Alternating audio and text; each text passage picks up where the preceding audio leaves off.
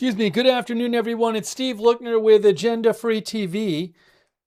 We are here to bring you more live coverage of the war in Iran. We're going to be bringing you live updates. We're going to be taking your comments on the air. We're going to talk about the war. I appreciate you being here. Hey, just as I was coming on the air a few minutes ago, look at this. I don't know what this means. The Secretary of the Navy is leaving, effective immediately. I know nothing about this, except what you see in front of you. Sean Parnell, Pentagon spokesperson, statement, Secretary of the Navy John C. Phelan is departing the administration effective immediately. On behalf of the Secretary of War and Deputy Secretary of War, we are grateful to Secretary Phelan for his service to the department in the United States Navy. We wish him well in his future endeavors. Under Secretary Hung Ka will be acting Secretary of the Navy. I know nothing about this. Why is the Secretary of the Navy leaving?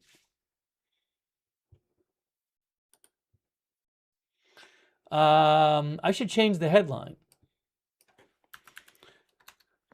U.S. Secretary of Navy quits or is fired, is out.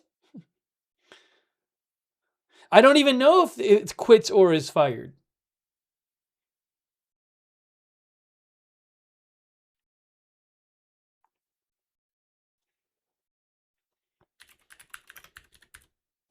I mean, I guess is out.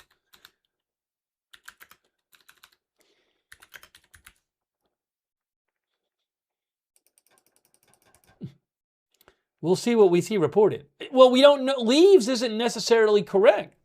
If the person was fired, it's not correct to say leaves.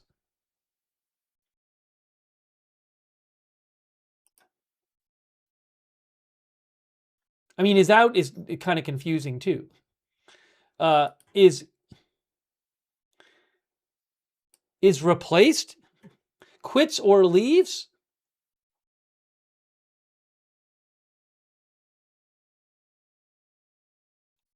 I don't even know what to say. Give me one moment here.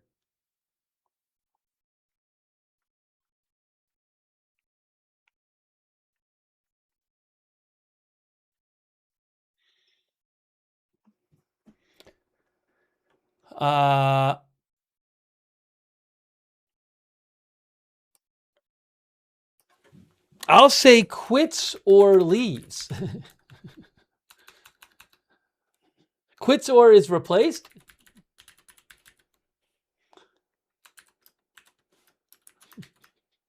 Let's just do this right now.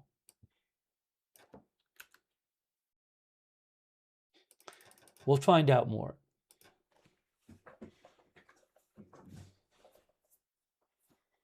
Okay, this just happened. Let me see if I can find some more information. But this is just developing right now. I hadn't heard this was going to happen soon. Hey, by the way, I want to say a couple quick thanks. First of all, thanks so much to Stephen Roberts, who has supported the channel so much. Stephen gave 20 memberships in YouTube and also donated to the channel very nicely. Of Stephen, very generous. That's really kind of you, Stephen Roberts. Thanks for all your support of the channel, Stephen Roberts.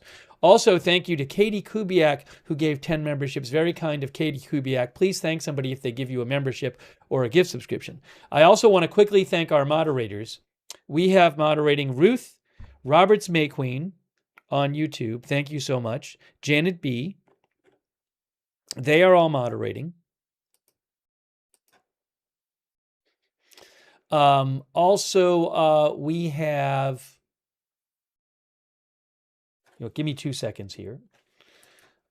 We have moderating on Twitch, Matthew Kohai 3, thank you. Also thanks to Adam Isn't on Twitch for your support. And Linda Belk, Larry, and Misha moderate for us on X. And I also want to say thanks to our Facebook moderators. Twitch for your support. Oops, hold on. Hold on. Shannon Davis Hughes is moderating. Andrea Holder, Kay Lowry Body. Thank you so much. Okay, now trying to find out what's going on. Why is the Secretary of the Navy leaving or quit or was fired? I don't know. What's happening here?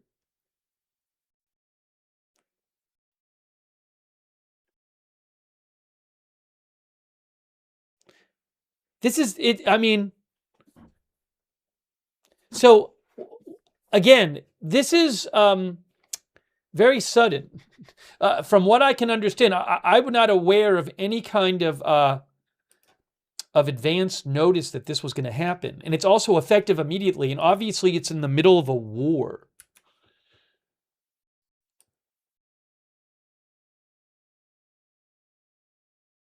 Give me 2 seconds. What I'm going to do here is it'll help me to look at things. Do that there, and then I'm going to put this. One moment.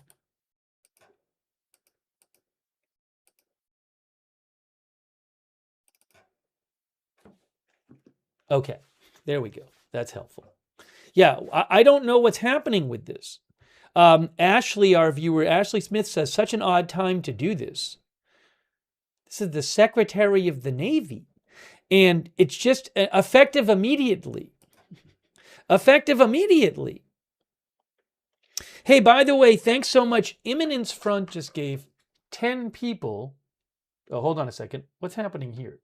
Oh, I got to log into, I'm sorry, I didn't log into before to marine traffic. I need to log in. Hey, Imminence Front gave 50 people memberships in the YouTube chat. That's so nice of you, Imminence Front. Make sure you thank Imminence Front if you got a membership. Thank you so much. Also, thanks to Code Rapper. Code Rapper says that was the general who stopped a nuke Saturday. There's been some rumor, I'll call it a rumor, that some people have been passing around online about Trump wanting to use a nuke or something. I haven't even read the thing fully. I didn't see it from any source I would consider that seemed to me reliable. So I don't even know what this rumor is, just to be clear. I guess maybe I have to look it up to see if he's mentioned in it. But I'm not aware of this, and I certainly haven't seen it from any kind of sourcing I would consider reliable.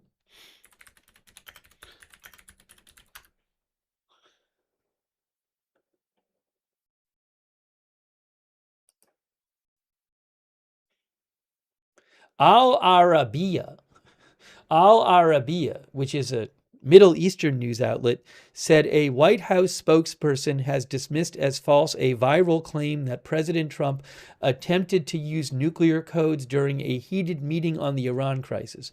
Again, I in no way have, they said Newsweek reported this, that the White House has denied this.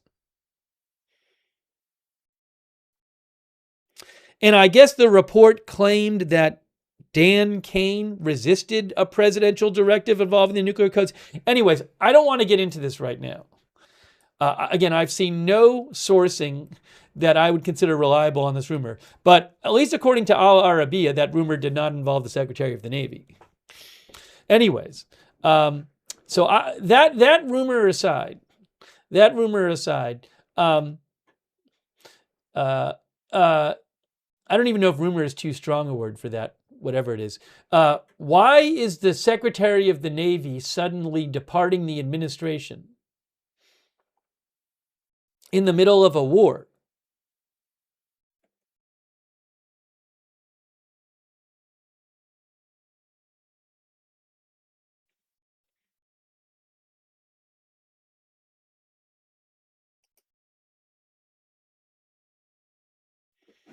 Hang on one moment here.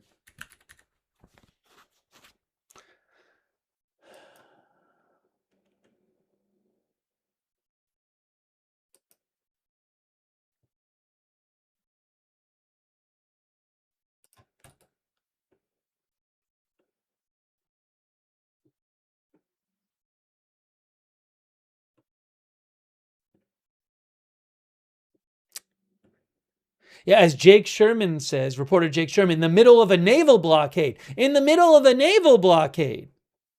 What's going on? Our viewer, I Want to Be Frank, says, very strange. Did President Trump do something or say something he didn't agree with?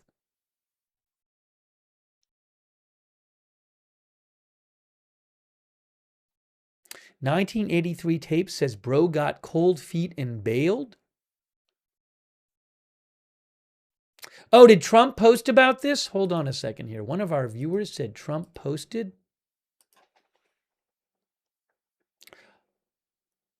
I don't see anything about Trump. I don't know why you're saying Trump posted. One of our viewers is going to get timed out. That's what's going to happen. Yep. Timed out. You get timed out. If you say he posted and it didn't post, you get timed out. I'm literally looking at the True Social. There's nothing there. Last True Social post was 2 hours ago.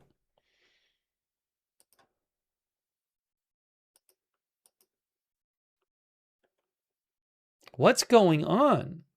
Why is the Secretary of the Navy quitting or being replaced?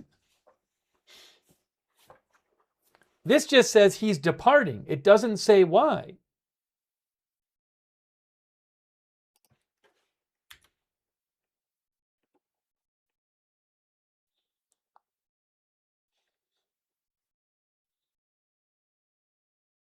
What is happening? Guys, what's happening?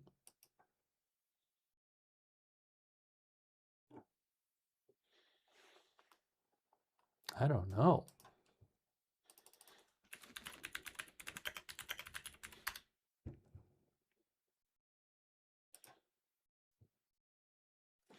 The Secretary of the Navy, by the way, says Wikipedia, is a statutory officer and the head of the Department of the Navy, a military department within the U.S. Department of Defense.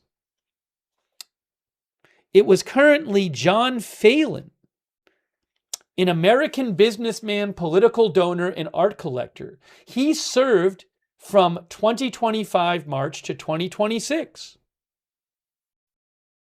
He is the co-founding partner and chief investment officer of MSD Capital, a private investment company established in 1998 to manage the capital of Michael Dell. President Trump nominated him as his Secretary of the Navy. Many noted his lack of experience with the Navy, the military, national security policy, and the defense industry, says Wikipedia.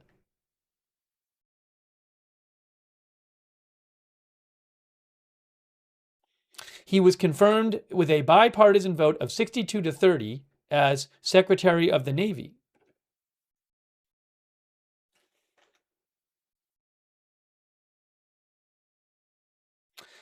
Excalibur Dad says Iran is going to eat this up. They'll probably post about it in their state media. All right, hold on a moment here. So this is certainly an interesting development. Now, AP says the sudden departure comes just a day after Phelan addressed a large crowd of sailors and industry professionals at the Navy's annual conference in Washington, D.C., and spoke with reporters on his ongoing agenda. What? Again, AP says the sudden departure comes just a day after Phelan addressed a large crowd of Senate sailors and industry professionals at the Navy's annual conference in Washington, D.C., and spoke with reporters on his ongoing agenda.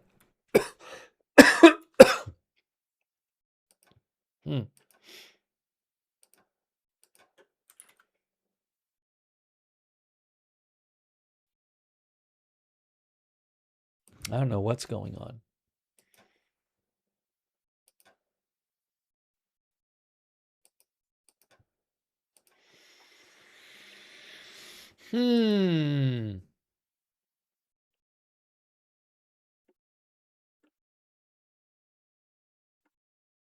Effective immediately. Effective immediately. Don Miller says high stress job. Ashley Smith says, so he had no intention of leaving. I have no idea. I have no idea. No idea.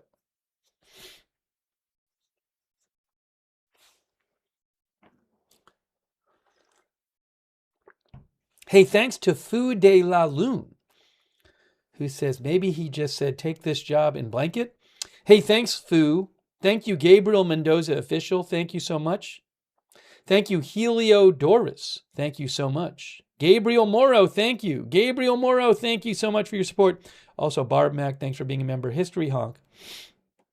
Stephen Roberts says, and here we are yet again. Thank you so much, Stephen, for all your support. Thank you, Stephen.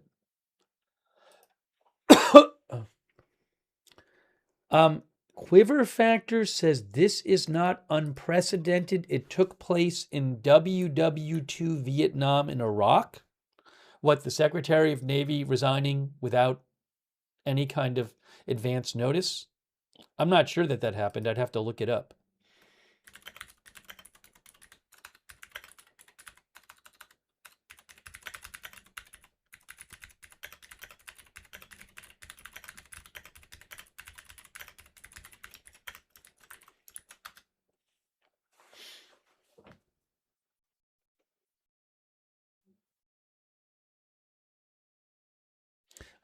Gemini AI says the Secretary of the Navy in World War II died in office.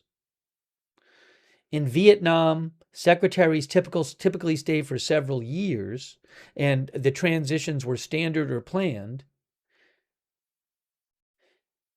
In Iraq, the transitions were generally orderly.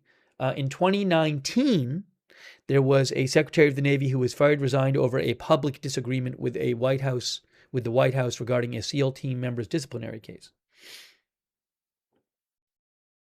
Now, there may have been other similar occurrences with other positions in past wars. I don't know. Thanks, Quiver Factor, for writing in.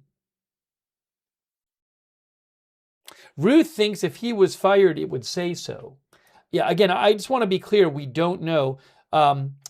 Literally, it says he is departing the administration. That does not tell you what exactly happened. You know, even if it's true, and even if it's true that he technically departed, he could have been forced out. So I want to be careful here about what happened, and we just don't know right now. Sushi Surpass thinks if you are removed immediately, mostly you are fired.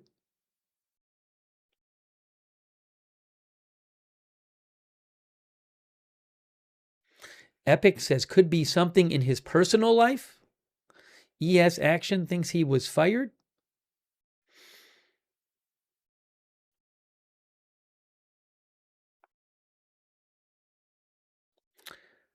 Garnett Daly says because he sucked at his job.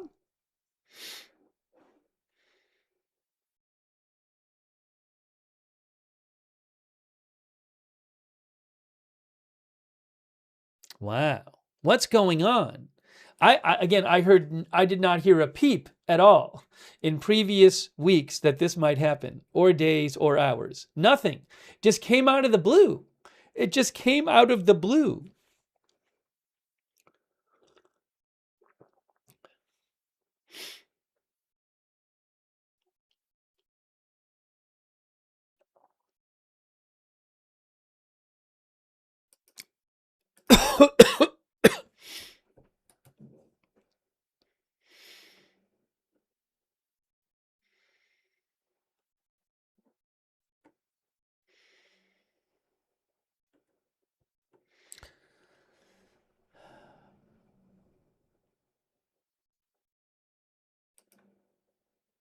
Again, the Secretary of the Navy is the head of the Department of the Navy, a department in the Department of Defense.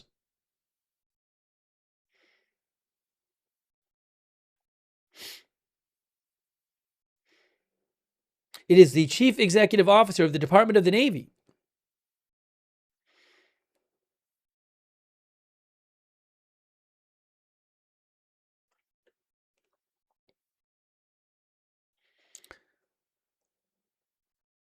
According to Wikipedia, the person's responsibilities include things like recruiting, organizing, overseeing recruiting, organizing, supplying, equipping, training, mobilizing, and demobilizing. Also, the construction, outfitting, and repair of naval ships, equipment, and facilities. And the formulation and implementation of policies and programs that are consistent with national security policies and objectives established by the President or the Secretary of Defense.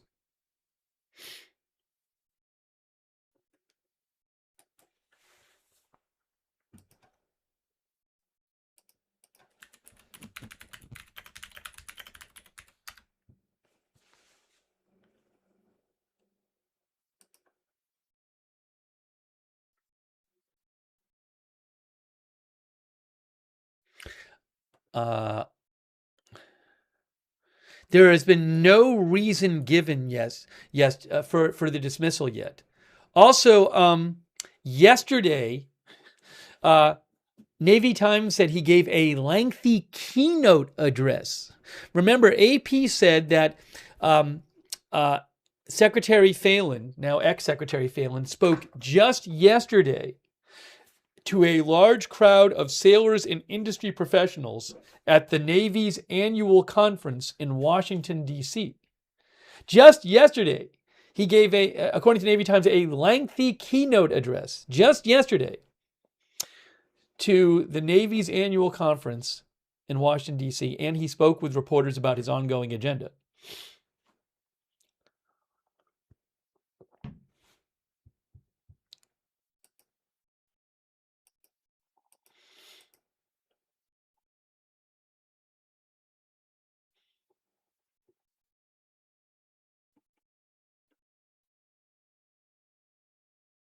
Oh, Reuters says he's been fired.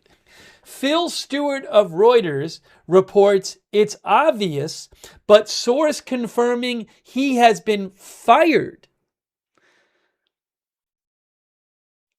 That is Reuters' Phil Stewart, who is the chief national security reporter for Reuters. He is saying that the Secretary of Navy has been fired.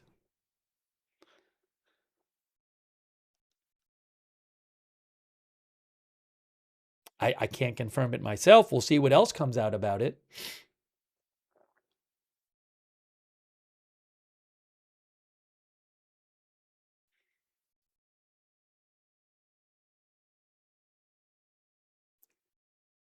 And why would that be the case? Quiver Factor said not specifically the Secretary of the Navy.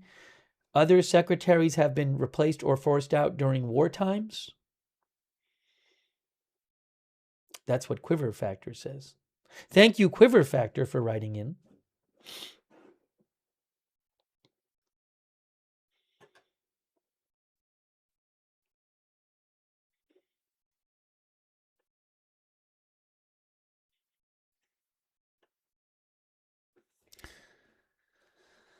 Let's see if any more. I would assume this is going to now be looked into by reporters. Again, nothing from the White House on why, or the Pentagon on why he's leaving. Reuters is now reporting that he's fired. Joe Bishop thinks it's a purge. Remember, this is somebody who President Trump picked. This was not a holdover. This is someone who President Trump nominated, who began serving in March of 2025.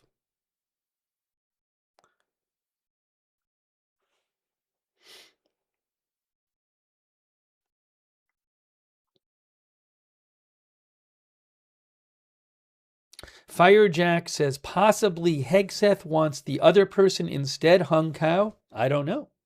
Thank you, Firejack, for your support. Bass says conflicts always sniff out the weak leaders. Thank you, Bass, for your support. Thanks, it's Cosmic Pulse and Roina Pora.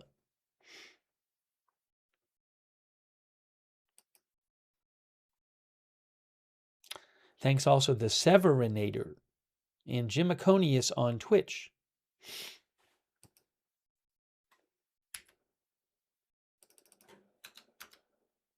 This is seems very sudden.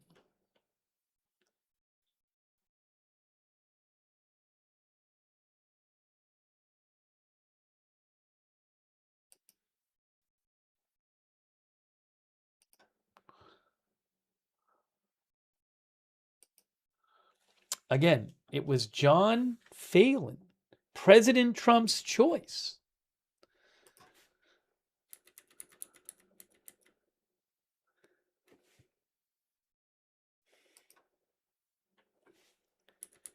The co-founding partner and chief investment officer of MSD Capital, a private investment company established in 1998 to manage the capital of Michael Dell. He also has a private investment company, founded a private investment company in Palm Beach, Florida, based in Palm Beach, Florida. He raised $12 million for Trump's presidential campaign, says Wikipedia.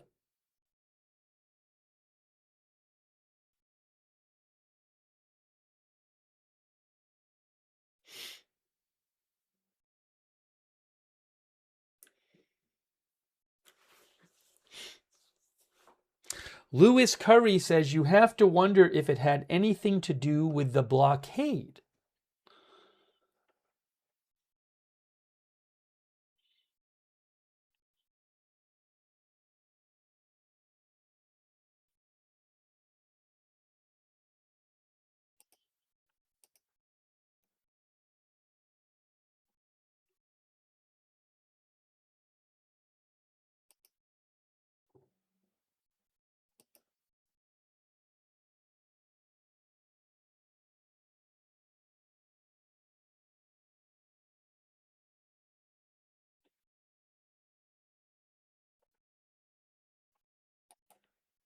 Very sudden.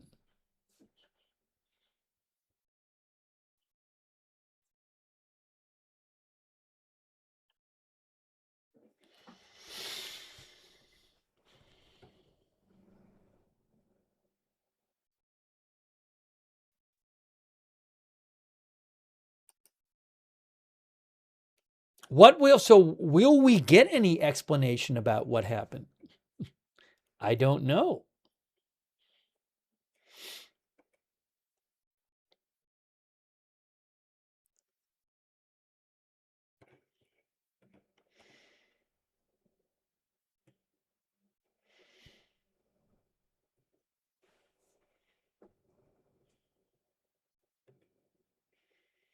Gitmo Holiday says, will he talk?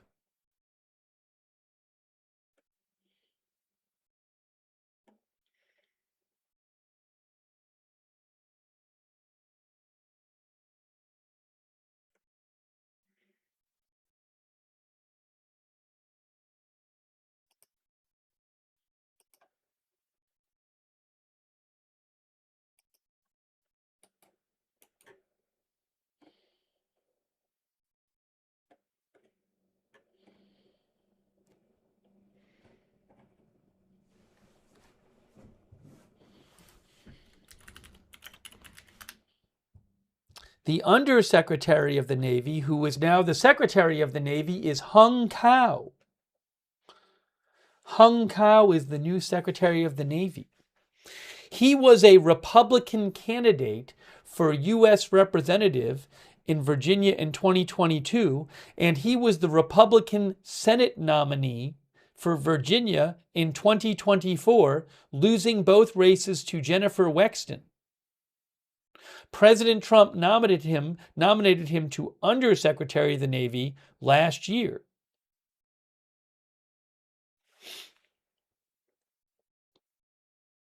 He did serve in the Navy.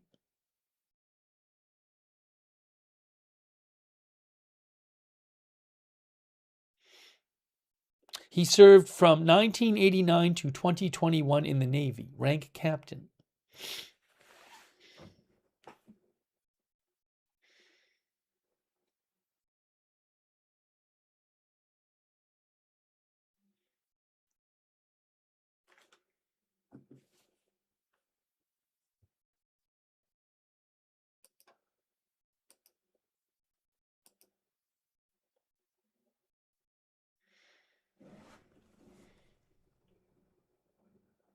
I have not seen any kind of comment from John Phelan at this point. Nothing.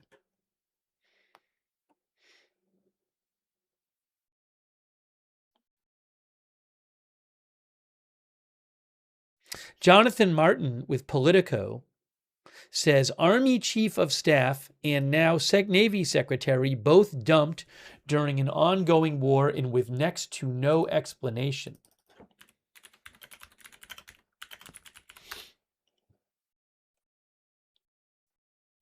Back in early April, was it?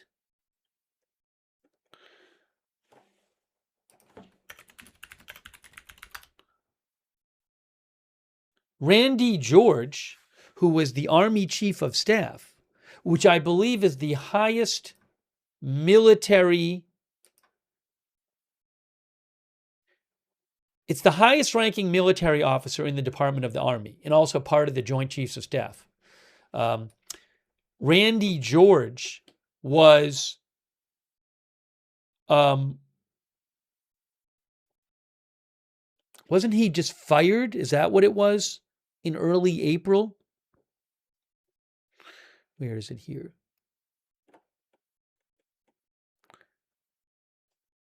On April 2nd, I'm sorry, you can't see what I'm looking at. Randy George. This is, again, he was the Army Chief of Staff, which is the head military official in the Army. And on April 2nd, Pete Hegseth asked Randy George to leave his post and retire, effective immediately, according to a Pentagon spokesman, his retirement. His removal occurred a year and a half before the completion of what was typically a 4-year term. Hegseth's decision, you can look this up on Wikipedia for all the sources, was reportedly due to George's close partnership with Army Secretary Driscoll and disagreements over the promotion of senior Army officers. Anyways,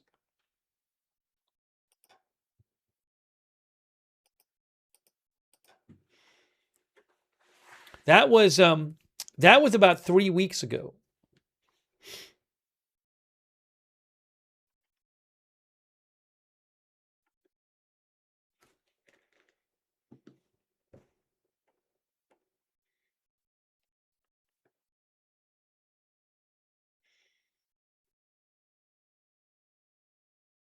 U.S. Rights and Freedoms says, thanks for your service. Bless your future endeavors. Cliff P says, no fighting in the war room. Nation Rising thinks he probably didn't want to commit war crimes. Candy Lee thinks it's really bad news. Remember also, this is not someone who was a holdover from a previous administration. This was somebody who Trump himself picked last year.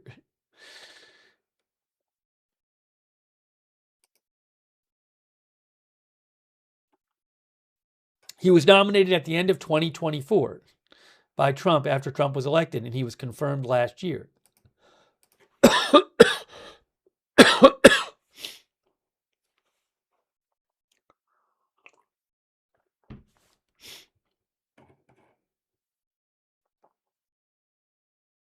What is going on?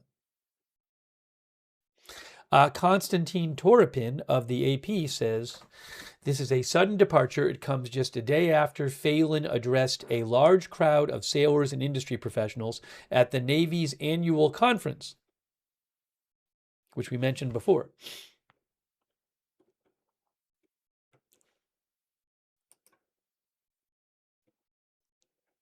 Axios says this announcement caught many off guard and casts Phelan into the growing pile of military officials who either abruptly exited or were pushed out of their posts under Trump 2.0.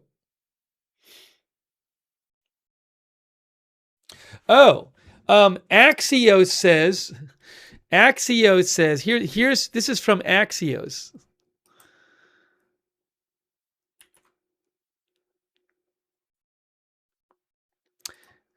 The Axios report is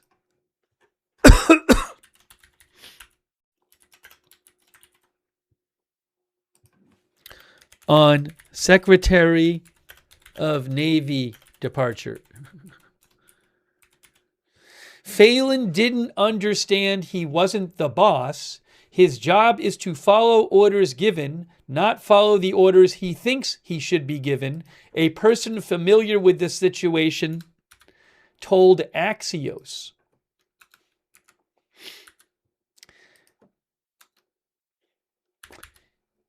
He didn't get along with Defense Secretary Pete Hegseth, they added.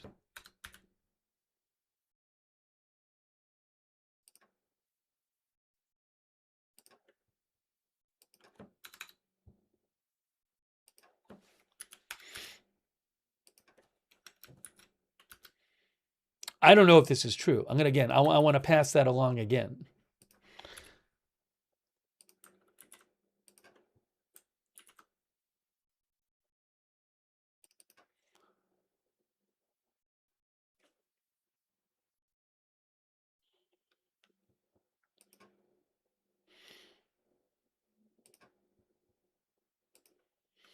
Again, Axios says Phelan didn't understand, according to a person familiar with the situation, Phelan didn't understand he wasn't the boss. His job is to follow orders given, not follow the orders he thinks he should be given. He didn't get along with Defense Secretary Pete Hegseth.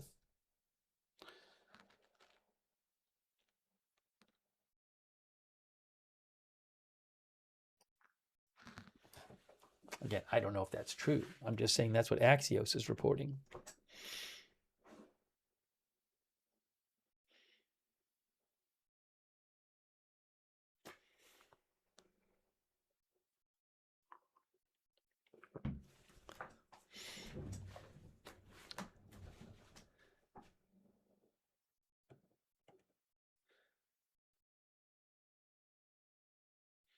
Rick Green thinks he wasn't qualified anyway.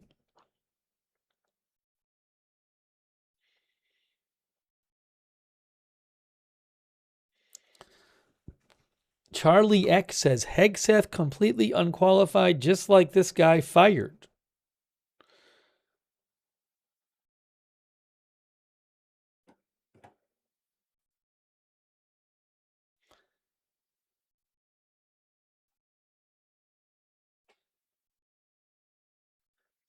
Rusty Pack says we'll have to wait for the late night Truth Social land to find out. I wonder if President Trump will post about this.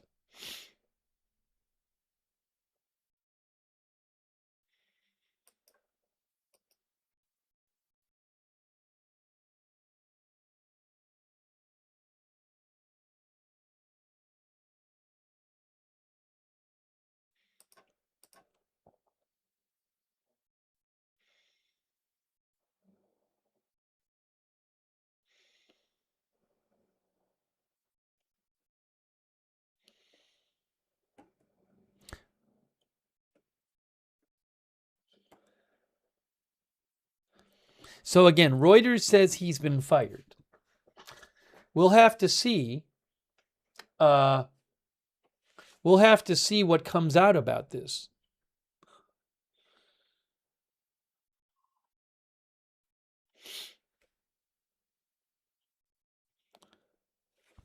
Give me a moment here.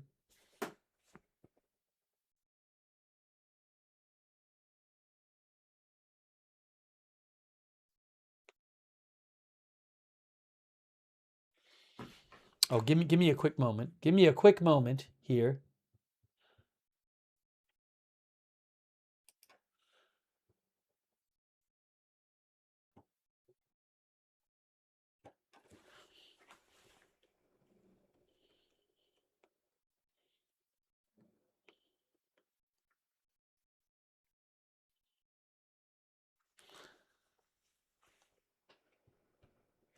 There has been a lid called. Trump lid called at 6:03. So we're not expecting to see Trump publicly tonight. I mean, he could post something, but we're not expecting to see him publicly tonight, Trump. Okay.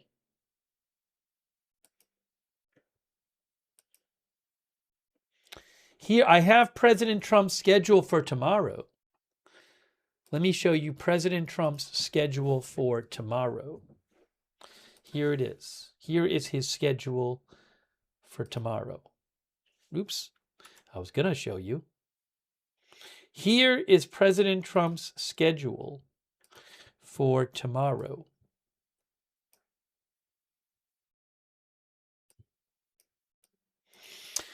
8 a.m. executive time. That's something that's normally on its schedule these days. 11 a.m. intelligence briefing. 1:30 p.m. signing time. 3 p.m. healthcare affordability event at the Oval Office. I bet he'll answer some questions there. 4:30 p.m. policy meeting. 7:15 p.m. private dinner.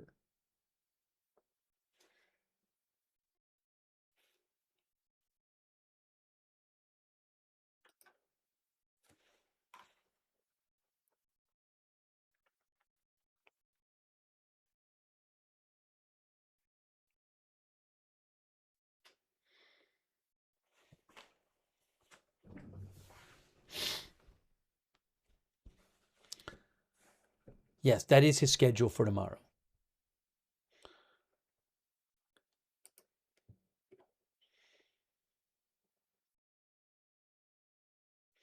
Okay, well, we're going to keep an eye on this story here, and we'll see what comes out about it. I mean, it's very, very sudden.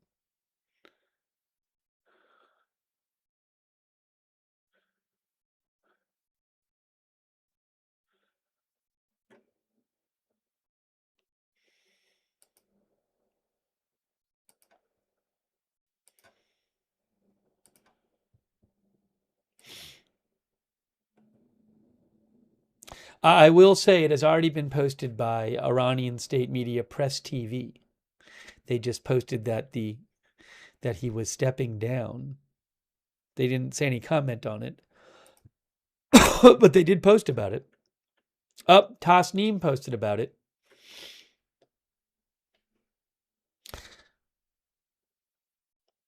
So Iranian state media is posting the story. I don't see them commenting on it, but I see them posting about it.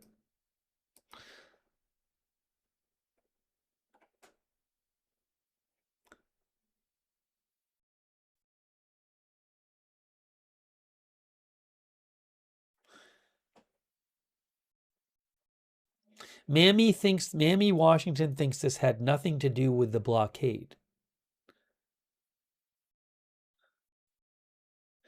Eagles thinks he was Trump's buddy who he put in that position as a favor. Now times are tough and he doesn't know what he's doing, so he's being replaced. That's what Eagles said.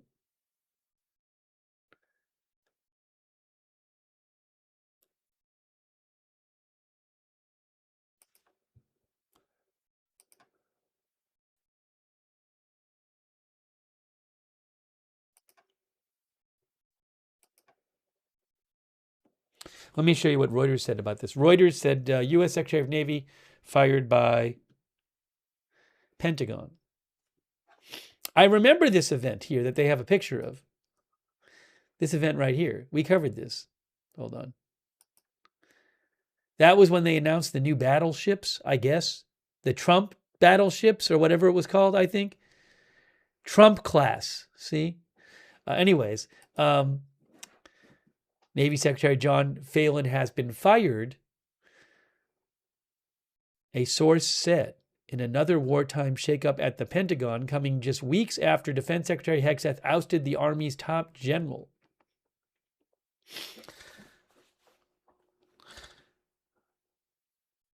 On April 2nd, Hegseth fired U.S. Army Chief of Staff Randy George without citing a reason.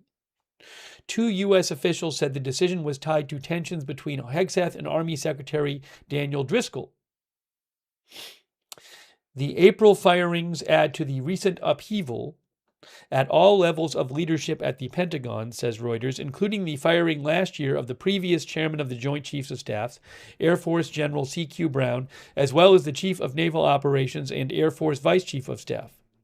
The latest departure comes during a tense ceasefire with Iran as the U.S. flows more naval assets into the Middle East. The U.S. military is relying on naval assets to carry out a blockade of Iran, which President Trump is hoping will pressure Tehran to negotiate an end to the conflict on his terms.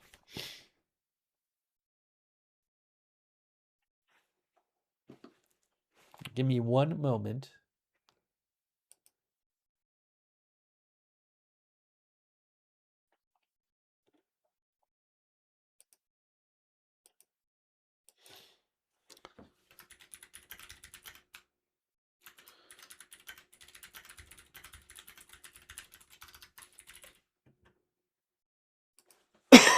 Excuse me. TM816 thinks it's not a big deal. Yes, I am still sick. A little better, but still sick. Okay, so anyways, we'll have to check in during the broadcast and see if any more comes out about this. Thank you so much, IndyCar, for your support. Thank you, I Am Charlie, for the gift memberships. Very nice of you, I Am Charlie. Thank you, Gabriel Mendoza. Thank you, Gabriel Mendoza Official. Thanks, Tim L2K11. Thanks also to Lula A. Bell, our member. Kevin Orange Oguy, our member. Least Trustworthy Weasel, thank you. My World Gen X, thank you. Who says Phelan firing could be the result of Trump being told now it will take up to 6 months to clear mines in the Strait. That is a Navy job. No, we'll talk. There was an article about that. We'll talk about that a little later. Thank you, My World Gen X. Thanks, Patty B. Good, who says, I hope they weren't fighting in the war room. Thanks, Texas Snowman, who said, a man with no ties to the Navy being chosen to lead the largest naval force in the world after making substantial donations to the president's campaign should be a scandal in itself. Stephen V. Stephen, I have no idea what you're talking about. Stephen V. in our chat is claiming that the USS Gerald Ford was attacked and badly damaged this morning. I have seen no reports about it. The only report about it I've seen is Stephen V. posting about it in the chat. Stephen claims that many missiles hit the USS Gerald Ford this morning. Again, I've seen nothing about it. Thank you, Stephen V. I appreciate it. Again, I've seen nothing about what you're claiming, though.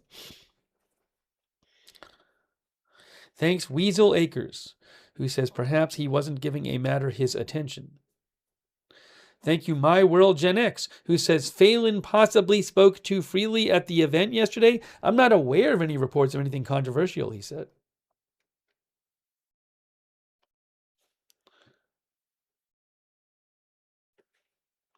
Thank you, Firejack, who says, been reading it has something to do with Phelan and Chief of Staff John Harrison. Possibly Hegseth wanted Hung Kao instead. Thank you, Firejack.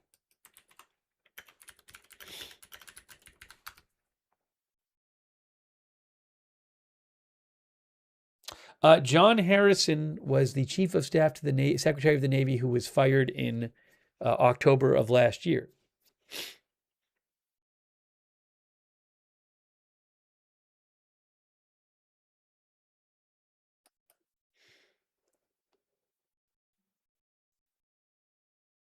Okay.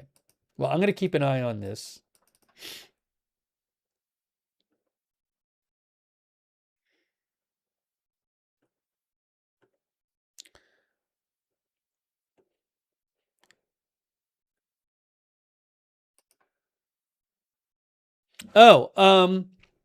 Wall Street Journal says hold on. Here's what the Wall Street Journal says.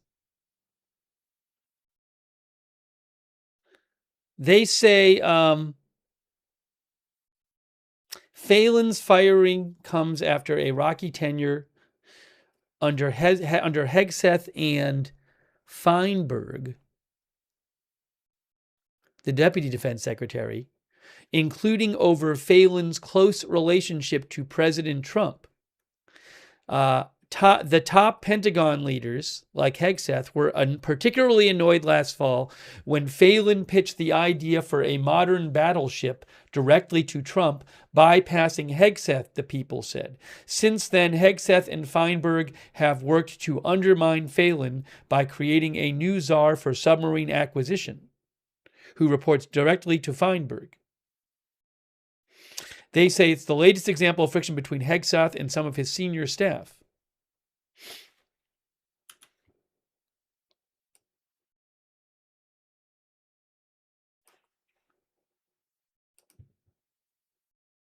And they say he's been fired.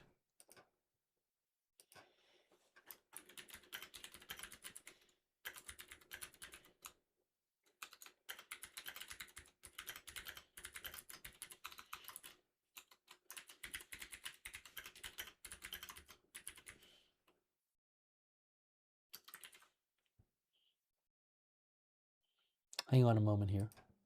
Give me one moment. Give me one moment. Thank you.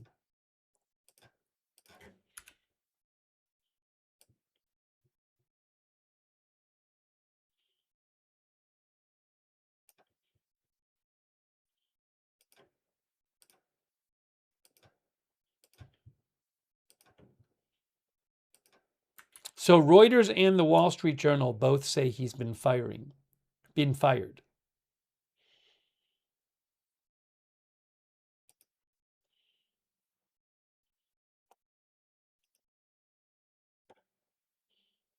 Oh, the headline on Wall Street Journal is Pete Hegseth fires Navy Secretary John Phelan.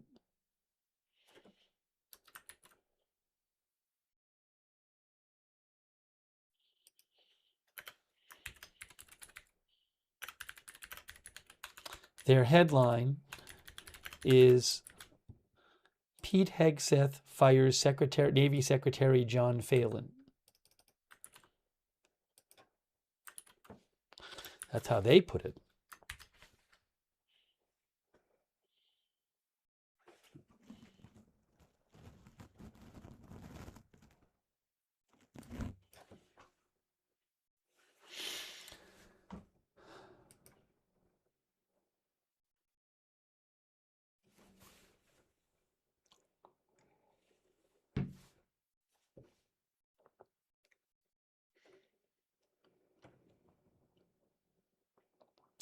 David says, make sense, don't go over direct superior to talk to the boss. War Woman says, fall guy. Atlas thinks he was either fired or forced to resign.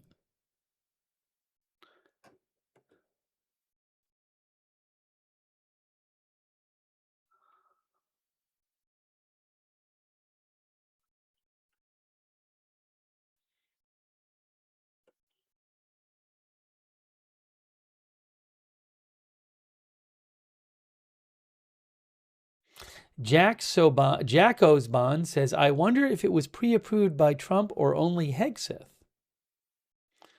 Sunshine says, who gets along with Hegseth? Anybody?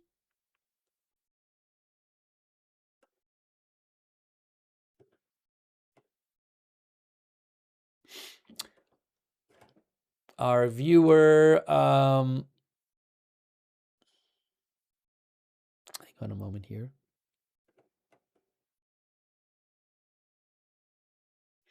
I was going to read another comment, but it flew by. Slowpoke thinks Hegseth was jealous of his relationship with Trump.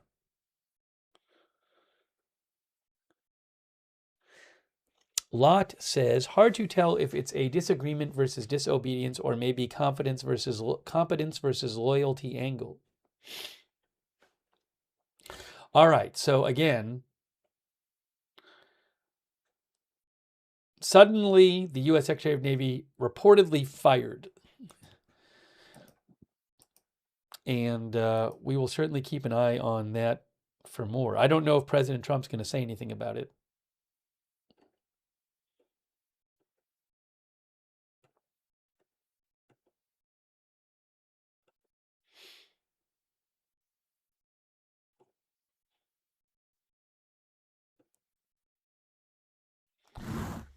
All right.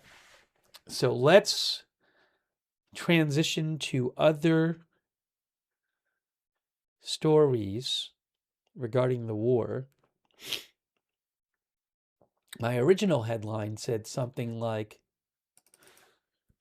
Iran seizes 2 ships in Strait and unclear if peace talks happening soon. Oops, what did I do here? There we go.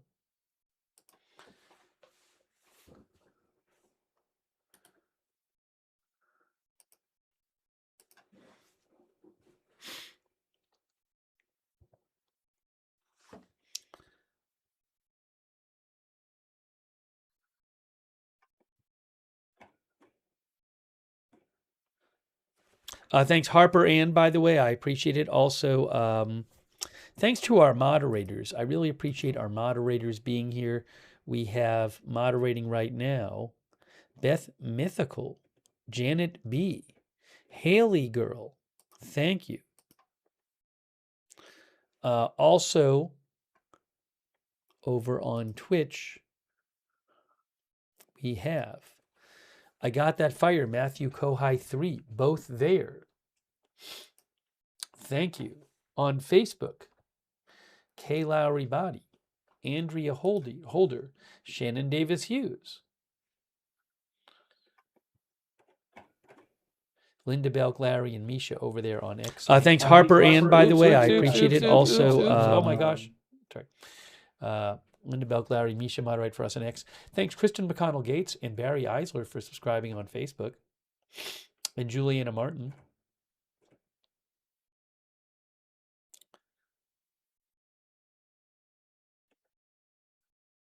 Thanks also to Michael Oliveri for the Facebook stars.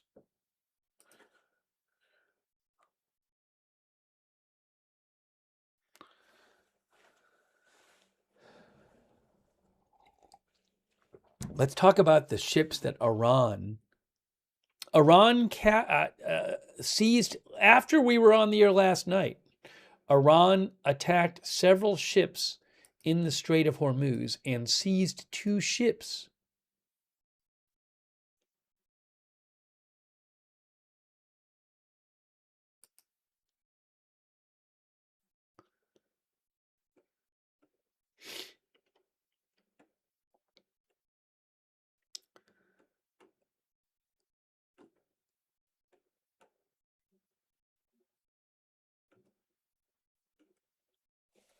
Let's show you this.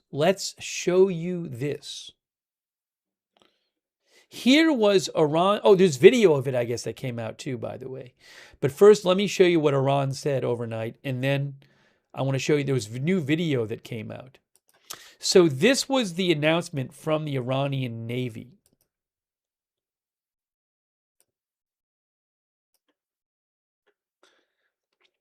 Iranian Revolutionary Guard Navy seized 2 ships, 2 violating ships, and transported them to the Iranian coast.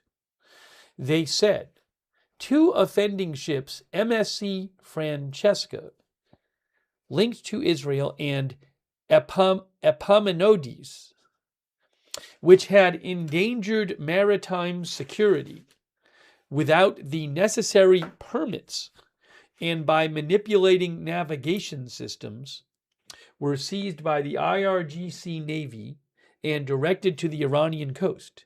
Disrupting order and safety in the Strait of Hormuz is our red line.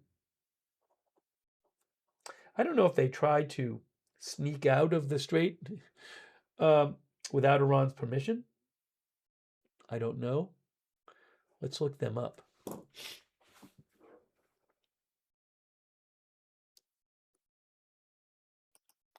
So we have the MSC Francesca. There it is. It's a container ship. You can see it's a big container ship. It's about over 1,100 feet long or so. Last position reported 8 hours ago. It is flying under the flag of Panama. Was heading for Sri Lanka, apparently. Let's look at what happened. So it looks like, if I have this right, this means that it's not being tracked. I saw some reporting on this, and I'll have to look it up. But I believe that this ship went through without its tracking. It was not putting out information to be tracked, I believe, while it went through. It was here on April 18th, and then it was here on April 22nd. And you can see it, maybe at that point it had already been, at this point you can see it basically stops moving here. Where's the end here? Where's the last point? I don't even know. There? I think that's the last point right there. Oh, there, yeah. That you can see the outline of the ship. But the last point was here. It says in ballast at anchor. At anchor, no speed. And that was at about 10 a.m. Eastern time today. Iran says they brought it to their coast. So maybe this whole thing is them bringing it to the coast. I don't know. So that's one. And then I also don't know if Iran is doing this as a symbolic answer to the U.S. has started seizing ships in the last few days. Ships connected to Iran. Is the crew in custody? I have to check out and see. And see if we have any information on that. The other one was the Epimenides. Maybe it's the Epimenidas. Epimeno. I think maybe it's this one. Yes, that's my guess. It's Epimenidas. It's a container ship sailing under the flag of Liberia. And if we look at the past track, yes, very similar to the other one. It went off of tracking in here and then showed up on the other side of the strait. I gotta have a cough drop, by the way. I'm sorry. I don't know if these two ships were trying to escape without Iran knowing. I can't say. But it's very similar track to the other one.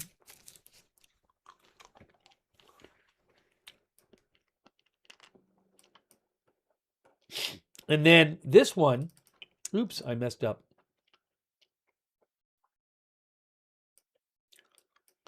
You can see it slows down basically to a stop and then changes direction. And then as of, oh, well, that was about 3.5 hours ago.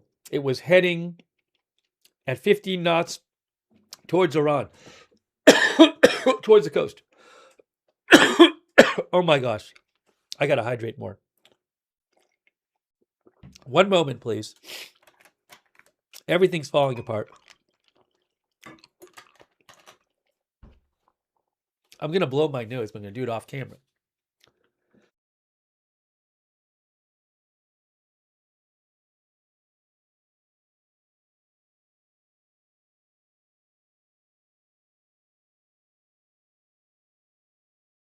I'm trying. I really am. I'm really trying.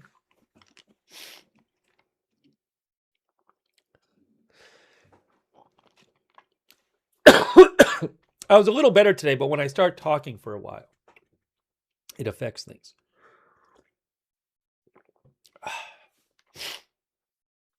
Anyway, I have a Ricola right now. So Iran said both of those were taken into custody. And hold on a second here. Let me show you something more about that.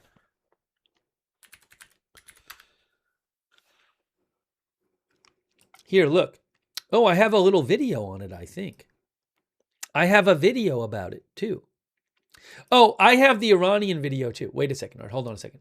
Iranian state media released video of it. Let me pull that up.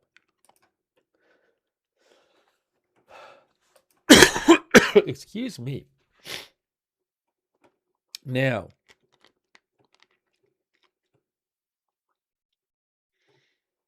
where is the video? I got it. So this is Iran. Whoa. This is Iran state media. Can I download this? I'm going to show you from Iran state media. This is their video that they posted of the seizure of the two container ships by the IRGC, okay? So again, this is from Iranian state media. I can't play the music for copyright reasons, so I'm going to just play it with no music. But this is from Tasnim. Let's watch this. Okay, we got a boat, a small boat. They got drones out there shooting this and everything. Look at this. Up there is one of the ships. Is that the MSC Francesca? Maybe. Look at the boat. They have a drone and they're shooting this. Unbelievable. Look at the Iranian boat.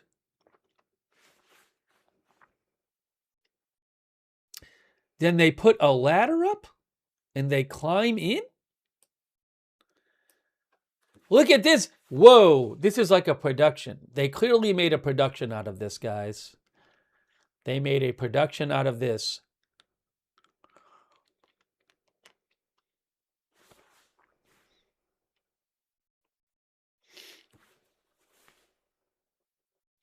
Before I play any more of this, I want to just put it up that where it's coming from.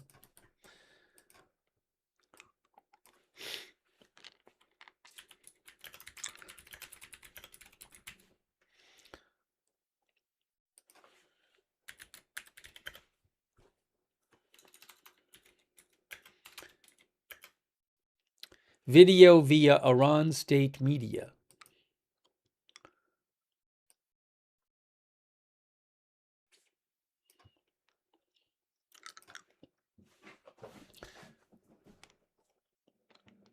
So you see them going into the ship.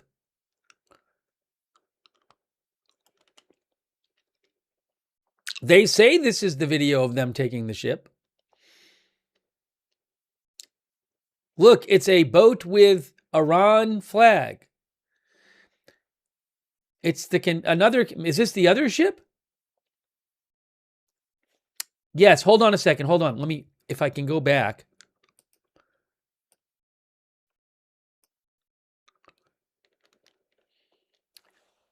It's hard for me to see the name on the back.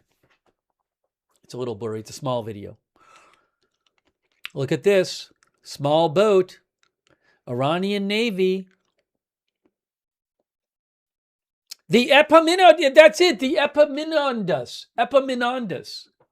They just showed the name of the boat. Oh my gosh. Wow. Look at this.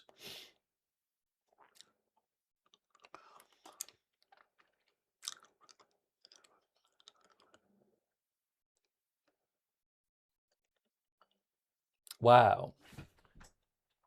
That is the Iranian military video. I assume it was put out by the Iranian military. I mean, I don't know who else is. It's on their state media, but I don't know who else is filming it if it's not the Iranian military.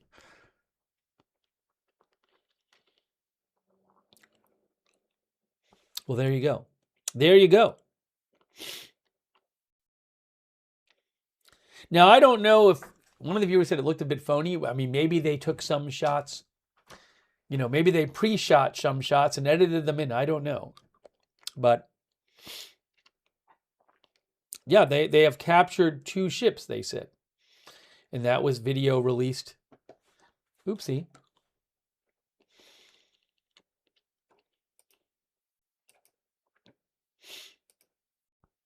From them.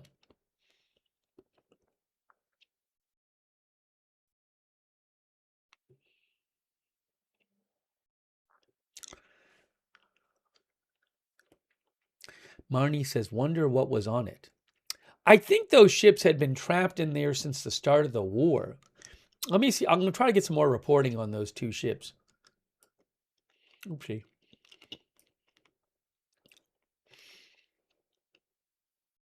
Slowpoke thinks Iran is basically saying whatever the U.S. can do, Iran can do it also.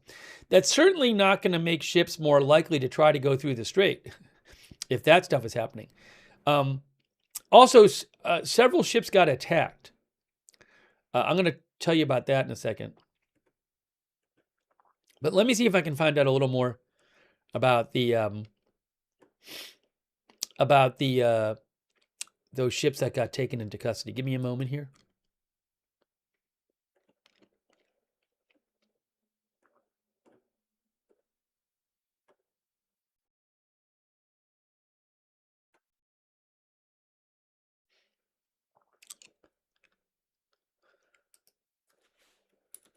Oh. I saw something else from Iranian state media I want to show you too.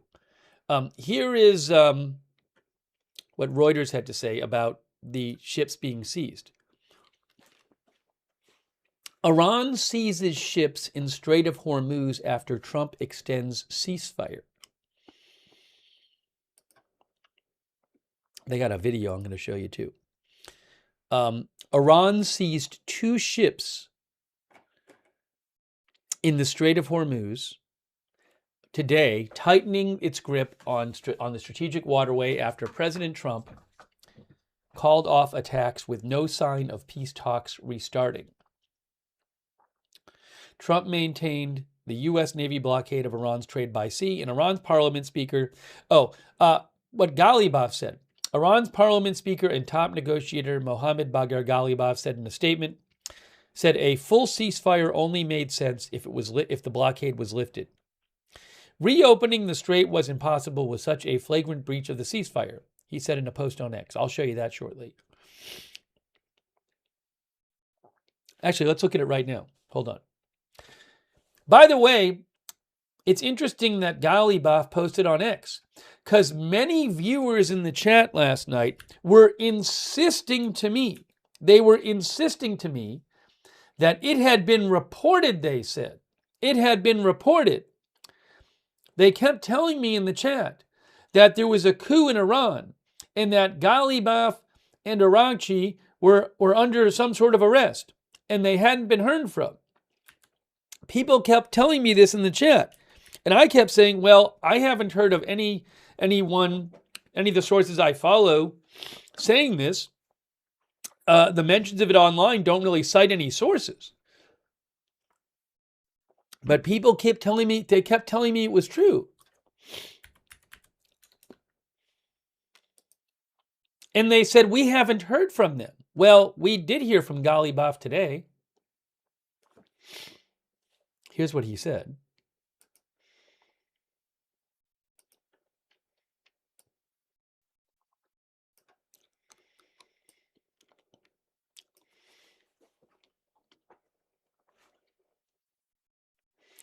MB Ghalibaf, Speaker of Parliament in Iran.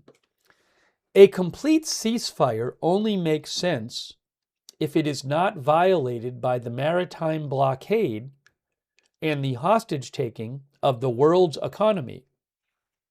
I'm not reading this correctly. A complete ceasefire only makes sense if it's not violated by the maritime blockade and the hostage-taking of the world's economy, and if the Israeli warmongering across all fronts is halted. Reopening the Strait of Hormuz is impossible with such a flagrant breach of the ceasefire. They did not achieve their goals through military aggression, nor will they through bullying. The only way forward is to recognize the rights of the Iranian nation.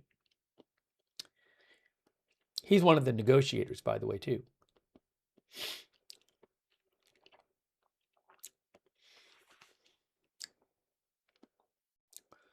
Zico for Yuri says they're all just playing ship chess now. Too Short Plank says the tweets are not sent by him personally. It's someone else who does it from another for another country. That could be true. But again, people were telling me yesterday, we haven't heard from them all day. They're under arrest. There's been a coup.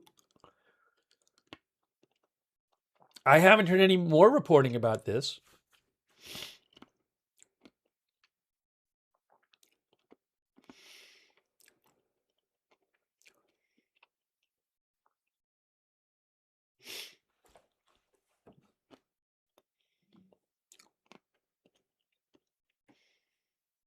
Okay, so going back though,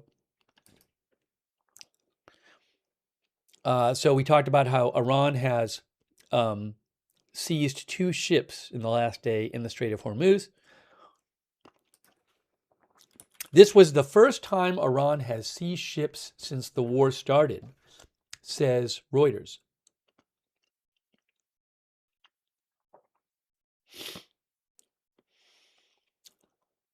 No new deadline for ceasefire, Trump said on social media on Tuesday.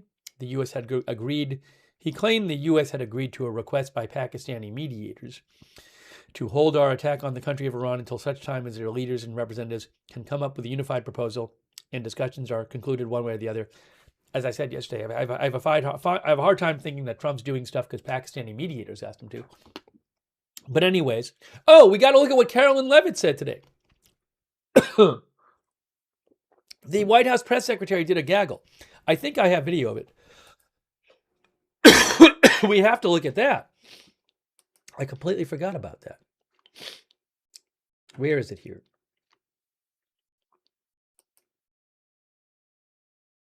Is this it?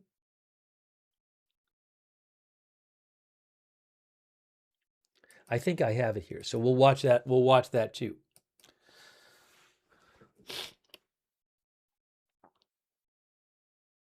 Hey, look. Okay, so this is about the ships that got taken. Oh, by the way, in a show of defiance, Iran showcased some of its ballistic weapons at a parade in Tehran on Tuesday evening, with images on state TV showing large crowds waving Iranian flags and a banner in the background with a fist choking off the strait. Captions on TV read, "Indefinitely under Iran's control, and Trump could not do a damn thing," referring to the Strait of Hormuz, which Iran has effectively shut to ships other than its own by attacking vessels that attempt to transit without its permission. The Revolutionary Guards accused the seized ships, the Liberia-flagged Epaminondas and Panama-flagged MSC Francesca, of operating without required permits and tampering with their navigation systems. Greece's Technomar Shipping, which operates Epaminondas, confirmed the ship was captured. Epaminondas reported being fired on about 20 nautical miles northwest of Oman, sustaining damage to its bridge, although no one was hurt in the incident. MSC, which is the world's biggest container shipping group, did not respond to a reporter's request for comment about their ship. A third Liberia-flagged container ship was also fired upon in the same area, but was not damaged and had resumed sailing. The White House press secretary told Fox News' The Story with Martha McCallum that since the ships were not U.S. or Israeli vessels, their seizure by Iran was not a violation of the ceasefire. Wow. So the White House is saying that Iran seizing two ships is not a violation of the ceasefire. She called it an act of piracy and said the use of small gunboats showed that Iran's navy had been destroyed and that Iran does not have control over the Strait of Hormuz.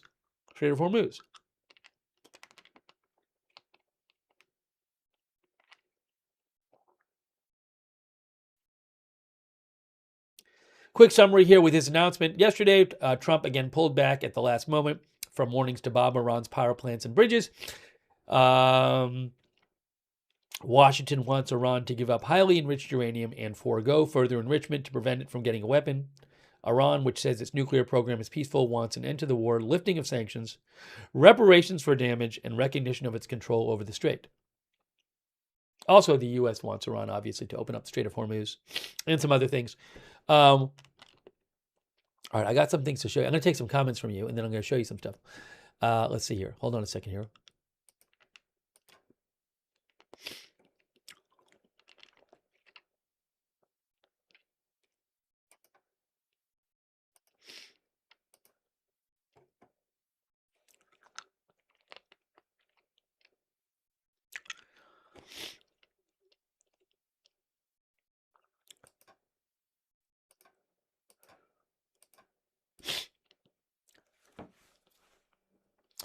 Timothy Perry says, Iran hijacking ships means they have no control. Make it make sense. Yeah, I'm going to show the Carolyn Levitt thing in a couple minutes.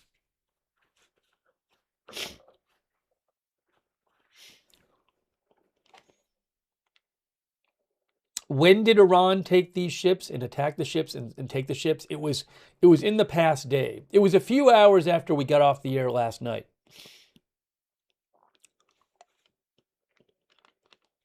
Capulin thinks Trump was looking weak by that statement. You mean by the White House saying they didn't break the ceasefire by doing this?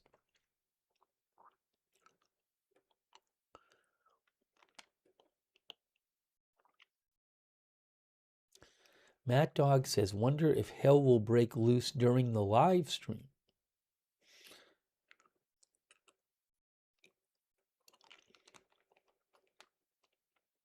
Carl Feathers says, Iran literally showed us that they control the strait.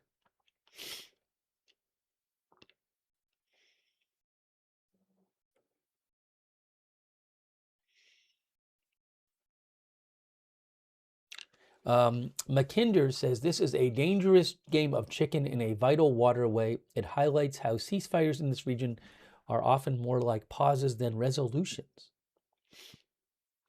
Waltham Mass says, weak administration.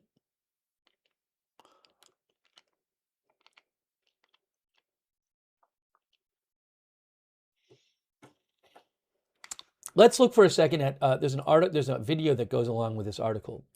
I want to check it out for a second. Which one is which, though?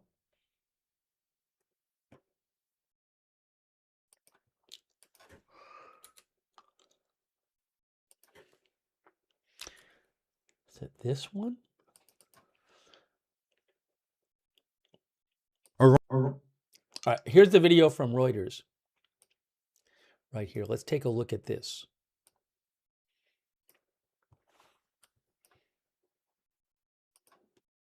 Iran on Wednesday seized 2 ships in the Strait of Hormuz. It comes a day after U.S. President Donald Trump called off attacks on Iran, with no sign of peace talks restarting. According to Iran's semi-official Tasnim news agency, the action was taken by Iran's Revolutionary Guards for maritime violations. An Iranian state-run news network had more. Based on the IRGC's statement, these vessels have been transferred to the territorial waters of the Islamic Republic of Iran for the purpose of inspecting the cargo and documents. This is the first time Iran has seized ships since the war began at the end of February. Late on Tuesday, Trump said in a social media post that he was acting at the request of Pakistan to, quote, hold our attack until Iran's leaders and representatives can come up with a unified proposal. He added that he would continue the U.S. Navy's blockade of Iran's ports and shore, which Iran's leaders have said is an act of war. Throughout the war, Iran has effectively shut the strait to ships other than its own by attacking vessels that attempt to transit without its permission. Tasnim said Iran had not asked for a ceasefire extension and repeated Tehran's threats to break the U.S. blockade by force. Meanwhile, in a show of defiance, Iran showcased some of its ballistic weapons at a parade in Tehran on Tuesday evening. Crowds waved Iranian flags as the weapons were erected. There's that poster. That poster is of the Strait of Hormuz, I guess. One of the articles, might have been this article, said that it's a fist squeezing the Strait of Hormuz. Oh, I see, because it's blue, right? It's a map, and then the blue is the water on the map.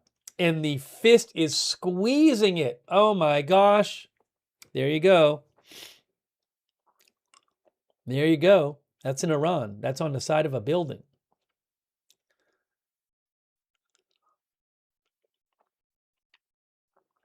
They got it in their fist.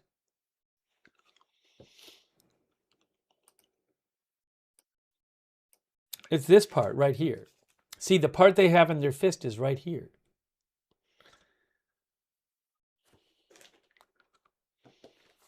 There it is. What a wall art, says Speedwiener.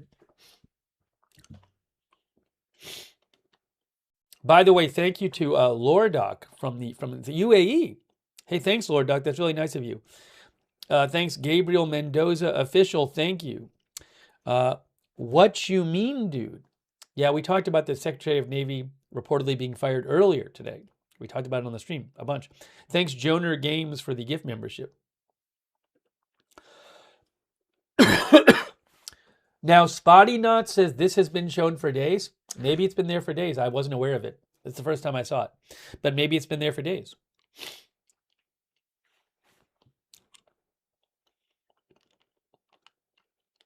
We should watch what... I'm going to see if I can find the gaggle today. It's like an informal... It's a meeting with the press outside the press room, taking some questions that Carolyn Levitt did. Ben Van says it looks like a paper mache rocket. Okay, so what we're going to do right now is let's see if I have the video of Carolyn Levitt from today. I wanted to play that.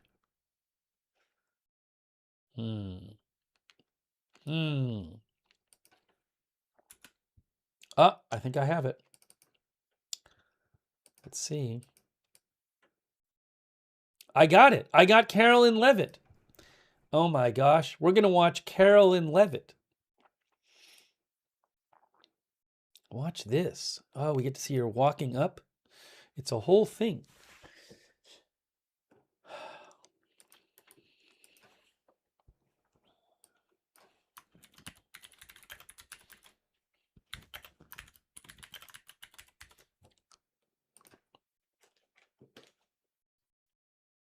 Okay, now,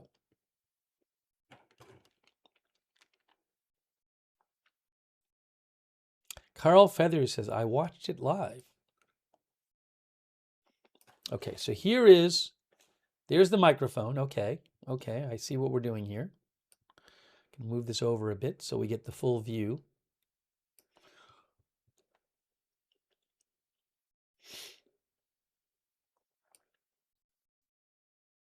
And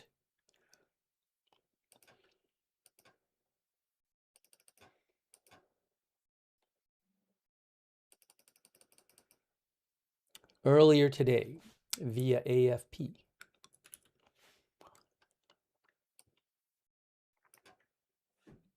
Let's see what she had to say. Ready? Are you ready?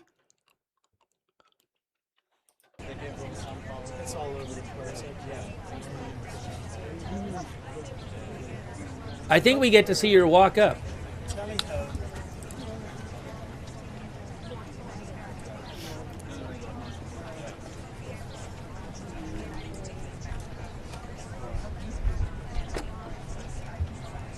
Look, the camera zooms in. There she is! There she is! She's coming out for the gaggle! Oh my gosh!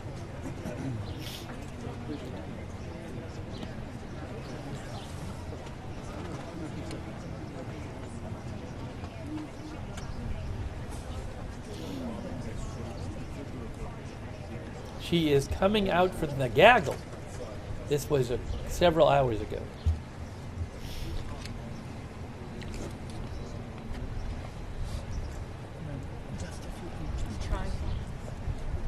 Hopefully we can hear her on this video. We'll see.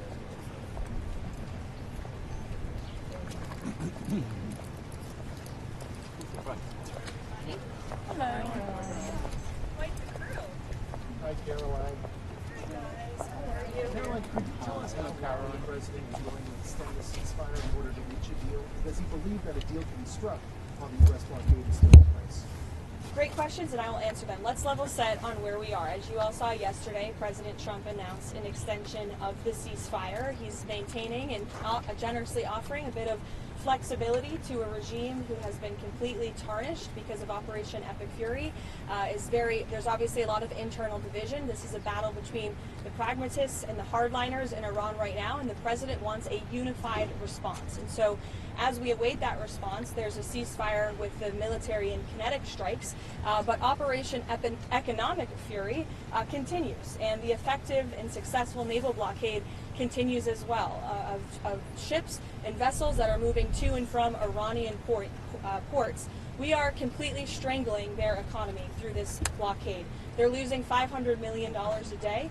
The Karg Island is completely full. They can't move oil in and out. They can't even pay their own people as a result of this economic leverage that President Trump has inflicted over them. So he's satisfied with that as we await their response, and we will see. The president has not set a firm deadline to receive an Iranian proposal, unlike some of the reporting I've seen today. Ultimately, the timeline will be dictated by the Commander-in-Chief and the President of the United States. Mike. Much those fingers did. Much those fingers. Well, we obviously know who we're negotiating with because our negotiating team has sat down with those individuals in person. But obviously there's a lot of internal fraction and internal division, which again just proves the effectiveness of Operation Epic Fury in the first place. Their regime and many of its leaders for nearly 5 decades have been wiped off of the face of planet Earth. So again, the president's offering them a little bit of flexibility because we want to see a unified proposal to the president's very strong proposal, and he's made his red lines very clear. Again, the United States maintains control over this situation, leverage over the Iranian regime. Not only have they been significantly weakened and obliterated militarily, but they are losing economically and financially every single moment that passes with this blockade. So the president is going to continue to lead the free world, to run the United States of America as we await the Iranian response. Really quick, I cannot turn the volume up anymore. This camera was not mic'd, so I have it boosted as much as I can. So I would encourage you to turn your volume up.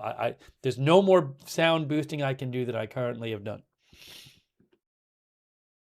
I apologize. Caroline. Thanks a lot, Caroline. 2 questions. What's the ultimate goal of this blockade? Is it indefinite? And is the ceasefire that's in place right now also indefinite? Look, again, I'm not going to set a timetable for the president. He has not done that, and I won't. I know there's been some anonymous sourced reporting that there was maybe a 3 to 5 day deadline. That is not true. The president has not set a deadline himself. Ultimately, he will dictate the timetable. And again, he is satisfied with the naval blockade, and he understands that Iran is in a very weak position, and the cards are in President Trump's hands right now. Caroline. On the issue of Virginia redistricting, he weighed in this afternoon raising concerns about polls. Why didn't he campaign more actively against this referendum? Why not spend time on True Social encouraging people to vote no before the vote, then raise concerns after? That's a question that's political by nature. As you know, I'm not part of the president's political team anymore. I do sit here at the White House as a government employee. Look, the president has a lot on his plate, a lot on his schedule. He did host a telephone call prior to the election the night before, but he's made his position on the results of this election clear. The president is not setting a deadline with this ceasefire right now, but this war has already gone on longer than he said it would initially. How long should Americans be prepared for this war to go on? Look, I think President Trump ultimately will dictate the timeline, and he will do so when he feels is in the best interest of the United States and the American people.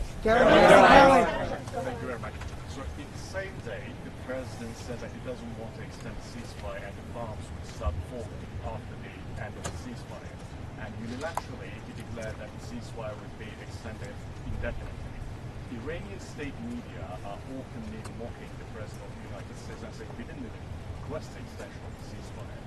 What's the response from the president of the United States? The response is you guys all see a lot of different messaging coming out of Iran, a lot of different rhetoric and language from them. I would caution you to take anything that they say at face value. What we've seen is that what they say publicly is much different than what they concede to the United States and our negotiating team privately. And I've said that repeatedly to all of you in the news media, and you should take our word for it. Caroline, another topic. There's been some reporting about a possible bailout for Spirit Airlines. Can you update us on those talks? And why does the administration think it's a good investment to buy into a bankrupt airline? Well, I understand the airline is bankrupt because the previous administration blocked the merger, which was probably not a wise move. Obviously, this is something the Commerce Department and the President are tracking. I don't have any updates or announcements, but the aviation industry is very important to this President and this White House. Millions of Americans depend on it. We want to see the best possible outcome, but I don't have any announcements. Thank you so much, Caroline. So, how long long is the president willing to wait for the Iranians to come to the table, and does he trust the Iranians to come to the table? Again, I've now been asked this question a few different times, a few different ways. I'm not going to set it down. Thank you, Phelan. A lot of the negotiations, or it seems public statements that we've seen from the president come on True Social and the Iranians on X, a lot of back and forth there. Did the president's True Social post throughout the day ahead of these negotiations have a negative impact on negotiations? I think look at where we are right now. The president chose to extend the ceasefire because it's Iran who needs to get their acts together. The United States and President Trump have been very clear in our demands and our red lines and what we need to see in the best interest of the American people and our country and our allies from the very beginning. So the short answer to your question is no. Does the White House have an understanding at this point of who inside of Iran will have the final sign-off on it? The White House and our intelligence community certainly has a good understanding.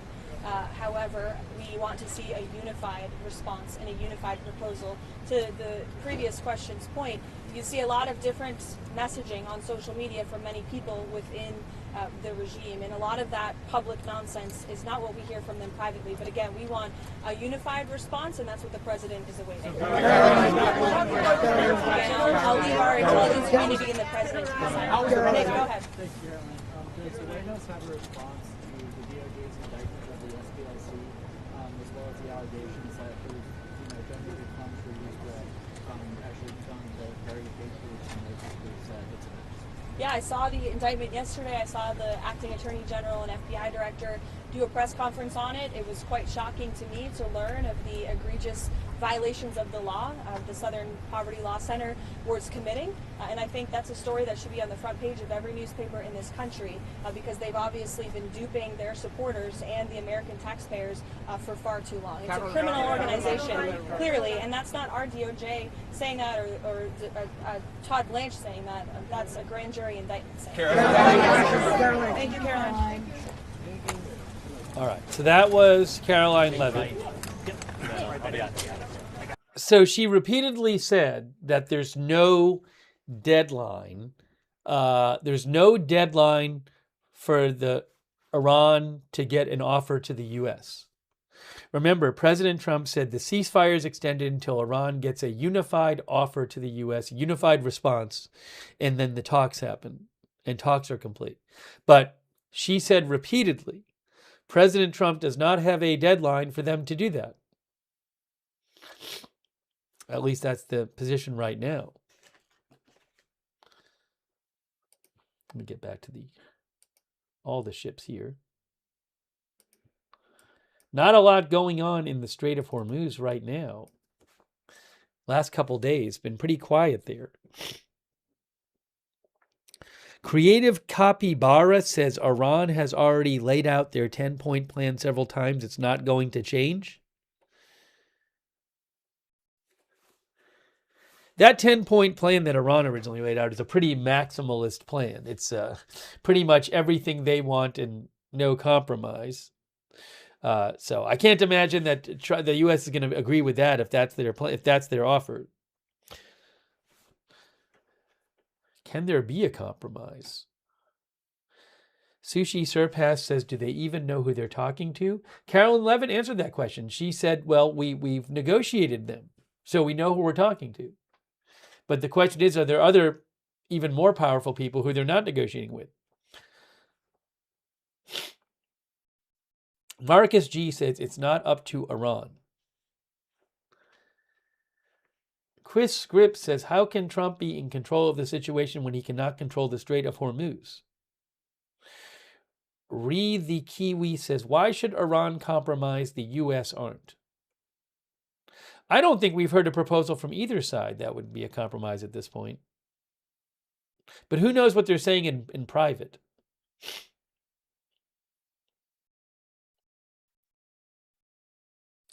Austin Batman says, Wall Street likes this. Stocks hit a new all-time high today. We should talk about the oil price too. Oh, I want to talk about something else also. Oh, I just saw something else I want to mention. Hold on.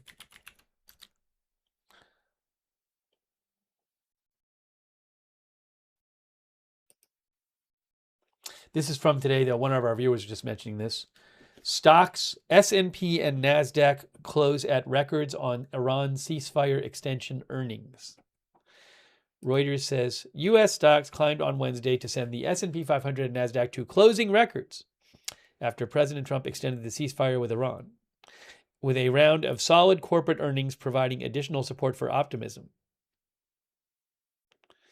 The opening of the Strait of Hormuz, responsible for about 20% of global oil supply, remains a major unknown for investors and has been one of the sticking points in the negotiations.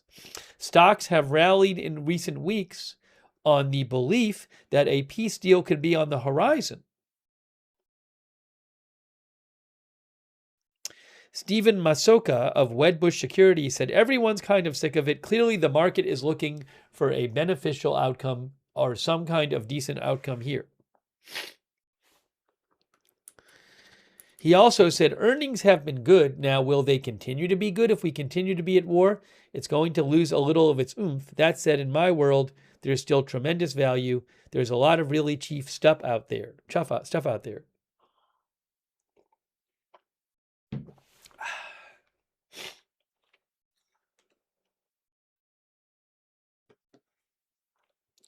I just saw something else, though. What's this report?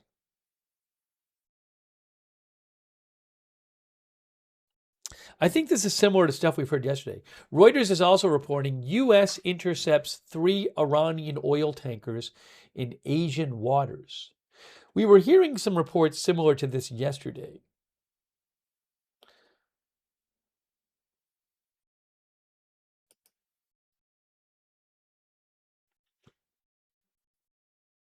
Wait, what is this? Hold on a second here.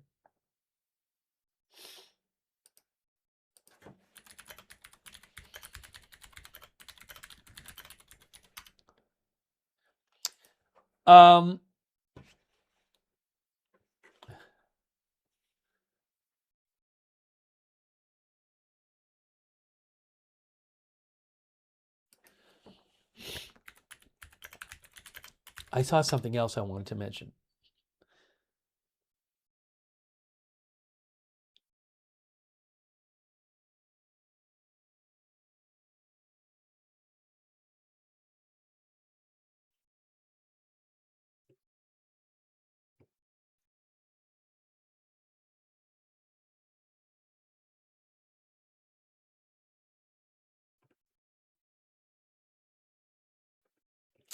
The Financial Times reports that a top envoy to President Trump has asked FIFA to replace Iran with Italy in the upcoming World Cup.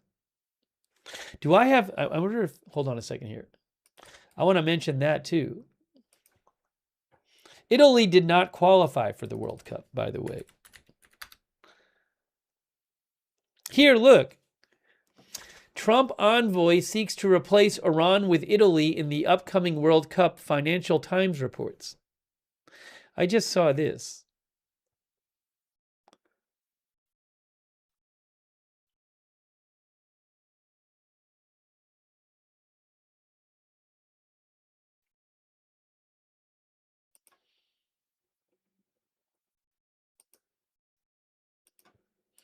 So, here is Reuters says a top envoy to U.S. President Trump has asked FIFA to replace Iran with Italy in the upcoming World Cup, the Financial Times reported today.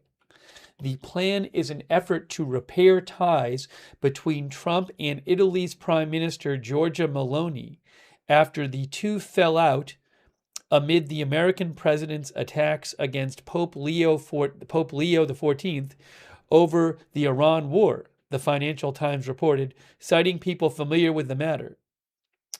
U.S. Special Envoy Paolo Zampoli told the Financial Times, I confirm I have suggested to Trump and FIFA President Gianni Infantino that Italy replace Iran at the World Cup. I'm an Italian native, and it would be a dream to see the Azzurri at a U.S.-hosted tournament.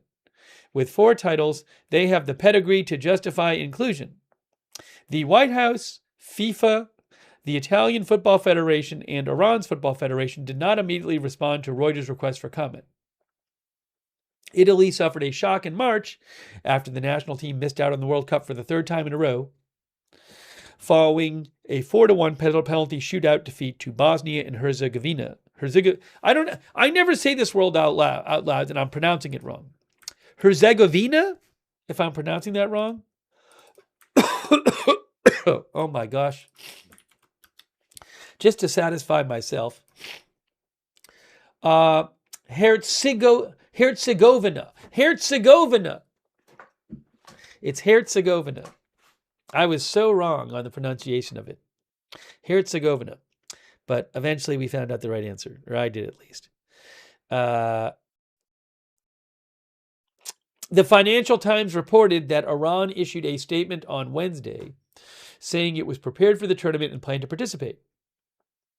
Iran had said earlier in April it would only decide on the national team's participation in the World Cup once it received a response from FIFA over the relocation of their matches from the U.S. to Mexico. Anyways. Hang on a moment here.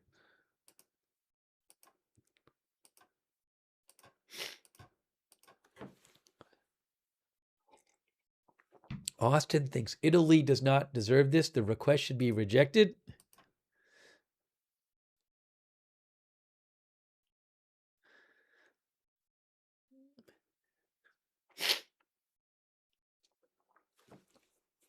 Lisa Jennings says, sounds good to me. I don't know that they're going to they would actually consider doing this.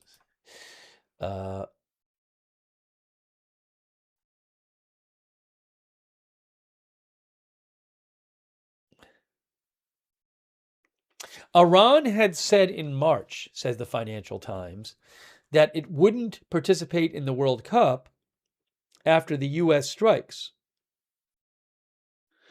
But Iran has also floated moving their games from the U.S. to Canada or Mexico, which FIFA rejected. Also, Financial Times points out that Trump has said Iran's soccer team is welcome to come to the U.S., but said it would be inappropriate and potentially dangerous for them. Last week, the FIFA president said Iran is coming for sure.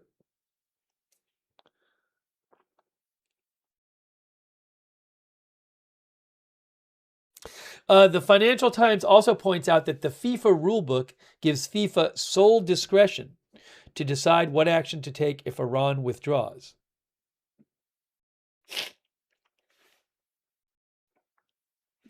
Anyways, maybe some drama with we'll have to see. Does Iran show up? Could they get replaced with Italy? I don't know. Is that something that FIFA would ever do? Just say, we're replacing Iran, even if Iran doesn't want to be replaced?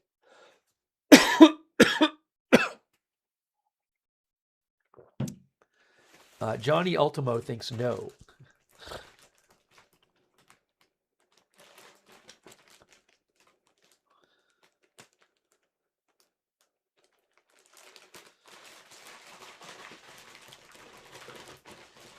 Cravon says, sure, why not?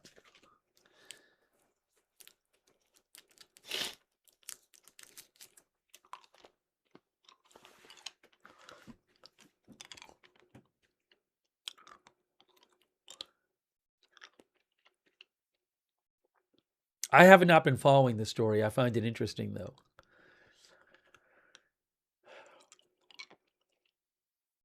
Slowpoke says Iran should send their team and then on the match day forfeit just to piss off Trump by not giving him what he wanted. No, I cannot mute my mic when I feel a cough coming on. That's not happening. I'm sorry.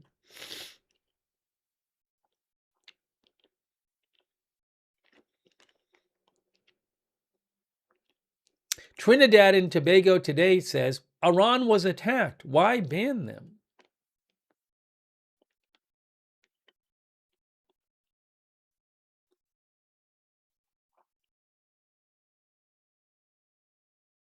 All right. So, anyways, I'll be keeping an eye on this story.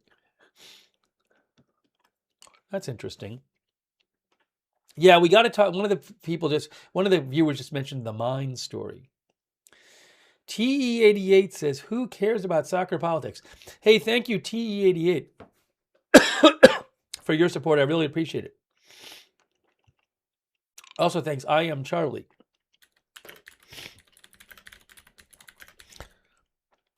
who mentions that Carolyn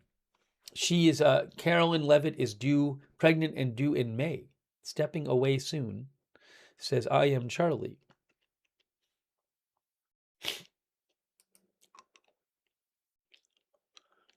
Is she stepping away, though? I thought she said, let's see here.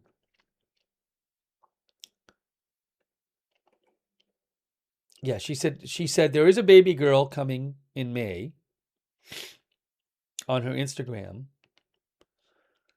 I'm not aware that she's taking time off. I don't know, though. I mean, obviously, she's not going to be there while she's having her baby like that day, but I don't know what the deal is in terms of parts of time off or not.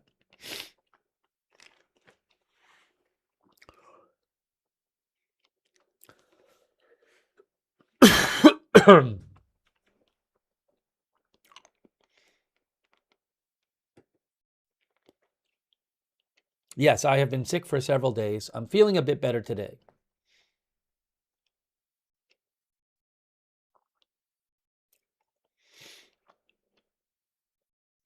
Thank you also to Heimster for being a member. Thanks, Omega Survival, for your support. Thank you. I want to shout out, before we move on to the next story, shout out to Dog Bees over there on Twitch for subscribing. Thank you. Sticks UT for subscribing. Thank you. Who Shot JR, thanks for your support.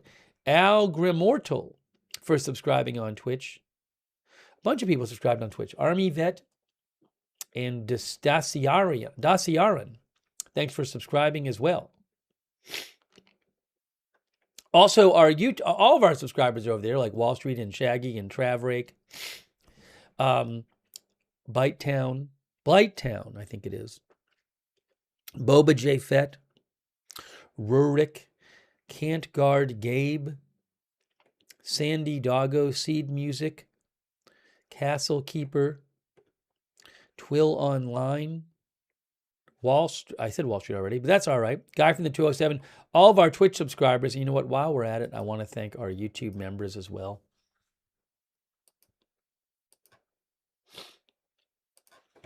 Thanks, YouTube members. People like Least Trustworthy Weasel, Evelyn in Maine, Kiki, Austin Batman, Treasure Please, Lisa Vanderstein, Angelina Knox, I Am a Good Goy, Holstrand, Tony Lives Here, Hell of a Time, Maria Di Carlucci, Krilly Lives. Thank you, all of our members.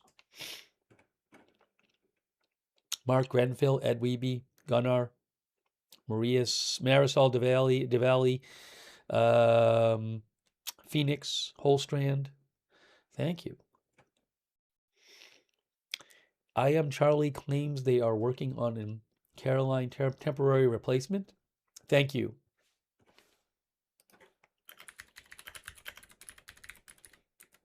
For your support. I Am Charlie.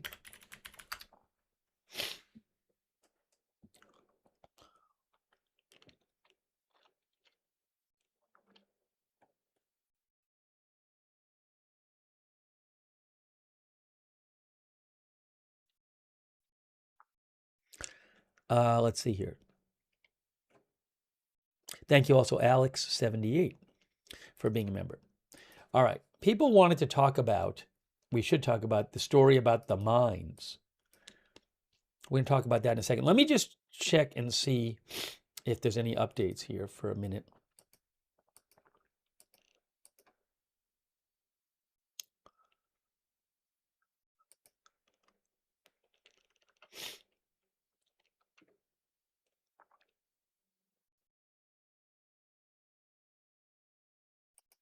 Kelly Meyer posted something from News Nation about the firing of the Secretary of the Navy.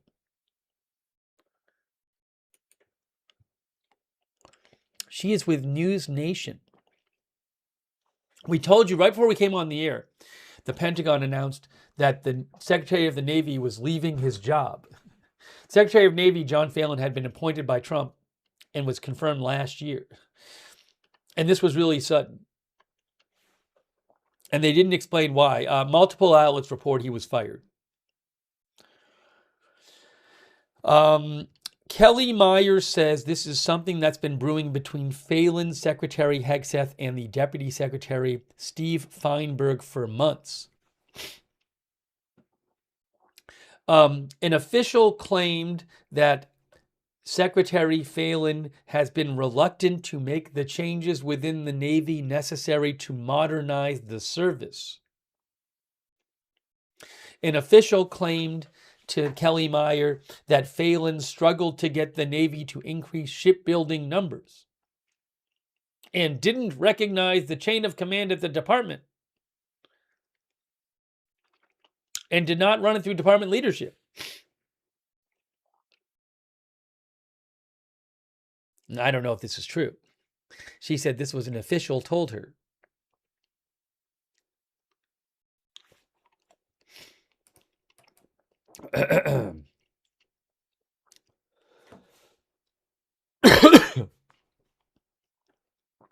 So that's somebody in the U.S., a U.S. official telling her. I don't know if that is if that's true or just spin.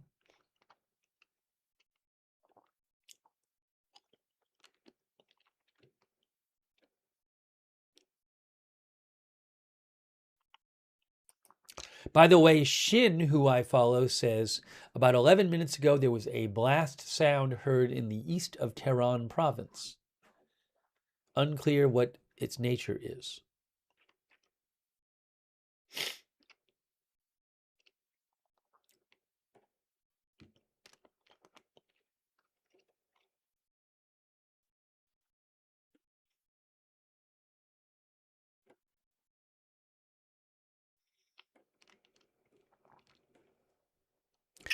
Okay, let me just check before we talk about the mine story. Oh, I got to show you that thing from Fars News. There's too much to talk about. Well, right at the moment, because I have a couple things to talk about.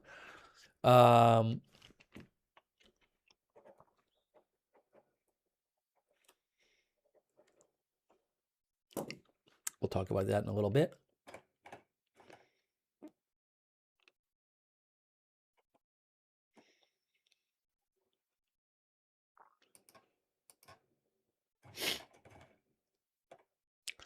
All right, should we talk about this mine story?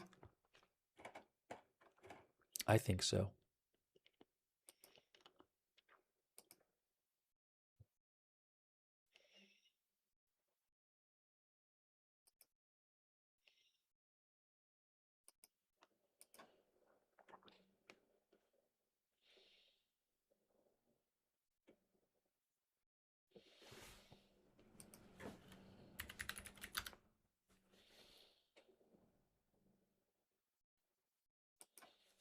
Look at this. Clearing Strait of Hormuz of mines could take 6 months, Pentagon tells Congress.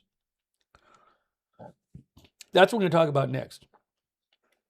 Oh, Content 13 was literally talking about the same story in the chat. Thank you so much, Content 13. I really appreciate that. Also, Snow Must Go On, our member. Gabriel Mendoza, official, our member. Thank you.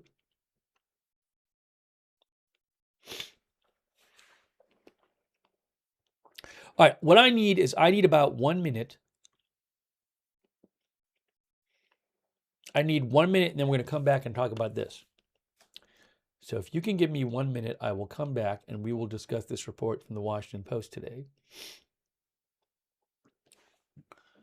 Let's see.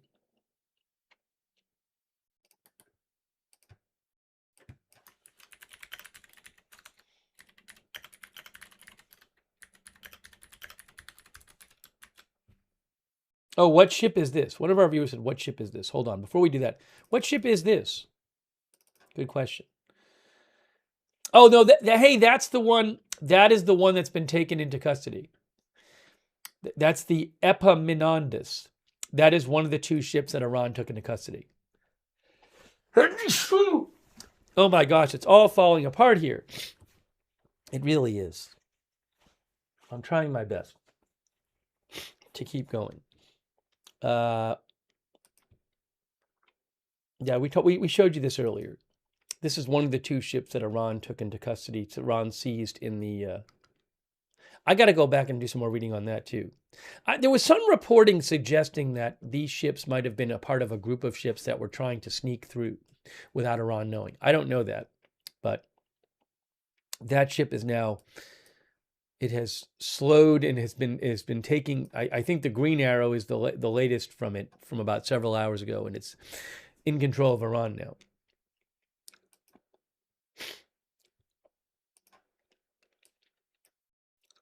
All right.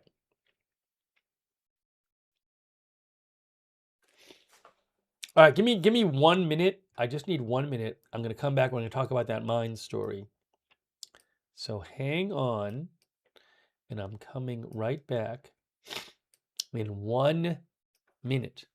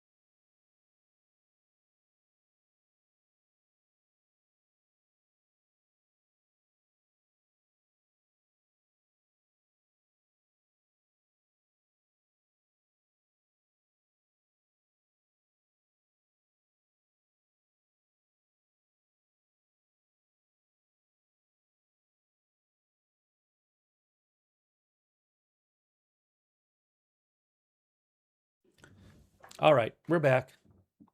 We're back.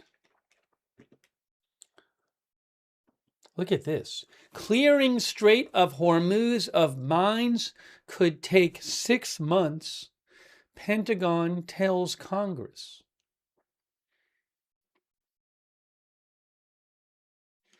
Let's check this out.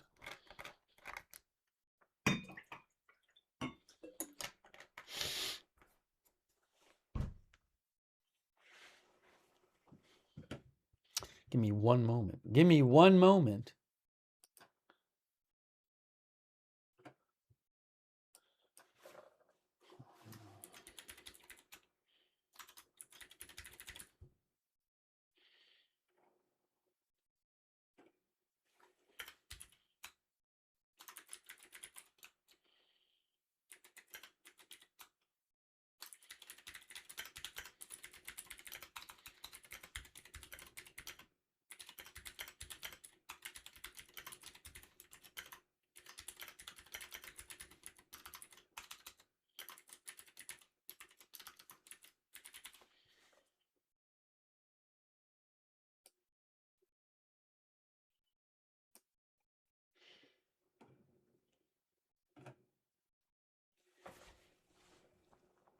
Okay.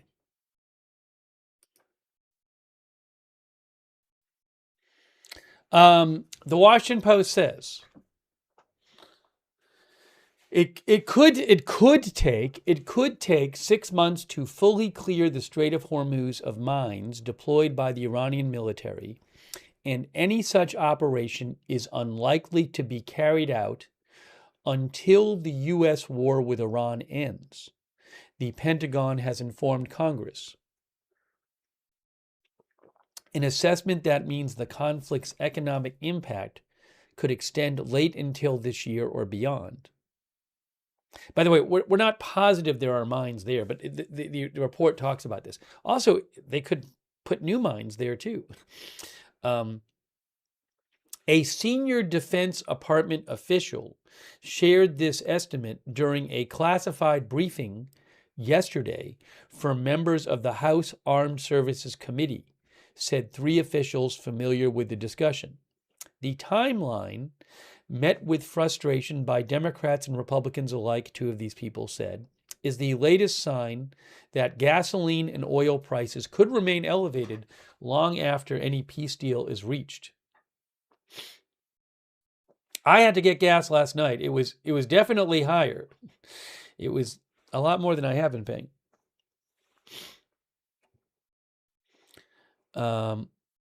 Beyond any economic ramifications, such an outcome could also have significant implications politically in the United States, particularly for Republicans, as November's midterm elections draw near. President Trump's decision to start the war, they say, the Post, has proved unpopular with most Americans. Recent polls have shown, and it has fractured his political base, which voted him into office based in part on his repeated promises to avoid foreign military entanglements and focus more on domestic issues. On Wednesday, the average cost of a gallon of gas in the United States was $4.02, according to AAA, up from $2.98 just before the war began.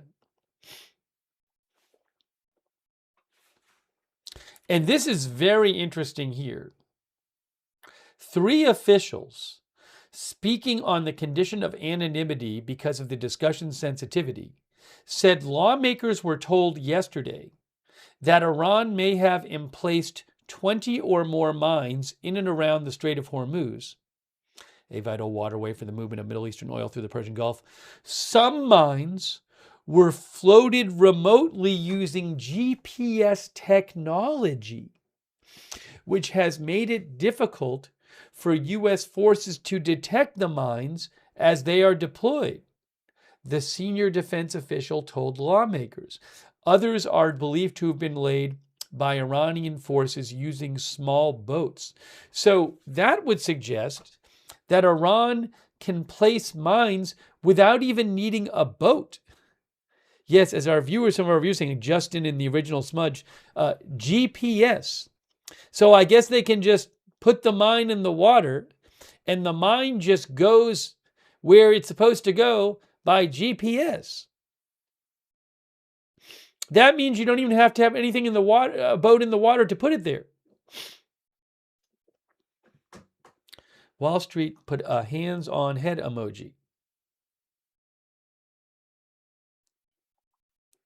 My Corona said, so it's a drone? Well, I guess it's a drone in the sense of it's a drone in that it's propelling itself somewhere.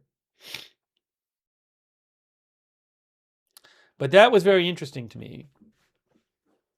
Also, if that's true, it just shows how it would be so difficult to prevent them from placing new mines. And again, the report apparently said that lawmakers were told. The report said that lawmakers were told yesterday Iran may have emplaced 20 or more mines. Wouldn't it give off a signal of some kind? I'm not sure, Frank. It's an interesting question.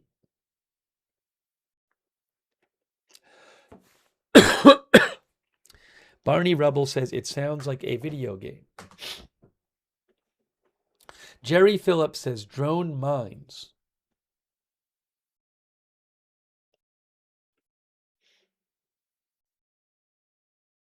Sunshine says that sounds ominous. I thought that was very interesting, though,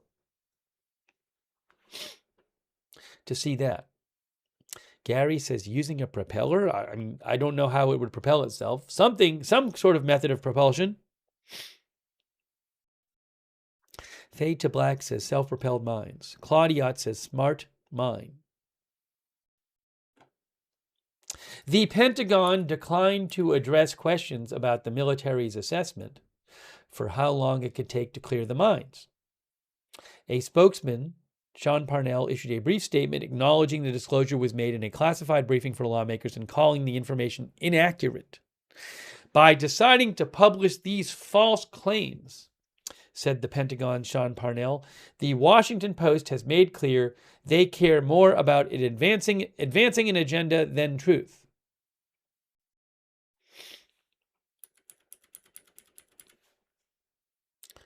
Okay.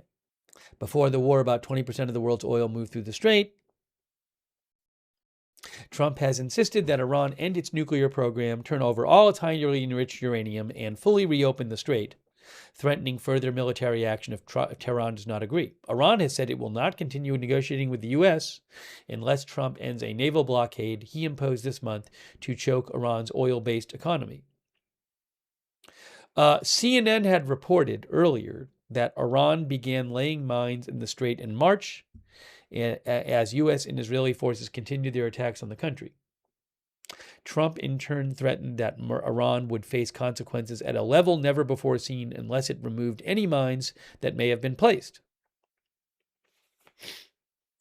The Pentagon, in subsequent days, highlighted an effort to attack Iranian vessels that could emplace mines. Iran's deputy foreign minister had said, I guess at some point, that denied Iran was laying any mines.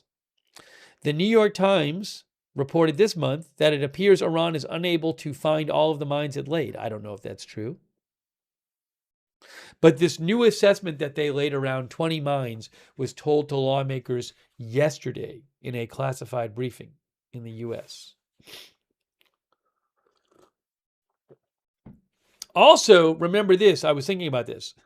The Pentagon's latest assessment about the mines, that there are about 20, and it would take up to 6 months to fully remove them, which would need to be done after the war. That latest assessment was shared with lawmakers after President Trump said on social media, I think last Friday or Saturday, that Iran, with the help of the USA, has removed or is removing all sea mines from the strait.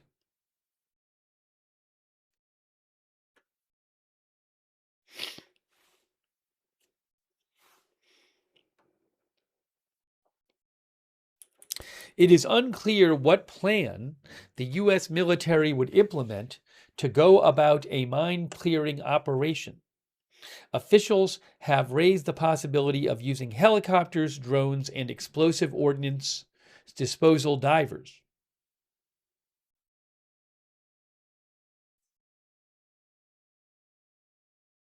Richard Nephew, an expert on Iranian diplomacy and senior researcher at Columbia University, said the 6-month time frame to clear the Strait of Mines is likely to jolt oil and gas markets, given the concern insurers, ship owners, and captains will have about moving through a mined sea lane. You're not going to have many people wanting to run that risk, he said. The presence of mines might not cause a total interruption, but the consequences of a 2-track strait being partially unusable could be significant, he said. Gary says, so that's what they meant by new cards. I don't know about this. This doesn't seem like a new card. Iran has claimed it is going to use some kind of new tactics militarily, but we don't know what those are. Oh, hold on one moment for a second.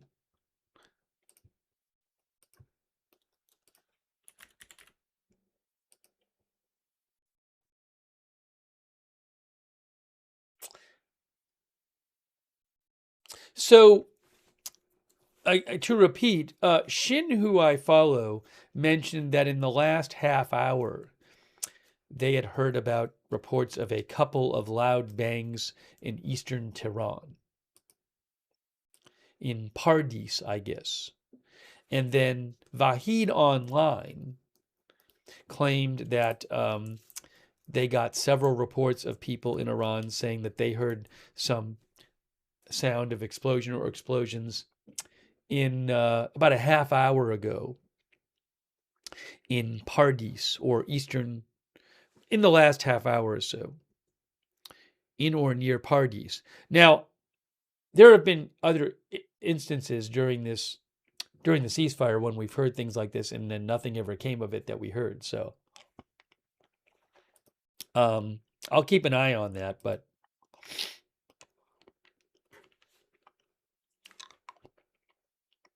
Miss Link says, I don't think that's us doing it. I mean, it's a country of 93 million people that has had about, over 20,000 airstrikes on them in the last 6 weeks. So there could be certainly explosions there that have nothing to do with renewed fighting.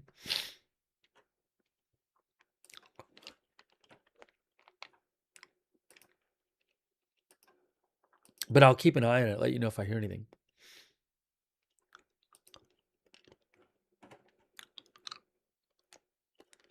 Barney Rebel thinks no one fired anything.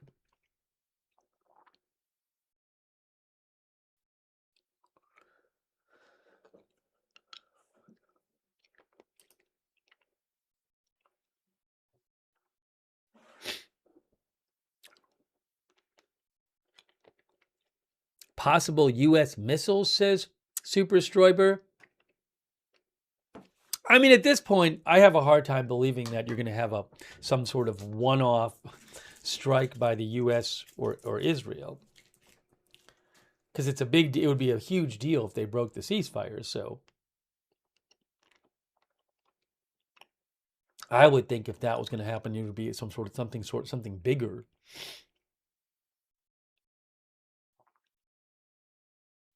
Elswe said the original ceasefire ended 22 minutes ago.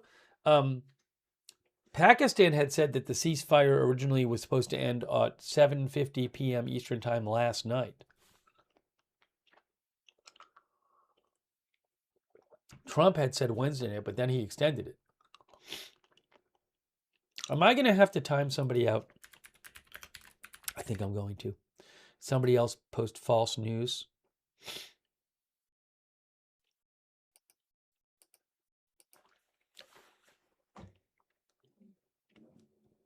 If I can find it, I'll time the person out. I don't know if I can find it right now. I just found somebody else.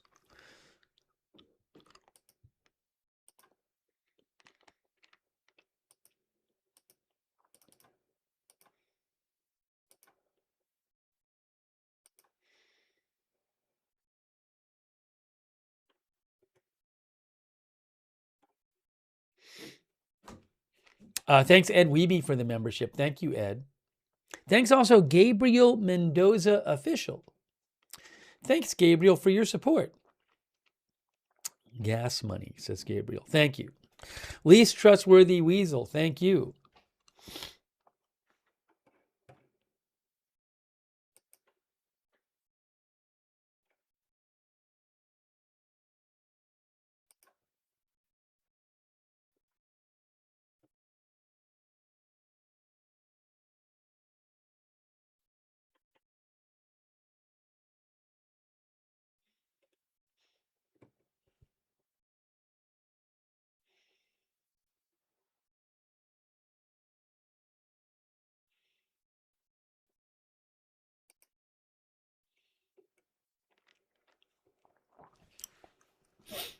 I am just seeing if I'm not seeing anything in the last few minutes.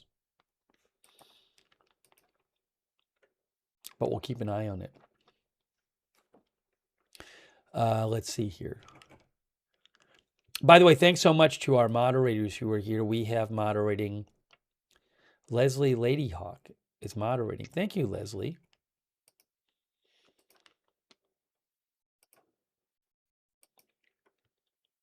And LB Prairie on Matthew Kohai 3. Also, thanks L Veggie for subscribing on Twitch. L Veggie.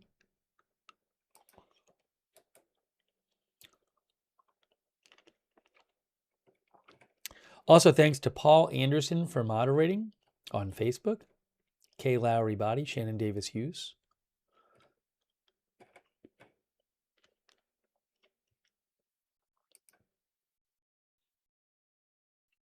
Linda Belk, Larry, and Misha over on X.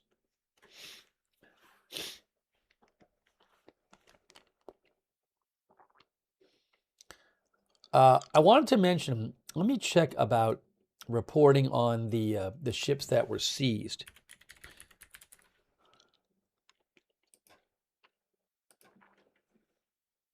Hang on.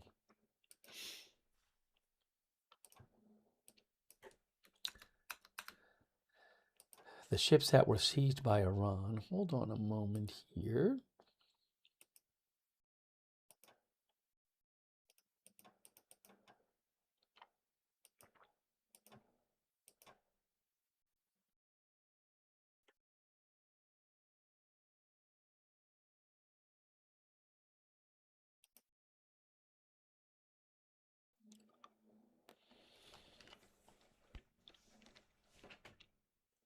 Oh, by the way, Bloomberg says that Strait of Hormuz traffic stayed at a near standstill today.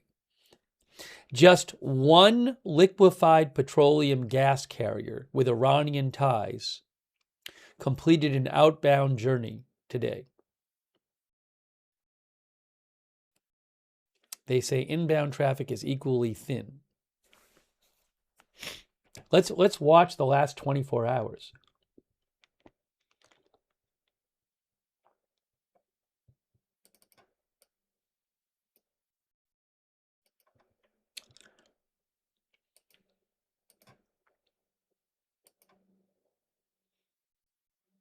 This is the last 24 hours. Is Euphoria the one that moved through? It looks like Euphoria moved through about 24 hours ago. We'll check on that.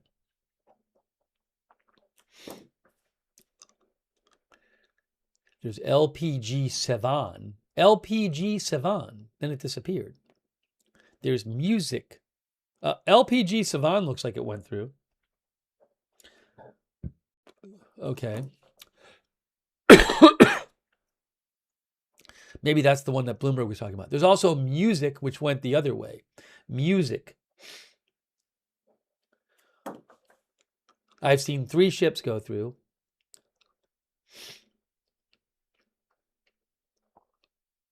Is that it? The Epaminondas one is... Oh, at this point, you can actually see them both. Hold on, I'll have to go back in a second. That Epaminondas has been captured by Iran.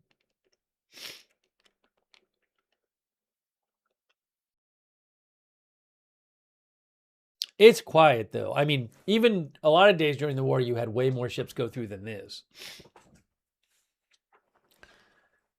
Mr. Cranky Fan says they should all just go at once. Yeah, so that's really quiet. Now, if you go back, at one point, you can see both.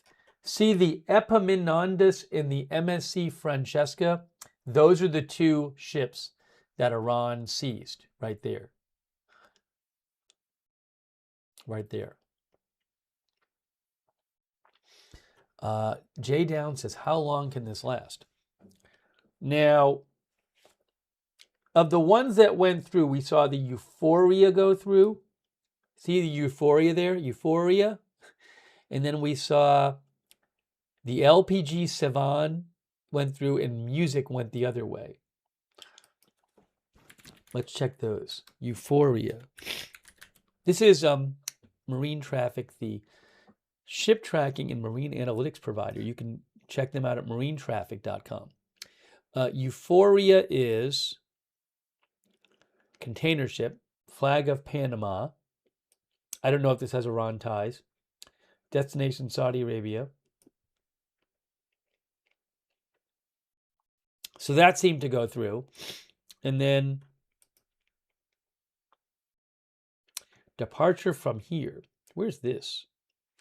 Core. Oh, it was anchored. Okay. Past track.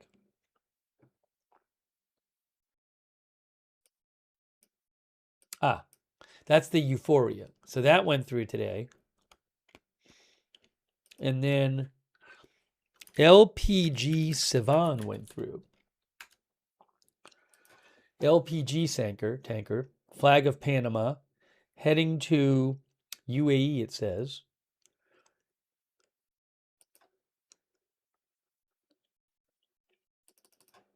There, that went through. Look, I mean, I only saw 3 ships go through. Those 2 went out, and then the one that went in looked like it was called Music. Oil chemical tanker, under flag of Bahamas. That seemed to go into the Gulf today.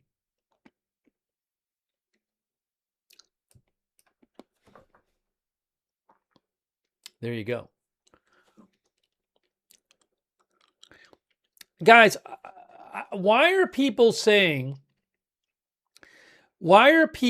freaking out in the chat claiming that Iran is being attacked? I several times, twice talked about this earlier. There was some noise, there were some explosions that were heard like in the last hour in eastern Tehran. A couple of them. I told you about this. I said that several times during the ceasefire, this kind of thing has happened, and then nothing came of it.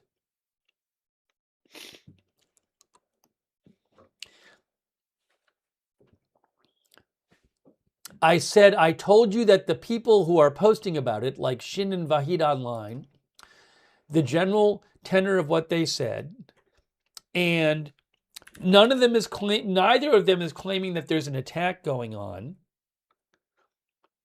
The last time Shin posted something about it was 23 minutes ago. So I don't know why everybody's insisting this is happening. Who is telling you that it's happening?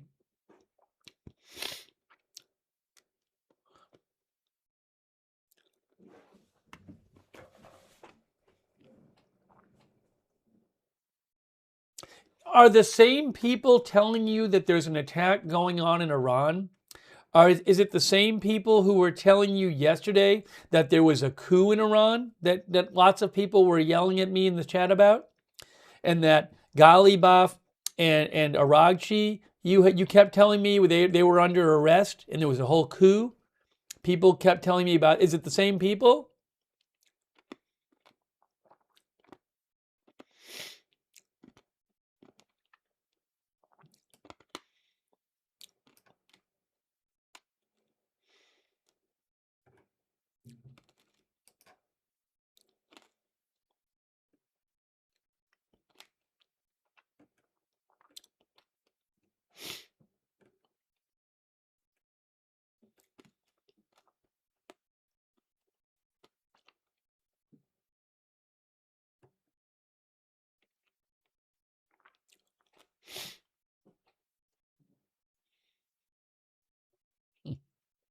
Anyways, I mean, I'll certainly let you know if I'm hearing stuff. It's just, I'm not hearing anything suggesting they're under attack right now.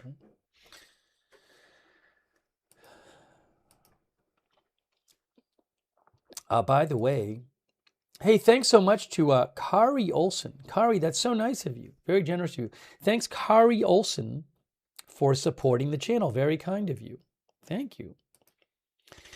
Karen Moore, our viewer, says, I think, as we go back to the live shot here, the live tracking. Let's go back to live tracking. Karen Moore says, I think up to this point, Trump was able to obtain what he wanted from other countries by financial or military threats. He had a reasonably easy time in Venezuela. He probably never thought Iran would stand up and not back down. Now he's looking at either resuming the fight or continuing the ceasefire and losing some support for this action. He is stuck. Thanks, Karen. Thanks for writing in, Karen.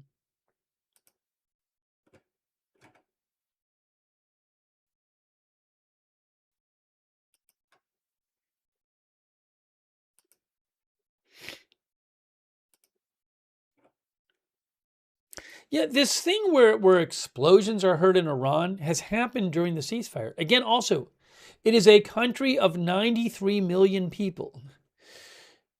And a country, and aside, so that alone means that you can have explosions that happen that are not airstrikes.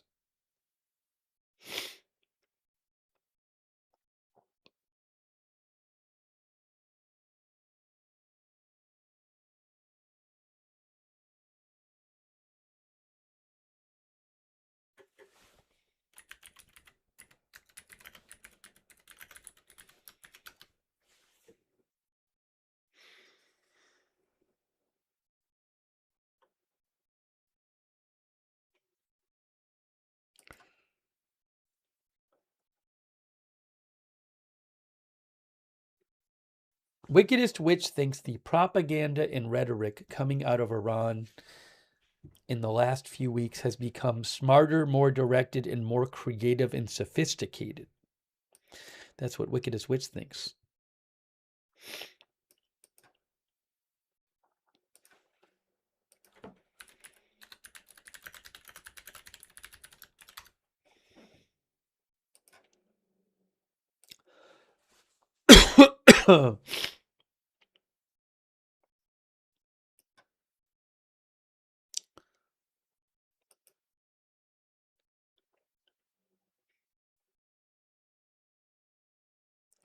Michelle Lauzon thinks the Secretary of the Navy resigned because he didn't agree with attacking and boarding ships in the Sea of Oman. I haven't heard that reported anywhere, Michelle. That's what Michelle thinks. We've been seeing some reporting that he had some conflicts with Pete Hegseth. I don't know for sure. It's very sudden, though. Reportedly, he was fired today. We talked about that earlier. So I was trying to check some of the messages here.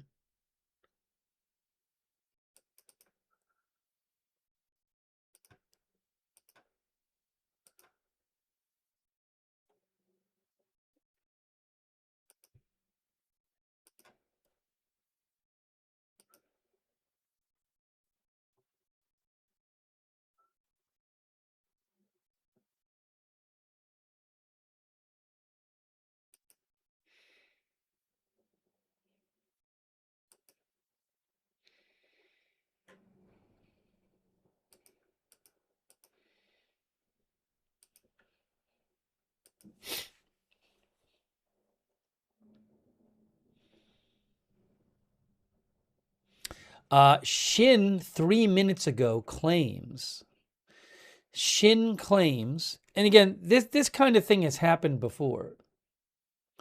Shin claims that there's explosion and anti-aircraft activity in northwestern Tehran. Again, this kind of thing has happened before during the ceasefire, and nothing came of it. They could be firing anti-aircraft carrier because they think something's there and nothing's there. So I'm keeping an eye on it.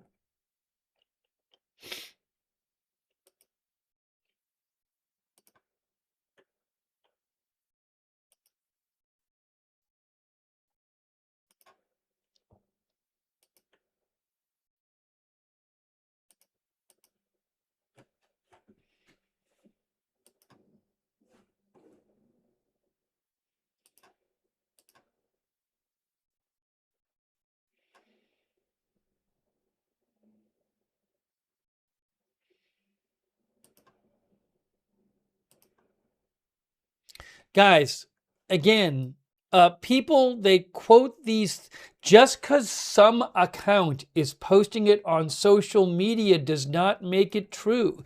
How many times have we gone through this with various stories? We had several of these last night. Citing some random account on social media is not compelling evidence that something is happening.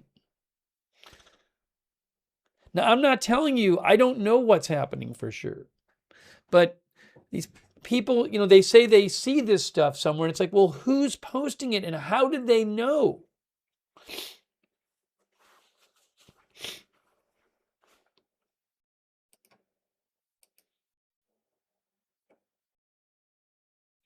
There was a couple weeks ago, I think it was early in the ceasefire, there was a night where there was lots of reports of explosions in Iran. Never turned out to be anything that we found out about.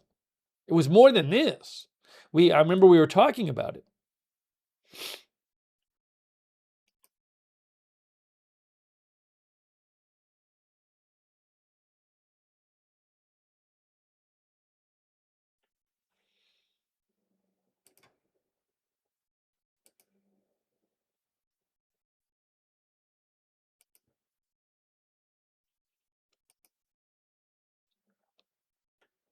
Check the Tehran pizza orders. Is it somebody? Hold on a second here.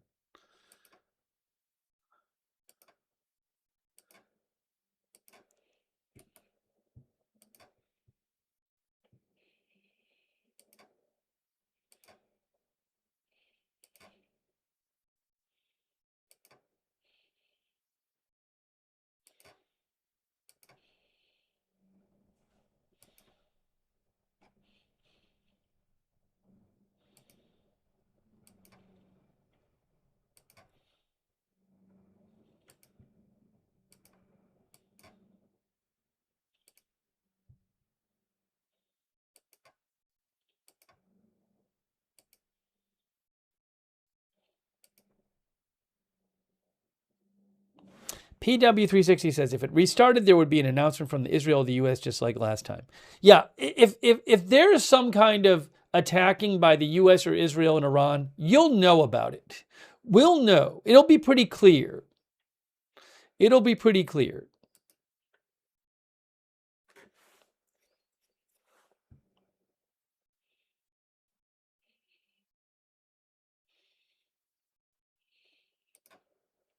So I was just trying to get caught up. People had sent me some messages, trying to go through some of the messages.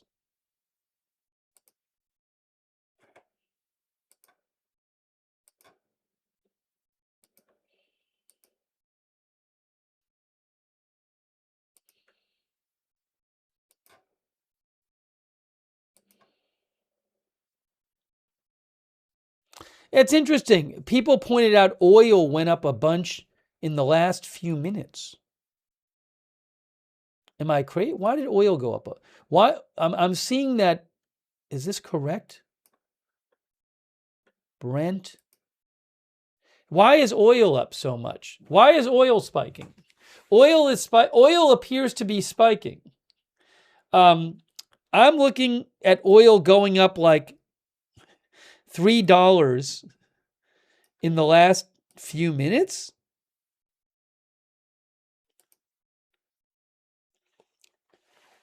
Is this just one site? Hold on a second. Let's check another site. Why is oil? Someone said Asia is buying. Let me see here. It's pretty sudden.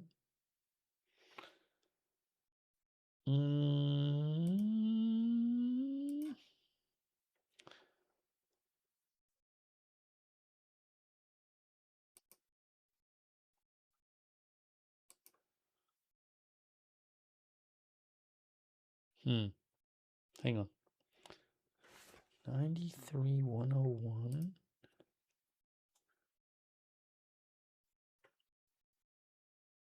I'm looking at one site. I got to check another site and see.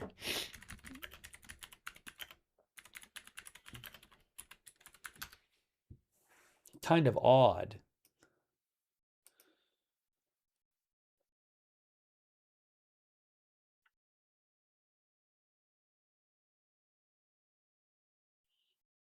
I don't know if it's just this one site. I'm looking at another site. It doesn't say the same thing. I don't know. I wonder if there's an issue with the site I'm looking at. Right now, I'm checking out Trading Economics, which has both Brent and WTI going up a bunch in the last few minutes. But I do wonder if it's a site-specific thing. Is anyone looking at a different site?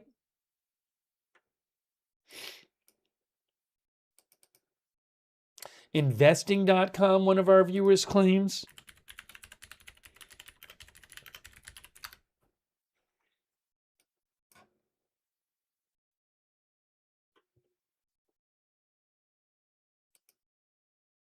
Why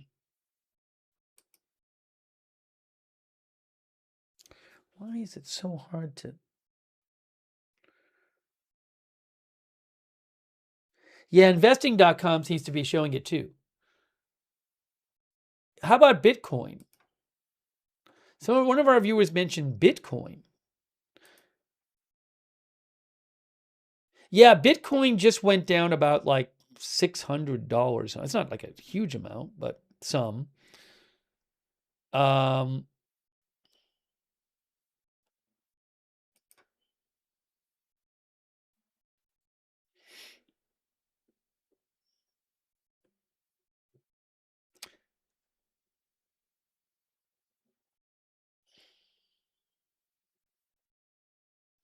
I'm seeing just an account with no sourcing claiming attacks in Iran. Again, I have not seen any kind of, the Shin, who I follow, had posted in the last hour a few times talking about explosion sounds heard, isolated explosion sound heard in Iran.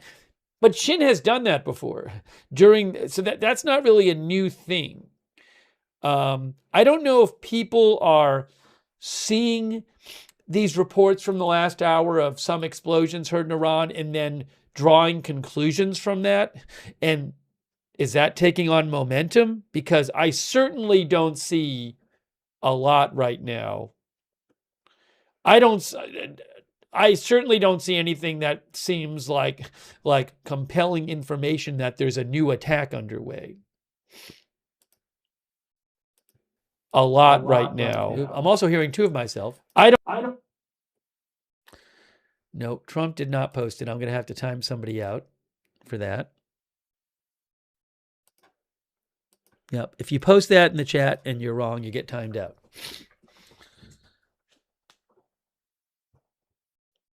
Oh, and Bitcoin went back up. Now I'm looking at Bitcoin, as one of our viewers said, it went down and went back up.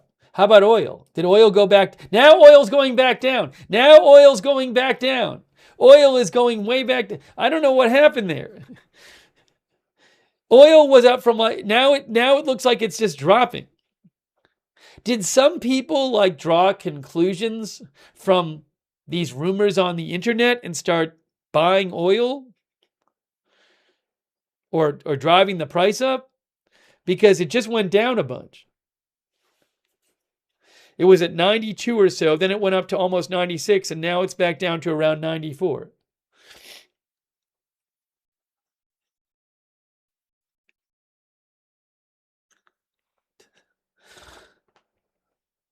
At least at the site I'm looking at. And definitely with Bitcoin, it went down suddenly and then went up again, a few $100s. Looks like about $500. It's like a V shape. I don't know.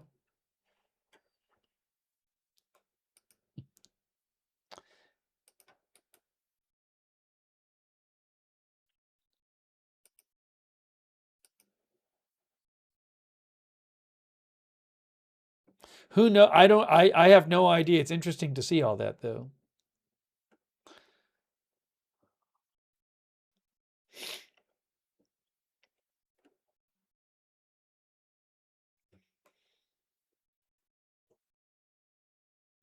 Carl Feathers thinks it's low volume trading.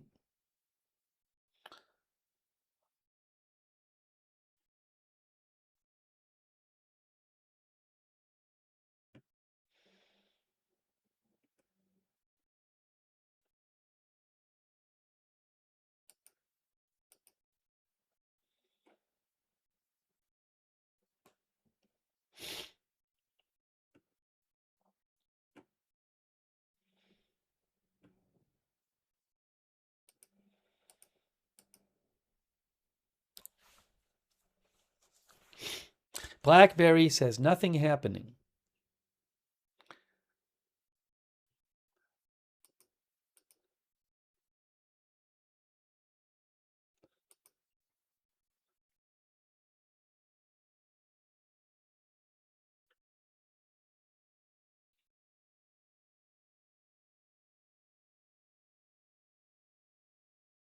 Some of our viewers are saying that there's tankers up. There's been tankers up, I believe, during the ceasefire.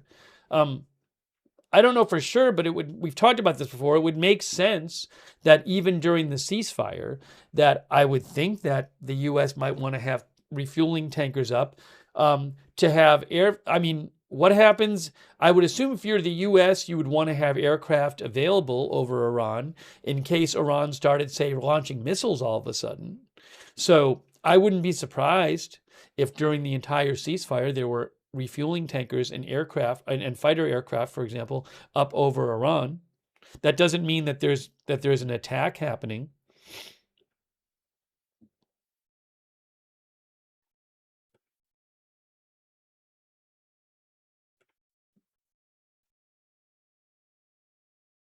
So I just want to make sure, if it turns out that there's no attack going on, you're not going to listen to those sources anymore, right? Right? If it does turn out that there's no attack going on, you're not going to trust those sources anymore, right? Right?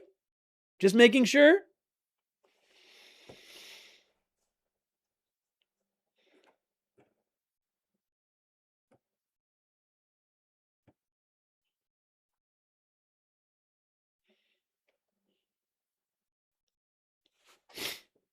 If there is an attack, well, this kind of thing happens all the time.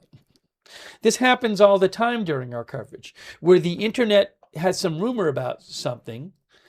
In the vast majority of time, it turns out to be false. It doesn't, as I said, I don't know exactly what's going on. All I'm telling you is what I'm seeing. And to me, what I'm saying is what I'm seeing does not justify the conclusion that an attack is definitely happening. I'm not telling you what's happening or not. I'm just telling you what the sourcing is out there about these reports. Again, I had to listen to people again and again last night insist to me that there was a coup that had happened in Iran because reports on the internet said it. I mean, we could go on and on with all these cases.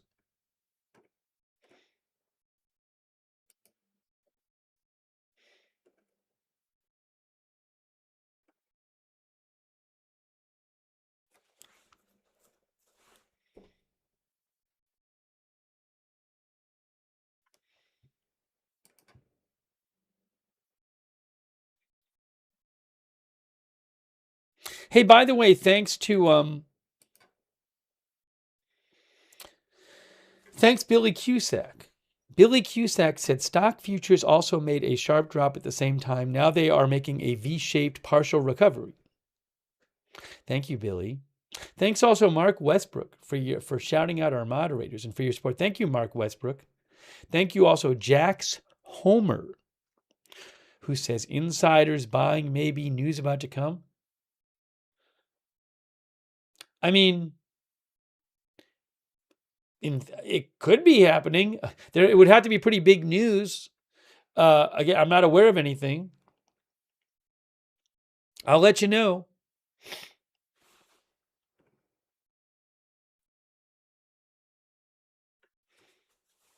Thank you, Laura Rogers,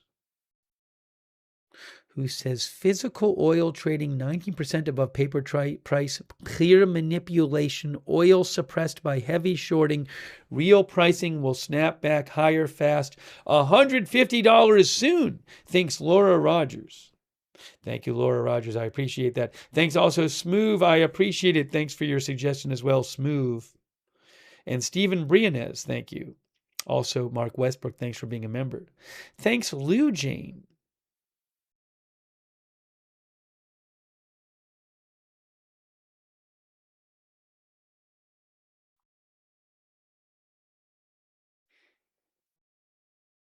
Thank you, Lou Jane, for posting and for your support. Lou Jane.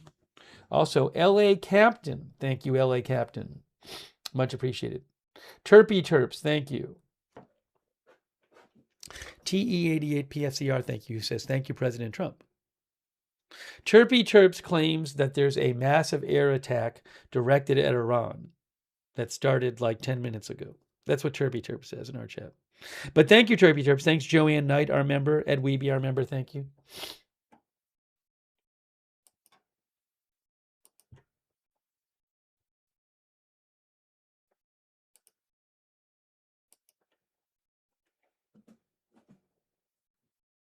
Oh no! What Shin never said there was an attack. I don't know why you'd say that Shin said that. Shin didn't say there was an attack.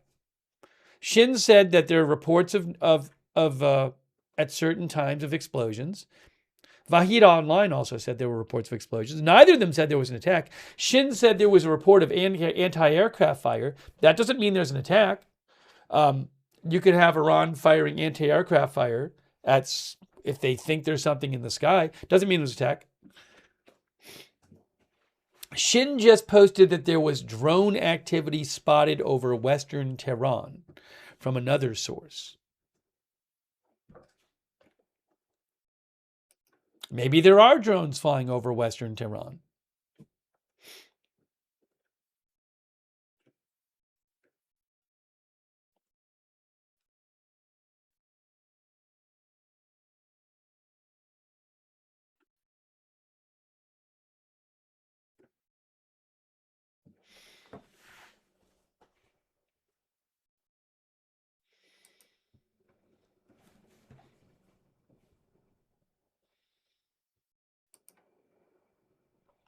I would think if Israel and the U.S. or the U.S. were attacking Iran, Iran state media would post about that. Nothing. Not a peep.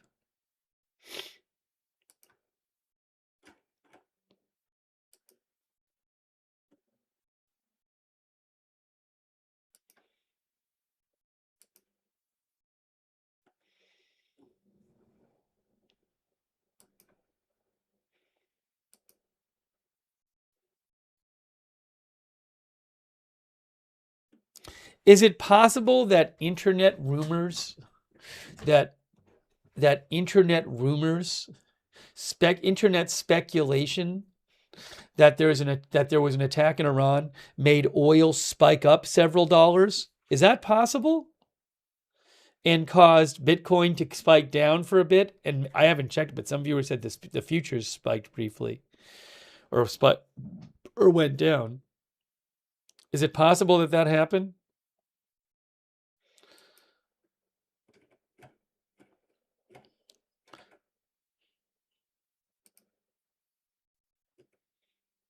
Dion says absolutely.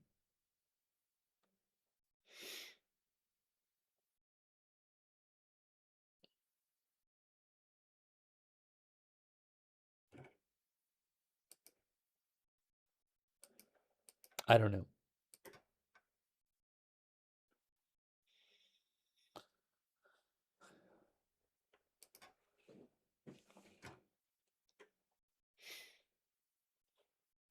This is like when a situation happens when people think a conflict is going to start. And what I say is, you'll know. If it's happening, you'll know. You will definitely know.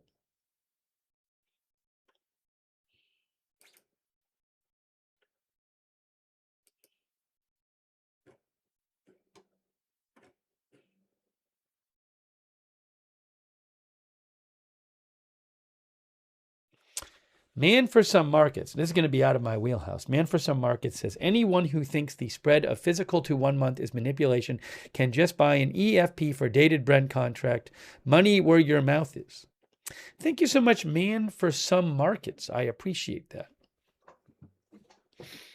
The general thing that Man for Some Markets is talking about is that the price of oil to get it right now, not a month from now, is significantly more expensive than getting it a month from now.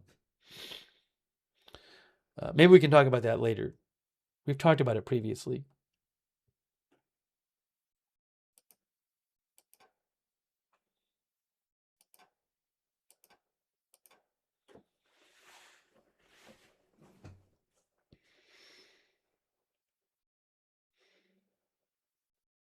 Soon, I'm going to need to make some food soon. That's what I'm going to need to do soon.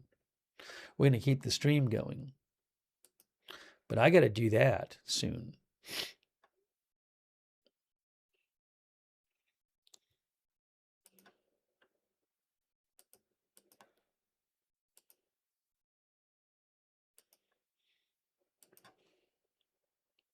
We haven't even done a poll. We'll do a poll at some point. We will.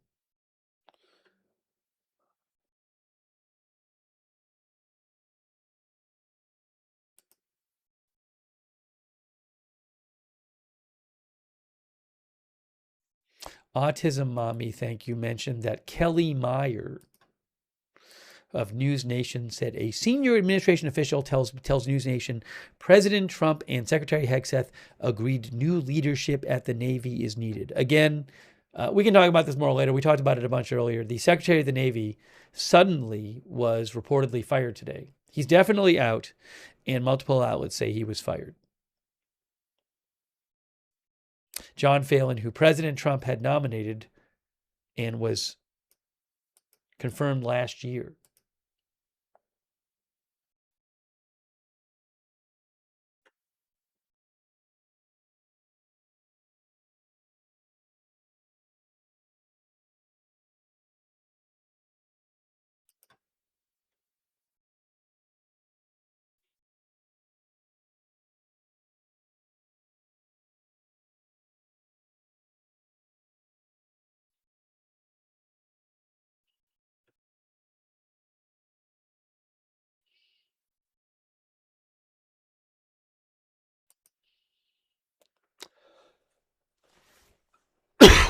Excuse me.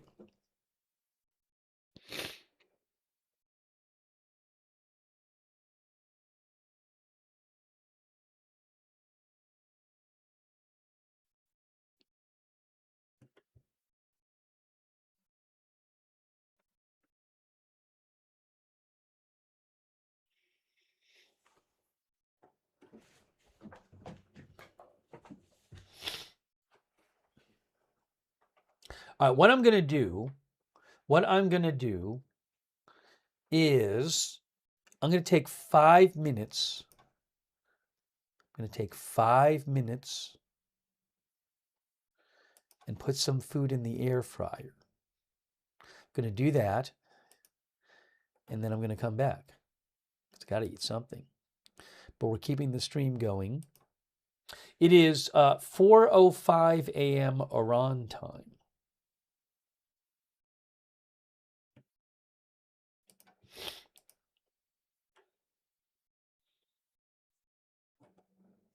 So let me do that.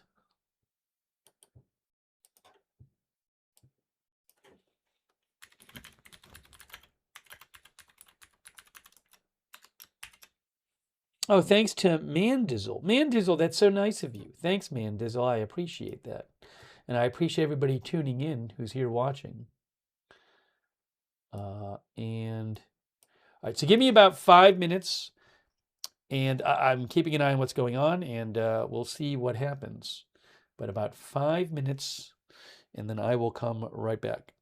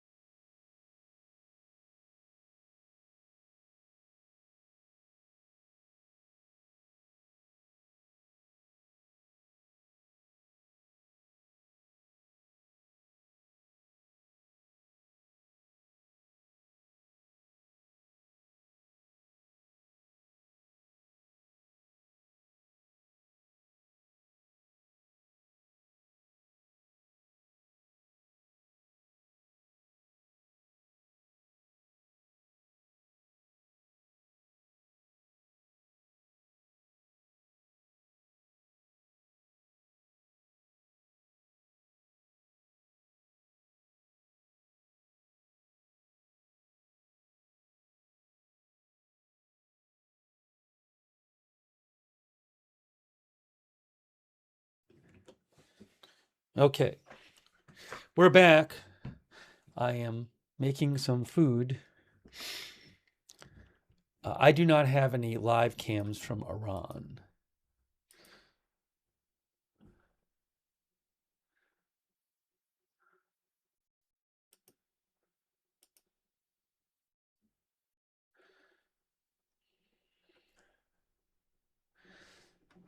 Again, it seems some unsubstantiated rumors were floating around online claiming there was an attack in Iran. I've seen nothing that I feel provides compelling evidence of such a thing at this point.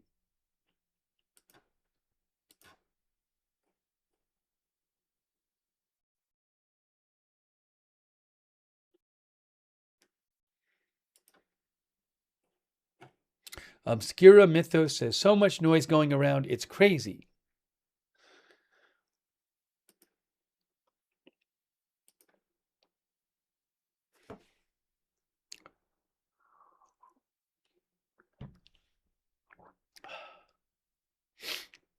I am seeing the oil price right now. Brent is about 102. WTI is about 93.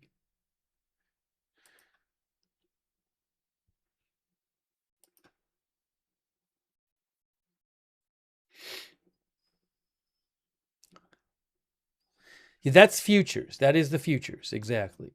That's the widely, usually that's what you see in the news.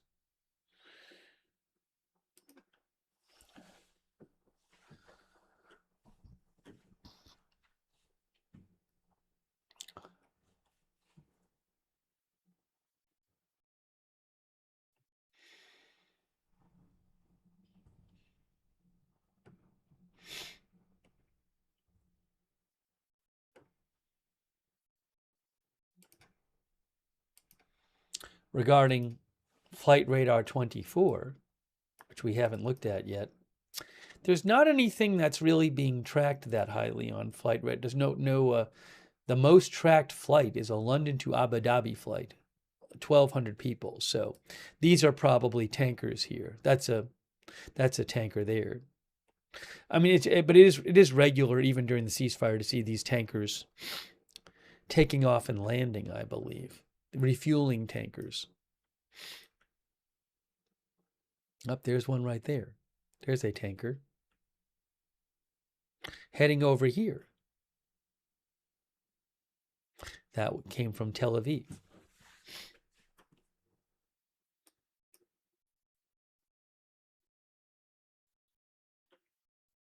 You can check that out at flightradar24.com. Is Tulsi Gabbard resigning? I haven't heard that.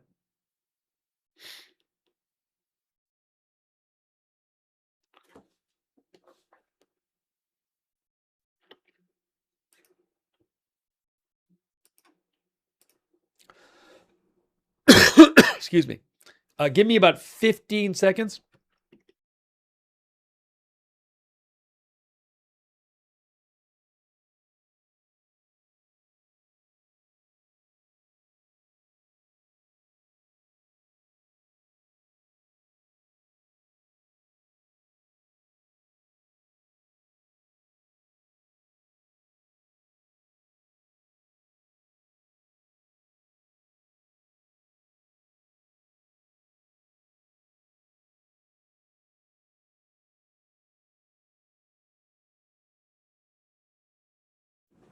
Thank you. Antonetti thinks Iran is going to get hit.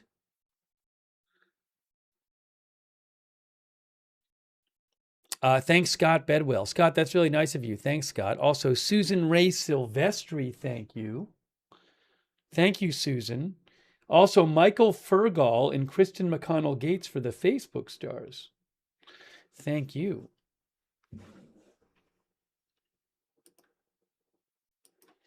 As we heard, President Trump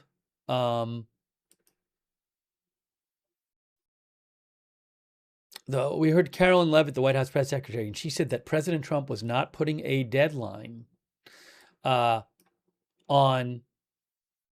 the Iran giving a response. He said the ceasefire is extended till Iran gives a response and there's talks. But he's not putting a deadline on that. However, I will say the Wall Street Journal is reporting that mediators are scrambling to get diplomatic process back on track, including a possible meeting by Iran and the U.S. as soon as Friday. Now, I haven't seen anything suggesting they're going to meet as soon as Friday. You never know. Iran has said, when I come back from meeting, I'll show you something from Iranian state media. But Iran has said again and again, they're not going to negotiate while the blockade is on. Would President Trump ever lift the blockade for a couple days to do negotiation? He could do it. He could just say, I'm lifting the blockade to negotiate. That's an interesting poll question.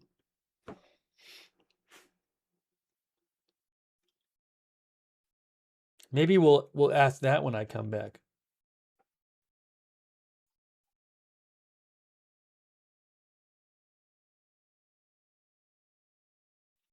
I mean, I'm not saying he would lift it permanently.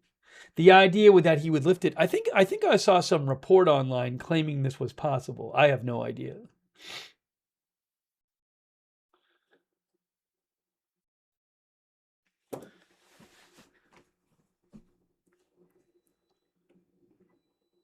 Blackfoot Fred thinks it would put him in a better light, but Martin Carranza says no, definitely no, knowing Trump.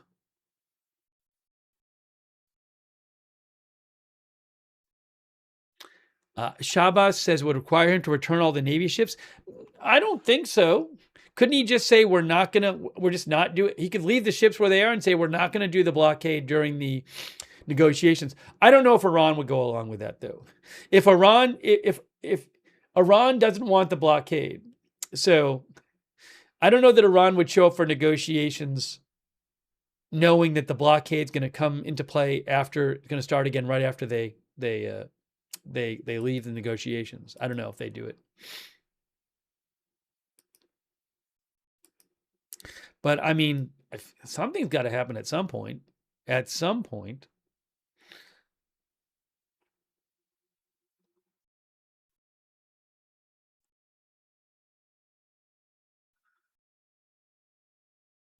Owl says there are unconfirmed reports of stuff being launched from Kuwait by the U.S. Army at Iran.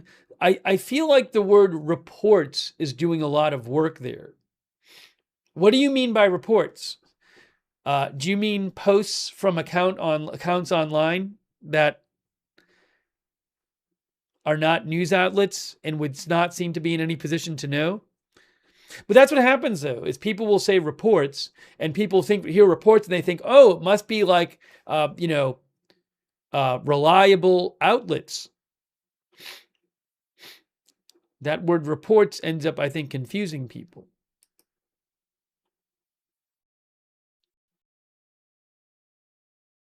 Lisa Jennings says, AKA rumors.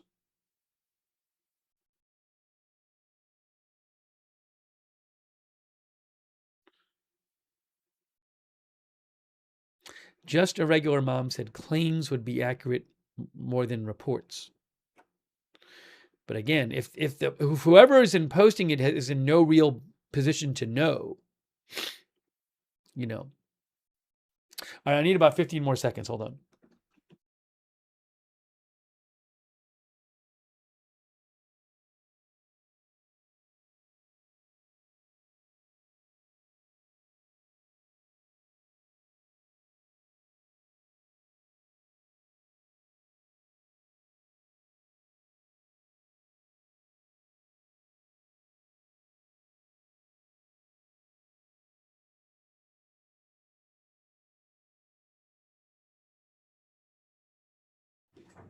So what's going to happen in a couple minutes is we do the thing where I go eat my food and I'm keeping up with the news.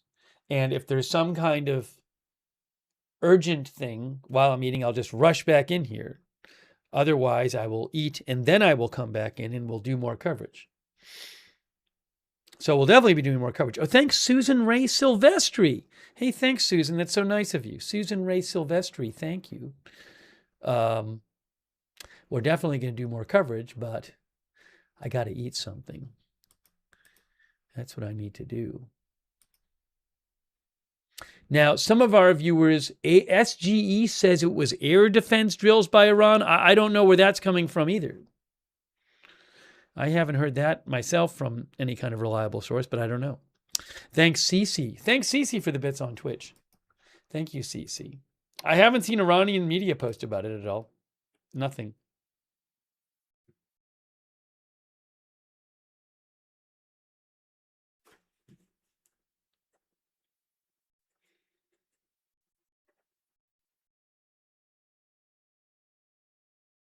We should talk about, there are several articles floating around saying that it appears some ships have gotten through the blockade. That doesn't mean the blockade's not working at all, but saying that some ships carrying Iranian oil have gotten through. But well, maybe we can talk about that when I come back. We don't have time to talk about it right now.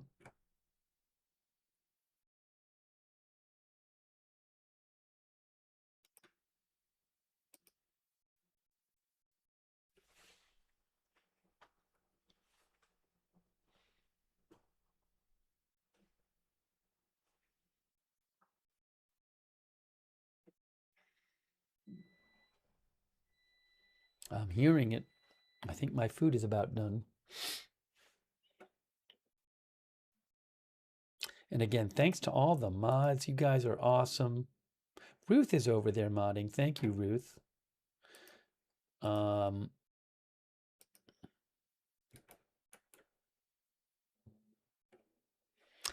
Anderson is over there. Shannon Davis Hughes, Andrea Holder. Hey, thanks also Sophie Coretta. She said, some on here said, it was reported or I heard. Thank you so much, Sophie. I appreciate that. Sophie Coretta, thanks for the Facebook stars.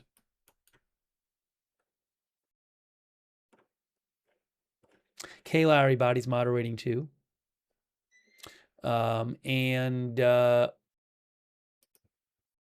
shout out to LB Prairie Dawn, Matthew Kohai 3, thank you. Linda Belk, Larry, Misha, thank you.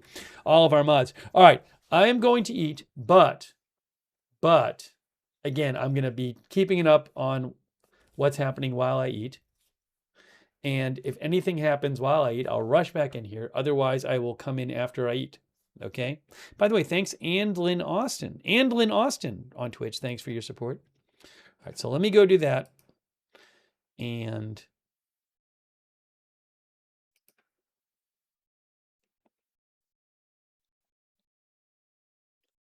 by the way, Dan Lamothe of the Washington Post reports, he said, what's up with the ouster of Navy Secretary John Phelan? He said there were disputes on numerous issues between the Navy Secretary and Pete Hegseth and the Deputy Secretary of Defense, Feinberg.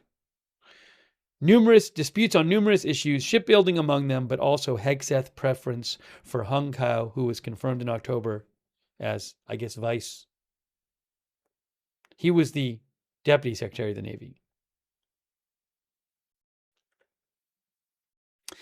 Phelan had been on the Hill meeting with senators today.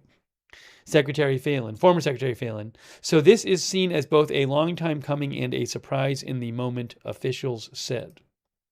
That's from Dan Lamothe of Washington Post. Okay, now let me go eat. I'm going to eat right now, but I'll be back after, and we'll leave the stream going. And I'm also going to say, here, I have it right here. Steve is taking a meal break. He'll be back shortly. I'll be back shortly. All right, so we'll see you in a few minutes.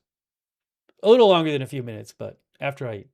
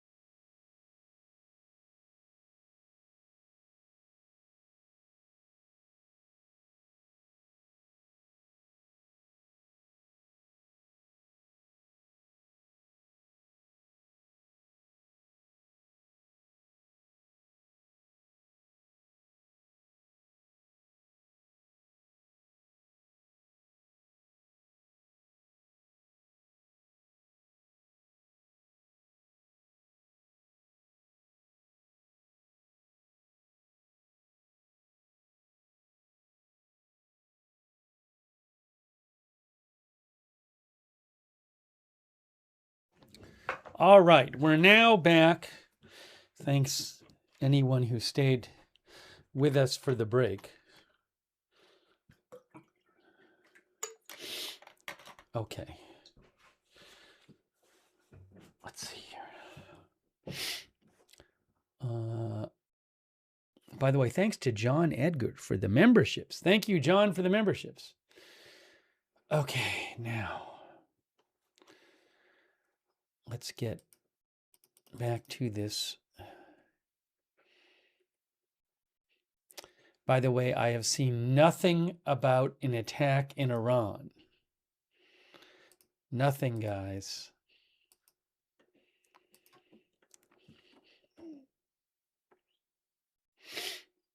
Oh, I remembered something I wanted to show you.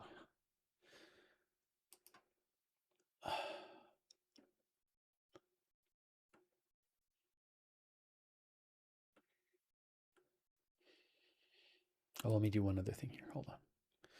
Let's get this.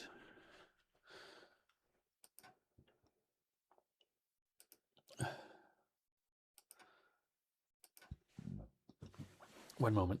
One moment, please.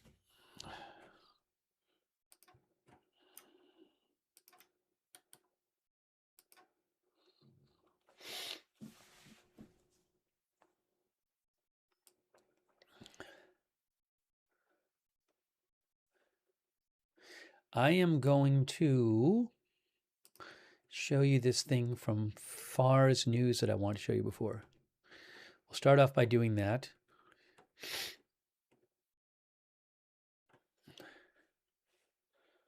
What's that from? FARS. Here it is. This is from Iranian state media.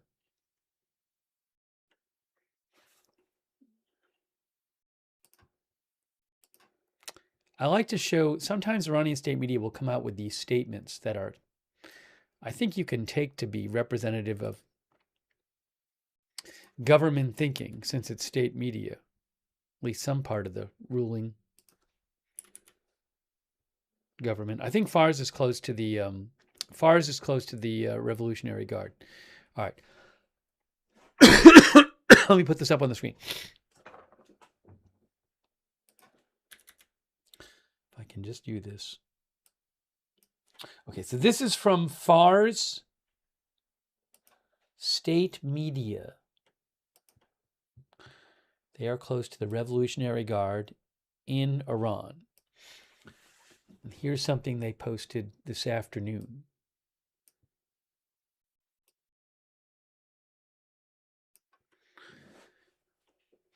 Javier says, AP says not a thing about attack on Iran. I haven't seen it anywhere.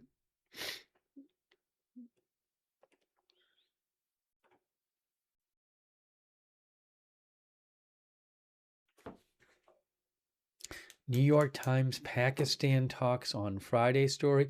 I told you that Iran, that the Wall Street Journal had claimed that mediators were trying to get some sort of meeting on Friday, but I haven't heard anything suggesting that that's close to happening.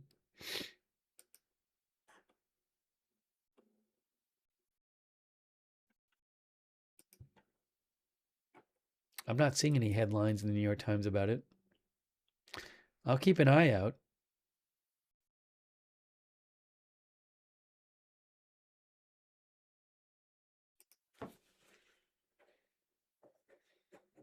Let's look at, this is from, again, Iran State Media. I want to take a look at this. This is from this afternoon. Why is negotiating the Strait of Hormuz and strategic issues pointless? And again, this is from state media. So presumably it reflects, there's a very good chance this reflects, I would think, Revolutionary Guard thinking, since it's Revolutionary Guard media. Why is negotiating the Strait of Hormuz and strategic issues pointless? It says, 1, consolidating sovereignty over the Strait of Hormuz, an achievement that does not require negotiation. The Strait of Hormuz is not a claim, but a geographical and legal reality under the intelligent control of Iran. This achievement was consolidated after the war and is now accepted as strategic principle. Negotiating it means questioning the status quo and reopening a case that does not require external legitimization. Iran has shown that no country has the power to change this reality. Therefore, negotiating on this issue is not only useless, but also harmful and a sign of doubt in national sovereignty. Now, whether you agree with them or not, here they're saying that they're not even open to negotiating about their control of the Strait of Hormuz. They say it's a geographical and legal reality. Nuclear and regional red lines. Negotiation as crossing a red line. The nuclear issue, enrichment levels and stocks, as well as the type of the regional cooperation Iran has officially declared as red lines. Regional is like, I think they support other groups like Hezbollah and Hamas and stuff. Negotiations in these areas, regardless of the outcome, are in themselves a violation of the red line because the principle of entering into dialogue places the other party in the position of arbiter or evaluator. The U.S. is seeking to obtain concessions that it did not obtain in war, and negotiations are a platform for achieving the same goals without paying a price. America's behavior, a duality of threats and pleas, not goodwill. Trump and his team are simultaneously sending indirect messages through intermediaries along with the open threat. This duality shows that the main goal is to assess Iran and build an image of power, not to solve the problem. Negotiations in such circumstances, instead of achieving results, allow the U.S. to appear victorious at the lowest cost. Experience has shown that during negotiations, attacks have occurred twice. Therefore, they're talking about the start of the war and also last year. Therefore, negotiations after such behavior are a form of folly. How can a war be ended without negotiations? Iran does not need to negotiate in it to end the confrontation. It is enough for the enemy to know the rules of the game. If there is a ground attack, Bahrain and the UAE are mutual targets for a ground attack. If Iran's infrastructure is targeted, the entire region's power and oil facilities will be put at risk. Assassinations have their own specific response, which has already been officially announced. This transparency in action does not require negotiation. If the issue is compensation or the release of frozen assets, a written and non-face-to-face solution through legal channels or neutral intermediaries is sufficient. Face-to-face or indirect negotiation merely gives the enemy time and credibility without being necessary for Iran. They're saying we don't even need to meet in person to talk about this stuff. Therefore, the negotiation in the current situation is designed not to eliminate the threat, but to manage the American image and force Iran to accept the external assessment. I can't say I entirely follow the reasoning here through this whole thing. Iranian officials, like the majority of the public, understand the fact that preserving the achievements and clearly declaring the red lines is a more deterrent and wiser than a negotiation that costs it more than it benefits. I mean, the one thing I'll say here is, again, this is Far State Media, which is close to the Revolutionary Guard. So this is a pretty hardline position. Like, they're literally saying, like, well, it doesn't even, we're not even going to talk about the Strait of Hormuz. And also the nuclear issue, and also us helping our regional partners like that we support, like Hamas and Hezbollah. Those are red lines. Negotiations themselves are in violation of the red line. Okay? So they're saying, like, we're not even talking about those things. And then they say that the kind of things they want to negotiate on are getting their frozen assets back and compensation for Iran. So this is a pretty hardline position, right?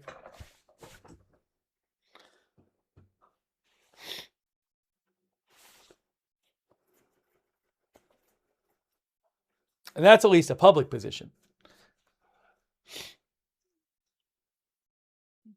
But look, I mean, look what happened. They just did not show up to the notification.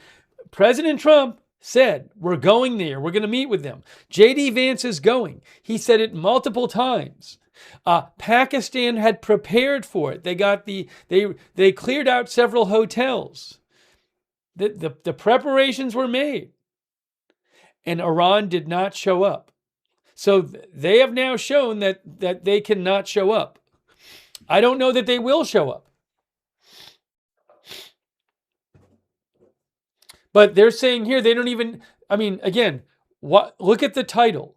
Why is negotiating the Strait of Hormuz and strategic issues pointless? They're saying even negotiating those kind of things are pointless.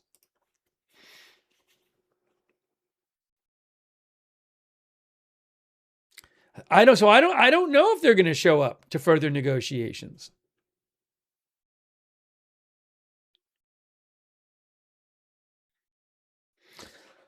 Sunshine says they said they aren't negotiating. Exactly. And they actually did it.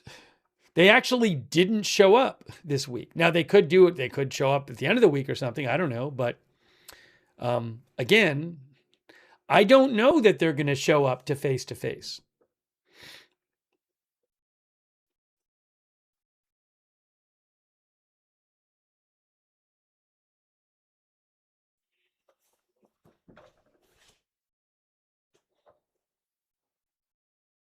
Lauren says they said they won't until Trump stops the blockade. Well, I mean, the thing is that different people say different things. So that has been said.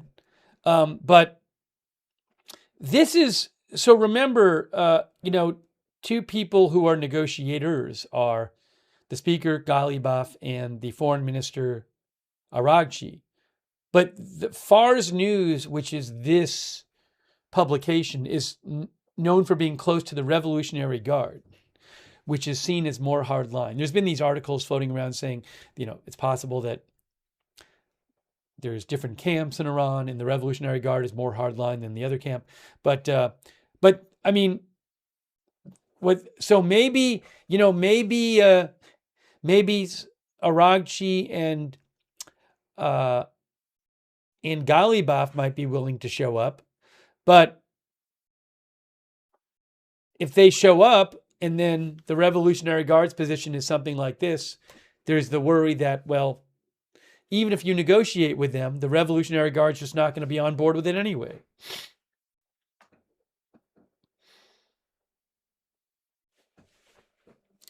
Don Coase says major concessions and compromises would need to be made by each side in order to achieve an actual peace deal. In theory, unless one side completely surrenders. And I certainly have seen no sign of that happening anytime soon. You never know, though.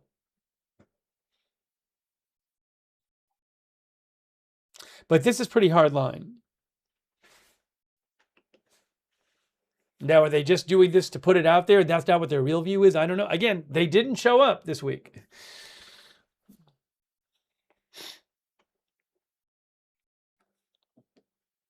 Oopsie, hold on.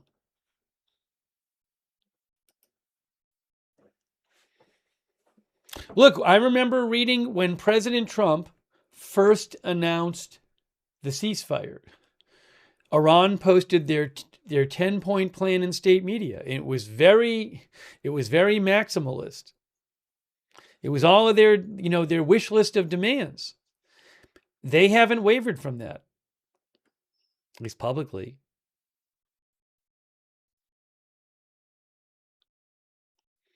Outcast Jeff says can't negotiate with terrorists. Sloppy Joe says this is and should be absolutely no surprise given the history. Marcus G says showing up is useless if they don't agree to Trump's demands. The fervent philosopher thinks Iran is fractured.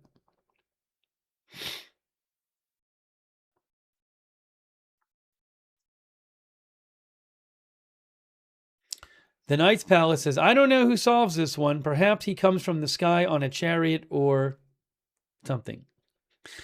I guess it was an emoji posted or something.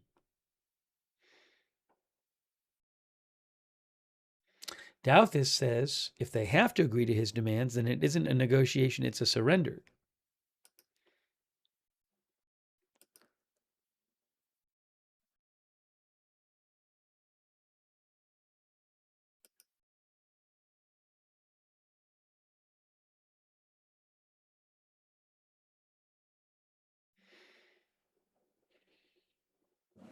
All right, so I wanted to mention that.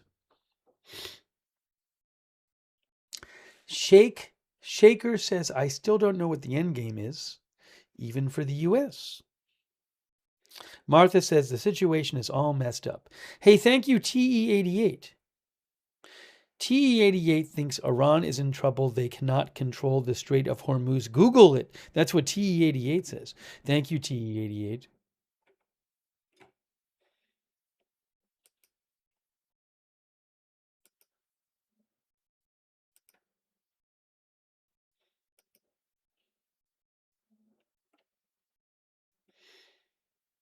I also wanted to mention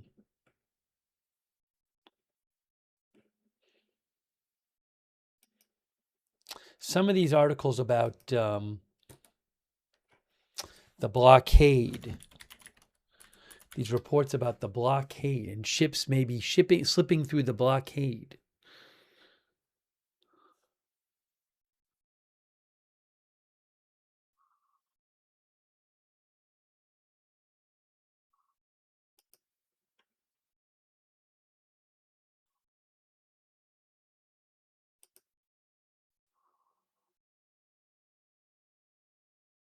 Did we talk about this today? I don't know if we talked about this report.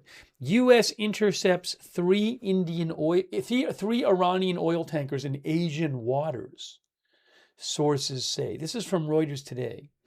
The U.S. military has intercepted at least 3 Iranian-flagged tankers in Asian waters and is redirecting them away from their positions near India, Malaysia, and Sri Lanka.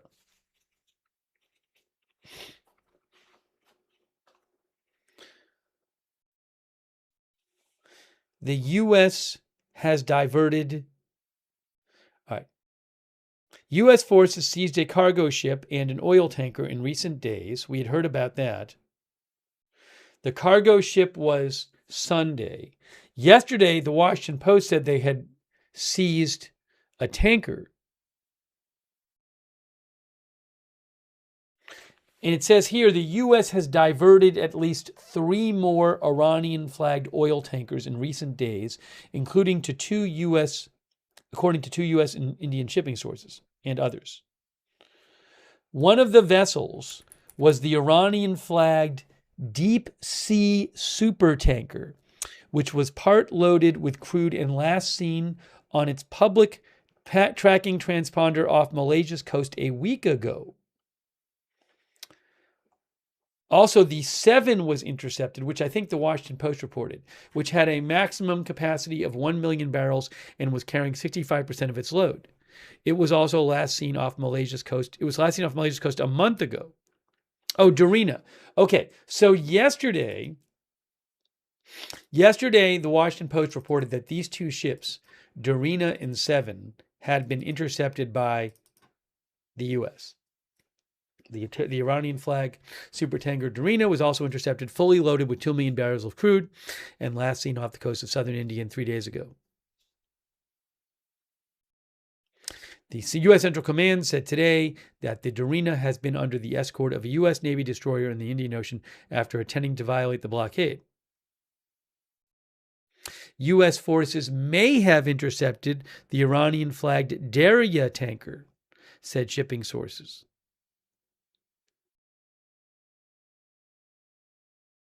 Okay.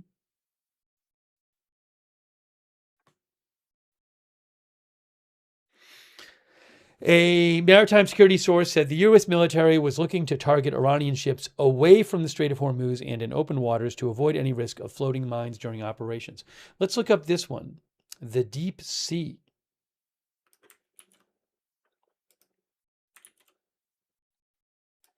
Here's the Deep Sea, crude oil tanker. Look at that. Iranian crude oil tanker. And again, Reuters is reporting that this ship has been is now being escorted, taken somewhere by the U.S. military. It was last seen on its public tracking transponder off Malaysia's coast a week ago. Yeah, let's see here.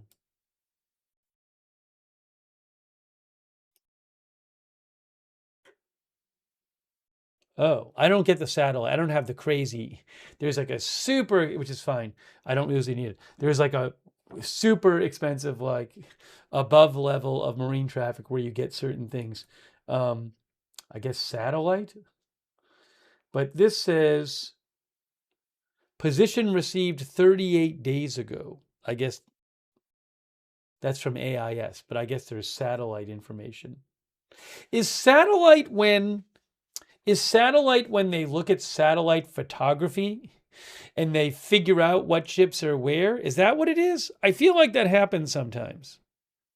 So there's the tracking where they have some sort of tracking beacon, but then if they turn off the tracking beacon, you can still sometimes find out where ships are because there's like a satellite shot of the water and they can say, oh, look, you can literally see it there. Our viewer YWalk says yes. I think that happens sometimes. I think maybe that's what they're talking about. Anyways, normally I don't need that. So, and that level of marine traffic is extremely expensive.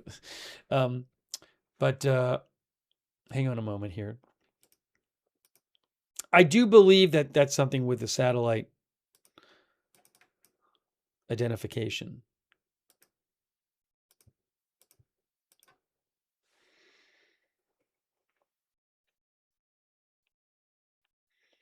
This tanker, it's a super tanker according to Reuters. I don't know why they're saying it was last seen public tracking a week ago, because it says here it was last seen 38 days ago, petition received.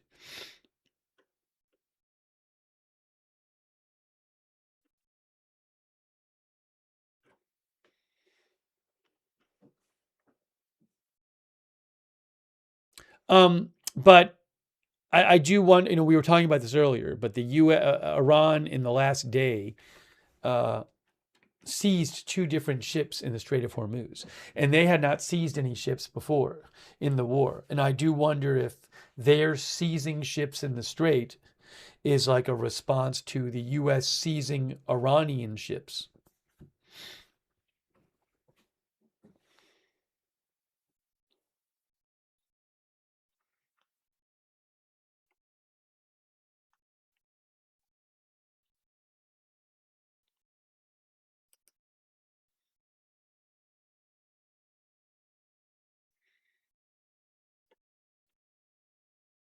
Are ships passing through Strait? Very few passed through in the last day, just a trickle. I mean, we looked at the last day earlier and it seemed like around 3 had passed through, roughly. That might be a little off, but wasn't much different than that. In both directions I'm talking about. Where are we here? And then this one right here, and this one right here, position 8 hours, 45 minutes ago, that's one of the 2 ships that has been seized by Iran. The Epaminondas.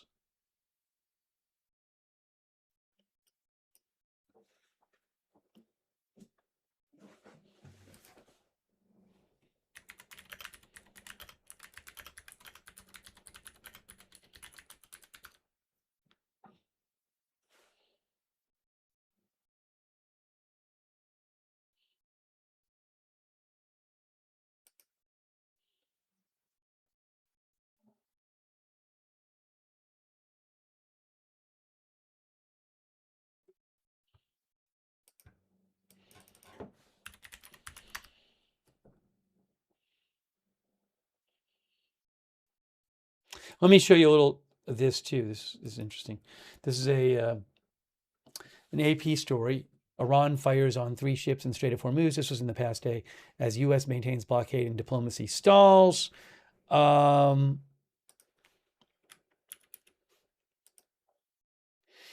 The conflict has already sent gas prices skyrocketing far beyond the region and raised the cost of food and a wide array of other products.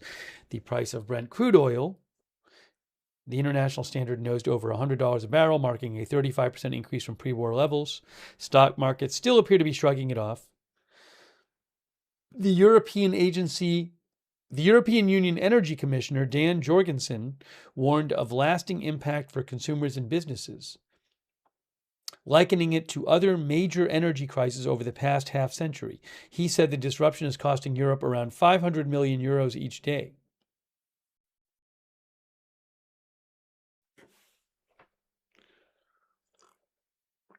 As we mentioned before, Iran seized 2 ships, the MSC Francesca and the Epaminondas. The company that owns one of them, the Epaminondas, said it was approached and fired upon by a manned gunboat, and the ship's bridge was damaged.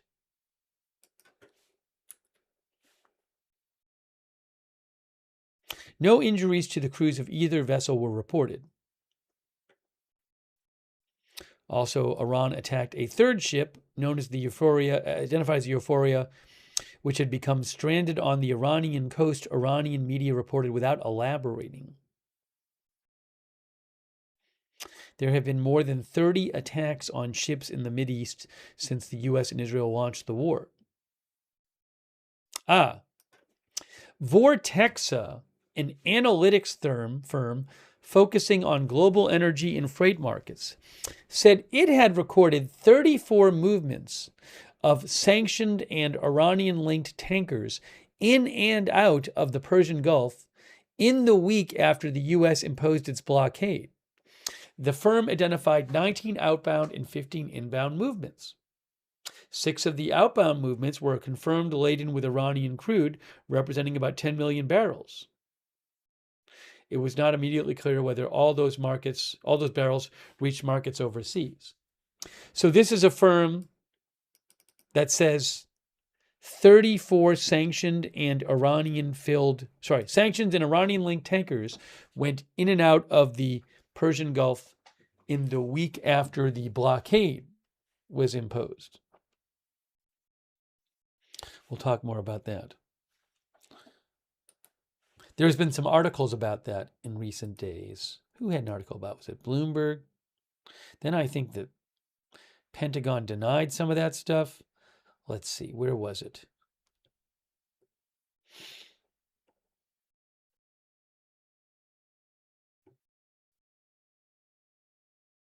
I know I posted this about this. It's no, it's not that one.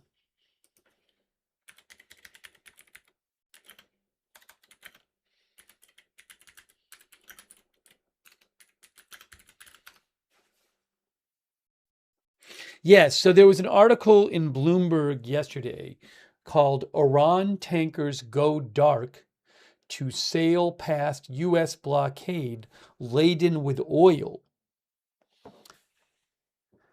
We might have talked about this a little bit yesterday. I'm not sure if we did.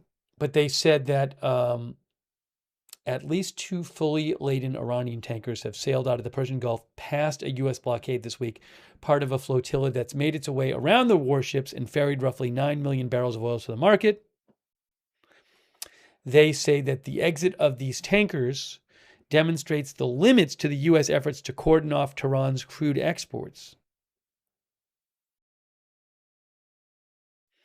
The figures from Vortexa, same firm that AP mentioned, suggest that Iran's exports have continued even in the face of U.S. threats, says Bloomberg, with at least 34 Iran-linked tankers and gas carriers making their way through the strait and the U.S. blockade line.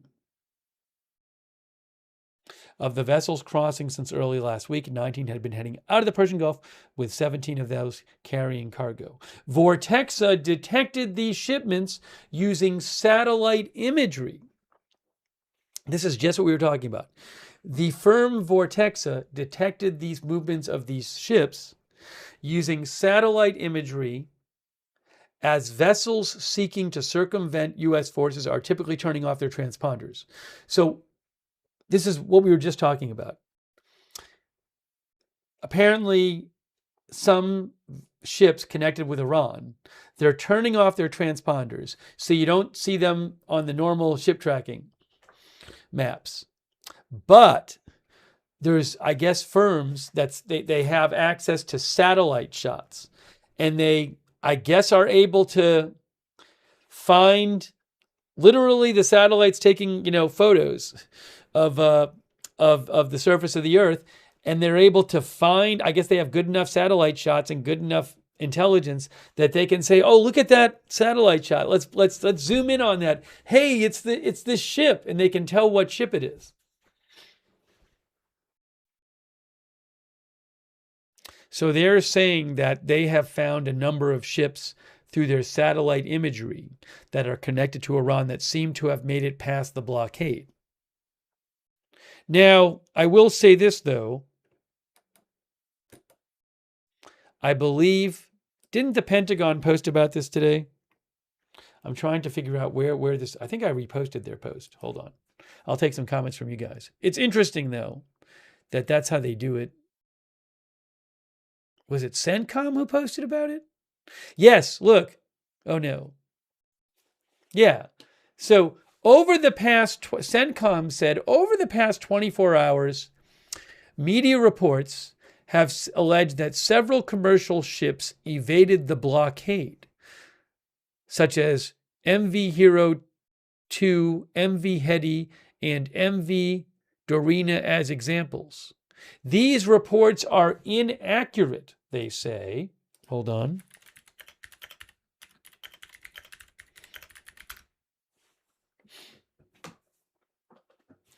Hero 2 and Hedy did not sail past the blockade as part of a flotilla that ferried millions of barrels of oil to the market. In fact, the Iranian flag tankers are anchored in Shah Bahar, Iran, after being intercepted by U.S. forces early this week. That's like the opposite of what that firm was saying, I think. Because in the Bloomberg article, I thought they mentioned a couple of those ships. Wait a second, I'll tell you. In the article I was mentioning from Bloomberg, they say that the Hero 2 and the Hedy were captured by satellite imagery moving past the line identified. Well, there's a way that they can both be right. They say they moved past the blockade line. But CENTCOM, which appears to be maybe responding to what the firm said, the Vortexa firm, said they did not sail past the blockade. They were intercepted by U.S. forces earlier in the week. Well, I don't know. I mean, in theory, they could have gone past the blockade line and still been intercepted outside the blockade line. I don't know. The Post had reported that Dorina was under escort. Anyways, this here is a claim opposed to what the firm that Bloomberg and AP talked about, Vortexa, this satellite. They use satellites to figure out where ships are. They were saying that the Hero and Hedy had beaten the blockade. Who to believe, says Paula Thompson. I don't know. But those are two quite different reports. C. Yalatis says information is dangerous, need to discern.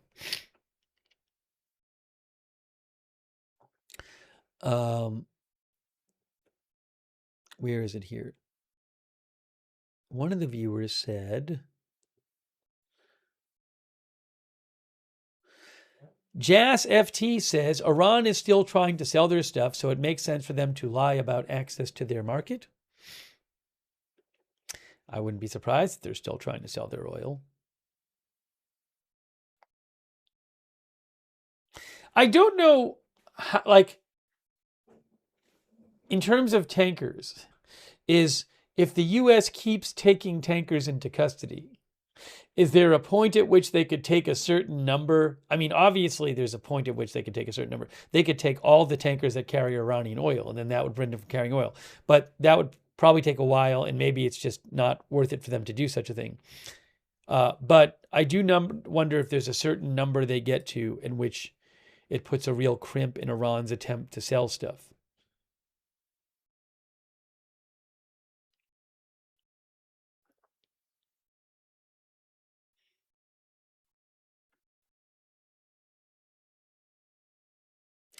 David Joe Klotz had an interesting question. David says, why can't the Navy use the satellite technology to detect where the ships are? I would think maybe they could. I also don't know if part of it is I don't know if it's a resource thing with the Navy too, about what you're going after and what you're not. Are do you really want to reposition ships and send them, thousands of miles away or something? It's a good, but a perfectly good question.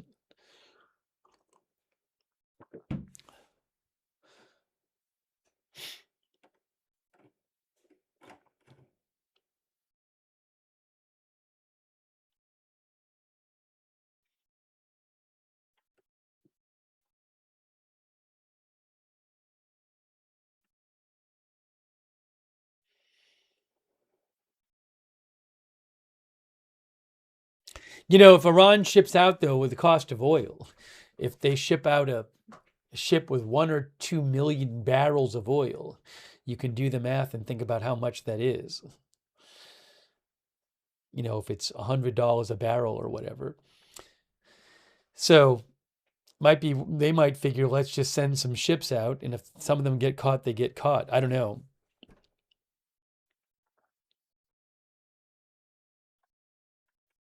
Our viewer, one of our viewers said, I think the U.S. prioritizes the ships that are seized, says Bug Bait Inc.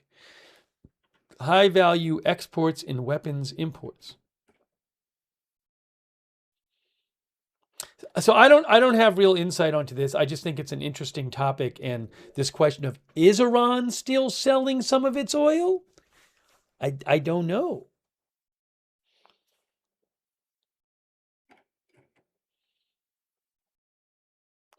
Jeff Through thinks USA does real-time satellite video.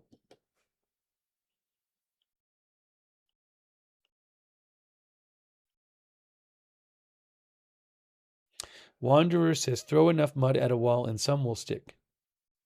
Now, Black Hat says they sell their oil cheaper than the market because of sanctions, which I think may be the case. But still, it's still a lot of money they stand to make from sending out a ship with 1 million or 2 million barrels on it.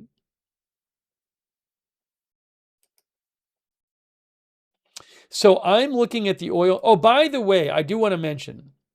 So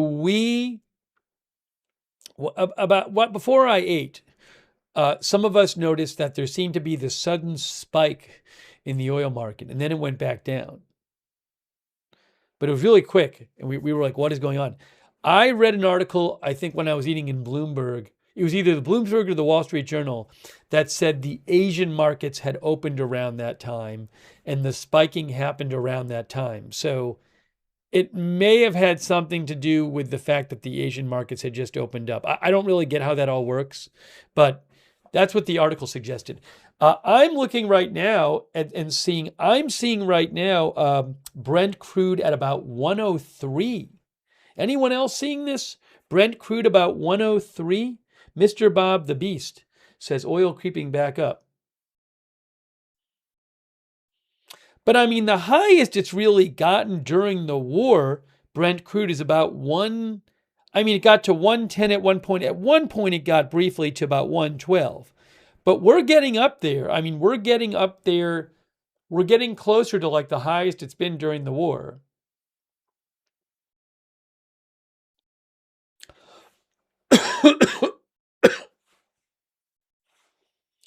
Claudiot says it's creeping back up. And it had gotten down. Last Friday, what was it? Last Friday, when Trump posted all that stuff about how, Iran was supposedly agreeing to everything. Last Friday, it was about 87, and now it's 103. I think. Jay Gibbons says 102.58. I'm seeing 103.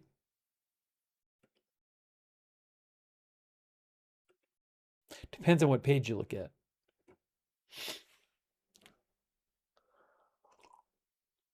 Paula thinks it's staying up longer now. I'm seeing WTI at about 94.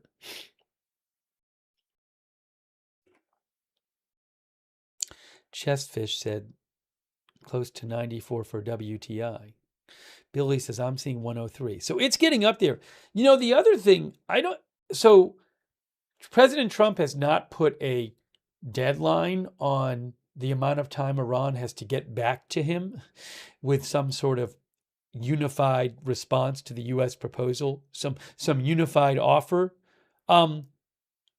If oil keeps going up the next few days, is President Trump just going to sit there and watch oil get up? I don't know that he's going to.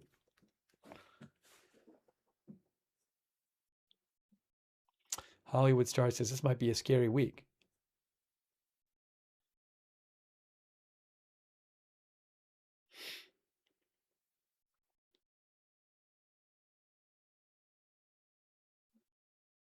Why wouldn't he be fine with it? Well, I think it's obvious that he would be feeling pressure because prices would be going up.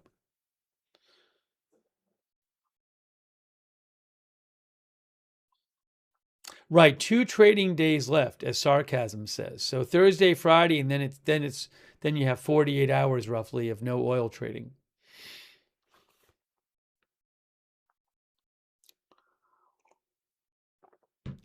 Hey, we often talk about how weird things seems to happen on the weekends.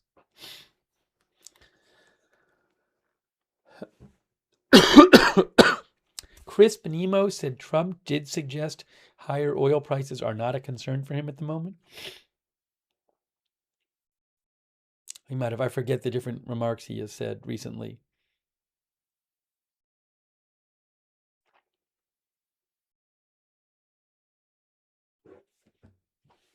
So that's certainly something that I'm going to be watching is the oil prices. What's happening with them is this kind of, as we don't seem to be really progressing at the moment towards a resolution.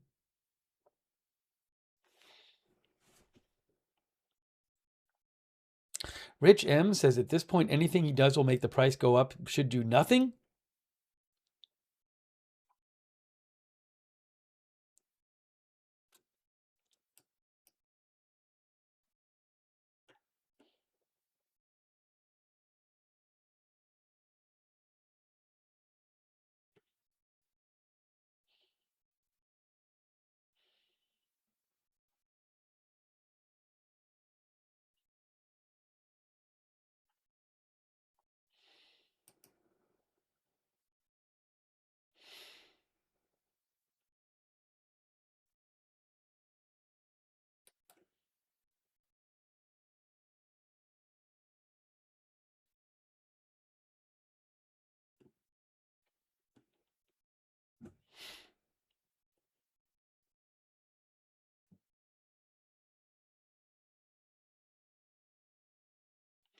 Oh, I didn't see this 9 hours ago. Reuters reported about United Airlines. Hold on a second. I didn't see this.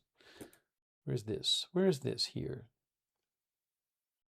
Where is this here?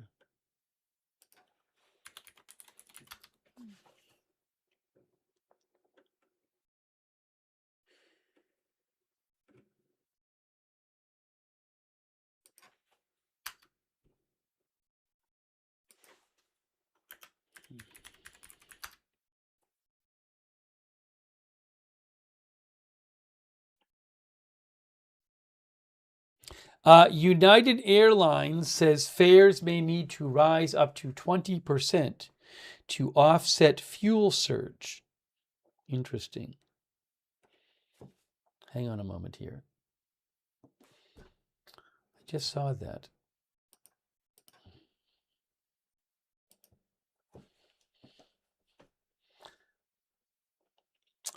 Reuters says United Airlines CEO Scott Kirby said today, tickets prices may need to rise as much as 15 to 20% to offset a surge in jet fuel costs, signaling a significant test of consumers' willingness to absorb higher fares as the industry grapples with volatile oil prices.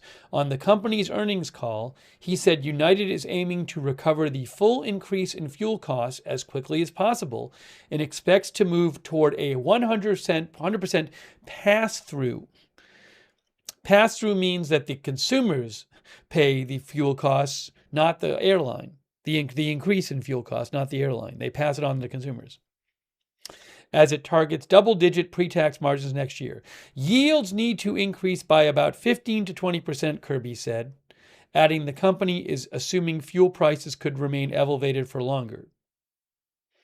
The comments come after United forecasts second quarter and full-year profits below Wall Street estimates as higher jet fuel prices squeeze margins and cloud its near-term outlook. Even as demand for premium travel stays robust, United shares were down about 6% in morning trades.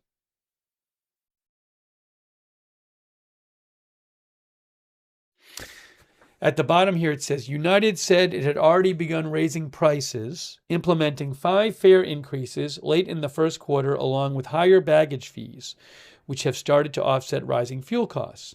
It expects to recover only 40 to 50% of the fuel cost increase through fares and other revenue measures in the second quarter, improving to 70 to 80% in the third quarter and as much as 85 to 100% in the fourth quarter.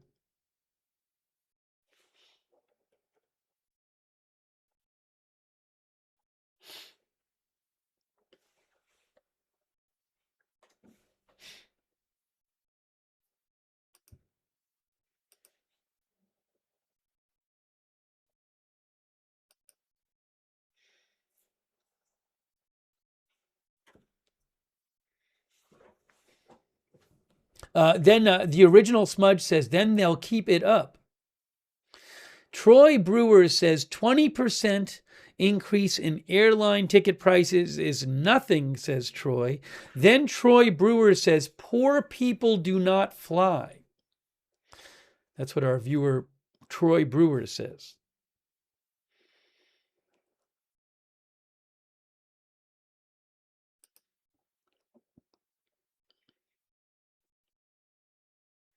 Barney Rebel says, what is a poor person? Mo Mama says, thank goodness I bought my airline tickets 5 months ago.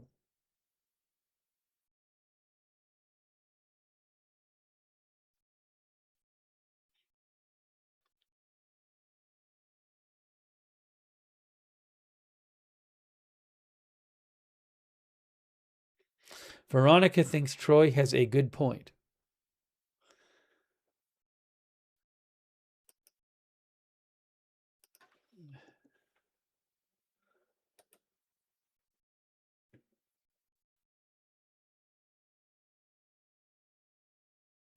By the way, just to mention this because it's interesting, I don't want to linger on this. I think it's an interesting story.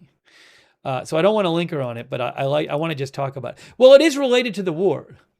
So apparently, Spirit Airlines, there's been stories recently that they're going to liquidate. Like they're just going to be done.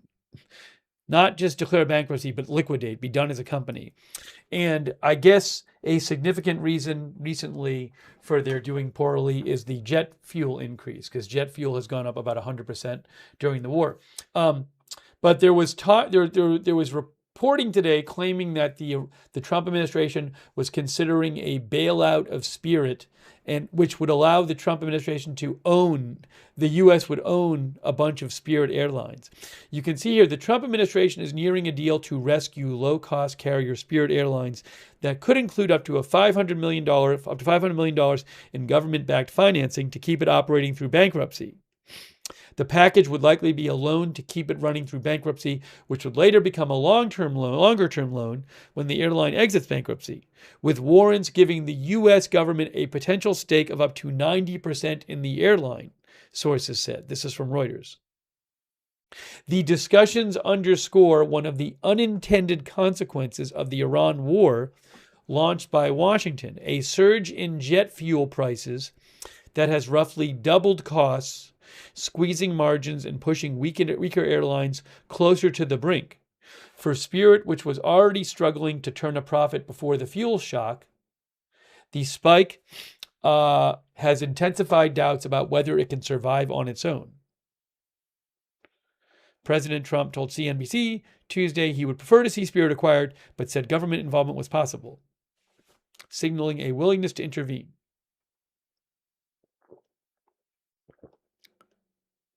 Any intervention, says Reuters, would be unusual outside broader industry relief programs.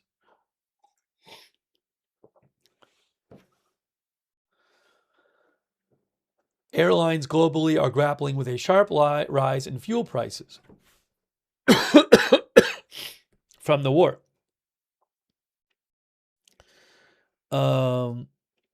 JP Morgan analysts said Spirit seeking government aid was a scenario they had been debating, noting that higher fuel prices were now impeding its planned reorganization and raising the risk that liquidation could be imminent.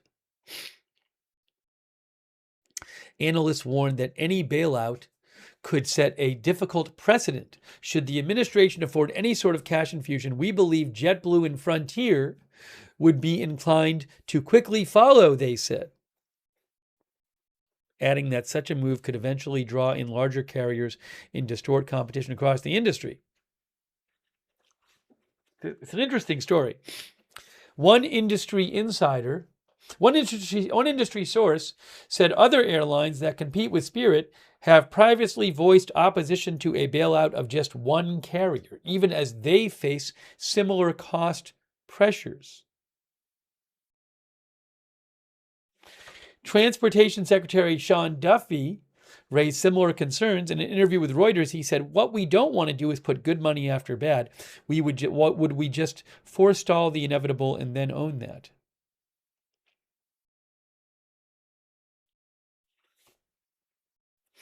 There's actually a video on this I'll show. Then we'll take some comments. Hold on. I'm going to show you this video.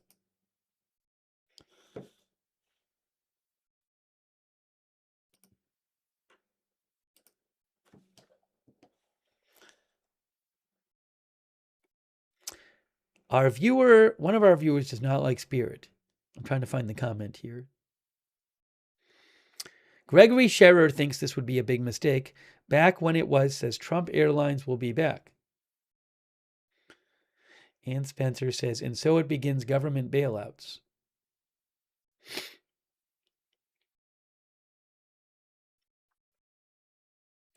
Joe H7 says, I thought Republicans hated the idea of socialism and interfering with free market forces. Peter Shappy says, one way or the other, the war is affecting everywhere.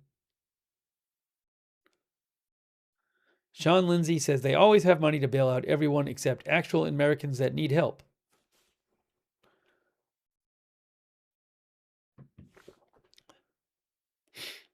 Chris N says, it is a tough business. Pop's Ghostly, our viewer, thinks Spirit's a terrible brand. Here is what, here, I'm going to show you this video about,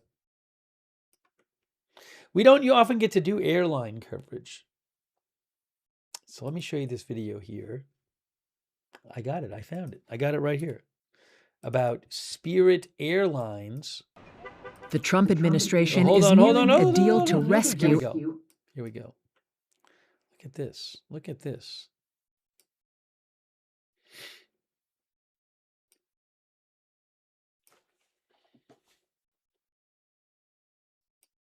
Oopsie.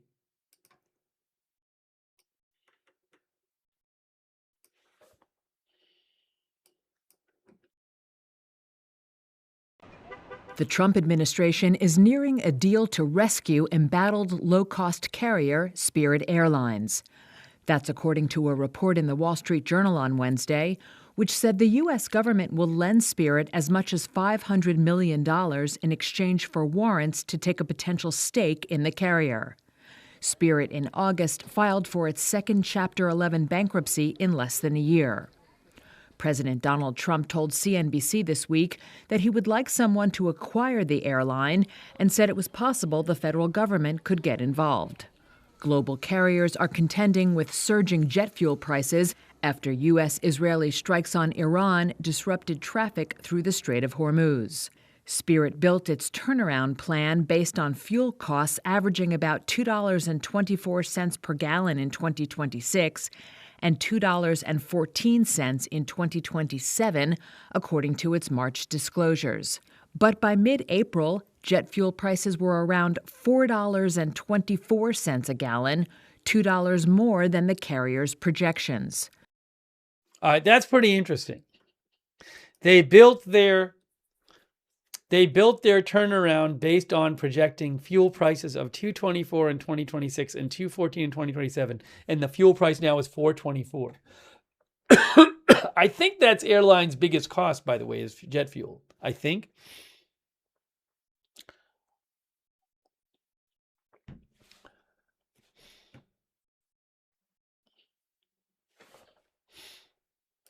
Carrier's projections. The pending government deal would mark the latest example of the Trump administration's intervention in public companies, following stakes in Intel, MP Materials, and other firms. Spirit declined to comment on the matter, but said it was operating normally. Interesting story.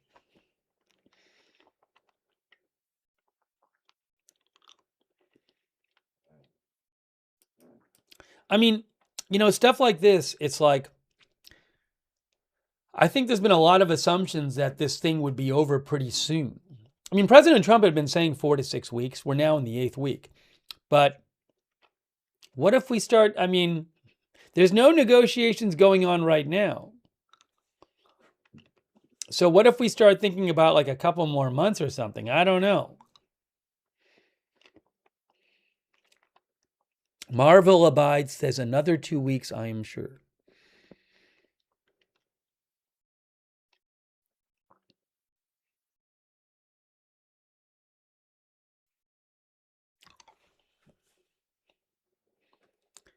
Now, I don't know much about Spirit. Det T thinks that Spirit got screwed by P&W engine issues. That's what one of our viewers said. I have no idea. Thank you, Det T, for your support. Also, Firestar, who thinks Spirit needs to bankrupt and disappear. Why bail out a terrible company with a terrible product? Thanks also, Mark Grenfell from Perth, Australia. Thank you, Mark, and thanks for shouting out the mods. Thanks, Crypto King. Hey, thanks, Crypto King. And thanks for shouting out the mods as well.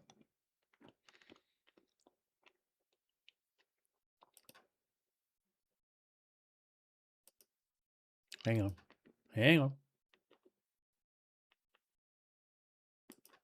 Thanks, Farquad, for subscribing over on Twitch.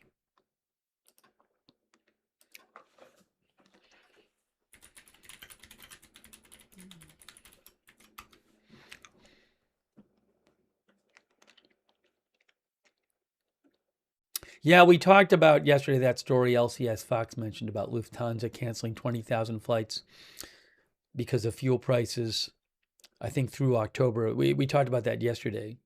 I think the Financial Times had reported that.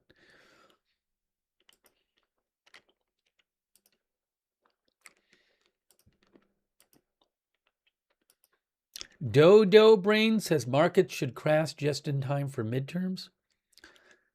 I mean, I do think that if you're thinking about how President Trump is going to play this, you might wonder, does it get to a point where he's just like, we got to get this over soon? What is this? National refinery site in Pakistan was attacked by gunmen? Oh, this is in Balochistan. Reuters said hours ago that Pakistan's national refinery said its Dar Rigwan site in southwestern Balochistan was attacked by unidentified gunmen with security forces securing the area and conducting clearance operations. I think this might have to do with Balochistan separatism, maybe. I don't want to get really into that right now.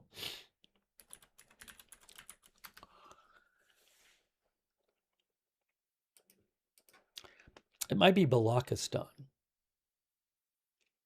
I mean, just really quick, insurgency in Balochistan.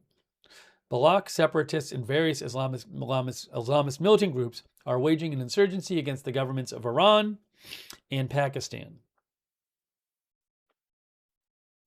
It is the largest, least populated, and least developed province in Pakistan, rich in natural resources.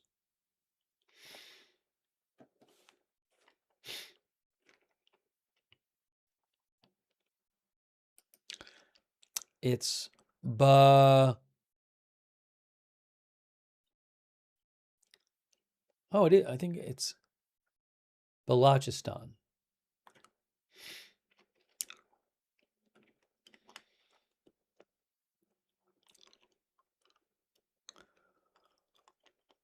We should do a poll. We haven't done a poll yet. Guys, we haven't done a poll yet. No polls so far. What's going on?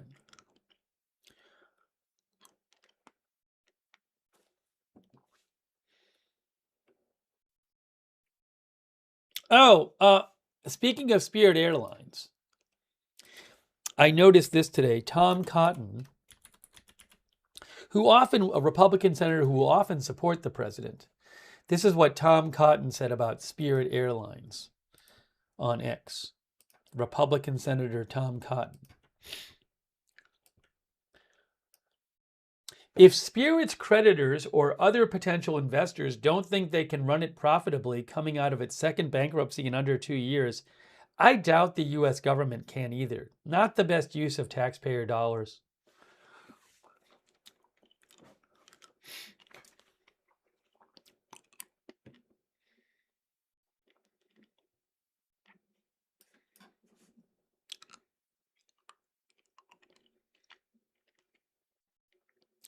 Firestar thus says waste of money. Let's see here.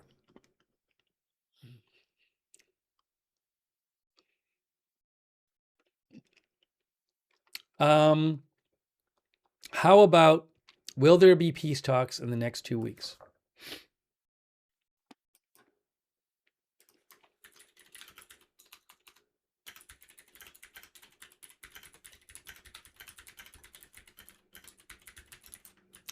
That is my poll question for you.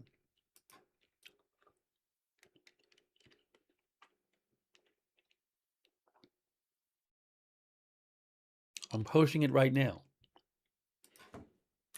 on the platforms.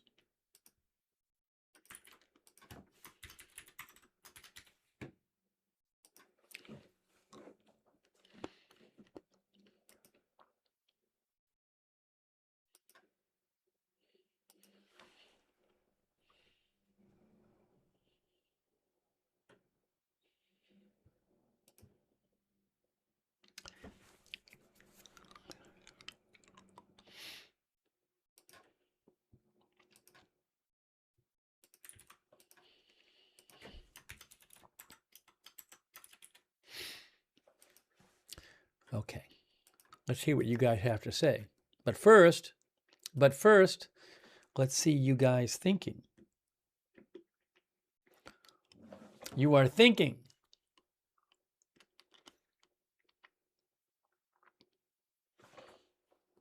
And then you're answering.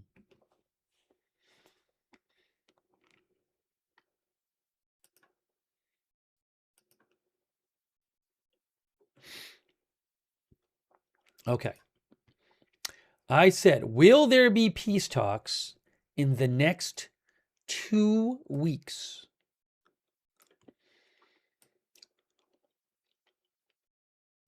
Over there on YouTube, it is 70% no.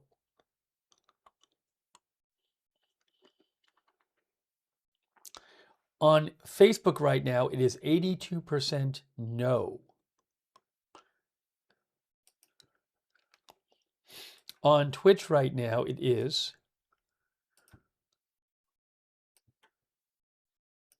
69% no.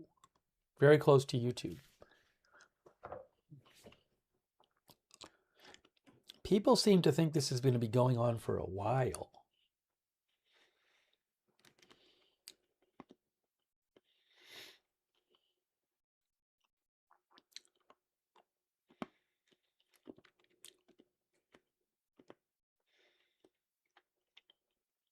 I've seen a number of articles that say the longer this goes on, the worse the economic impact is going to be. I was just reading an article about this today, talking about demand destruction. What eventually has to happen is demand has to fall to meet the reduced supply, because there's not enough oil being delivered to the world. Not as much as before. So the same amount cannot get used as before.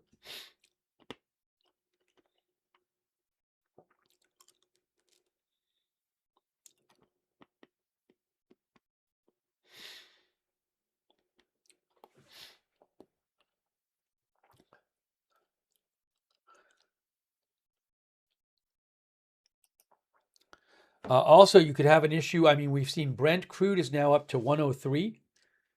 If the oil market doesn't think, if the oil market starts thinking, oh, this isn't ending anytime soon, you might have the prices go up there too.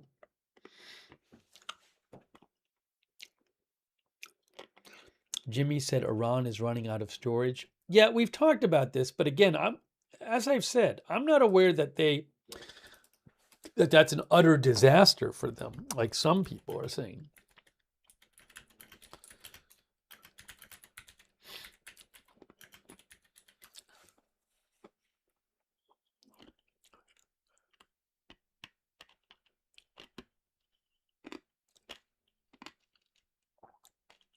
Also, from what I understand, they can lower production to use storage, but not as fast.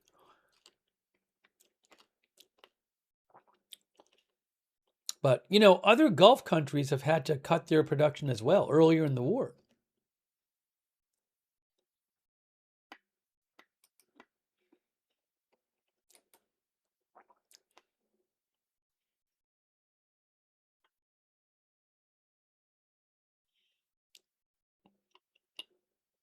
One big problem, I guess, when you stop your production, though, is it takes a long time to get it started again. Hey, by the way, let me just... All right, so our poll, we have 71 and 72% no peace talks in the next 2 weeks. People think this thing is just going to go on. I think that's what you're thinking.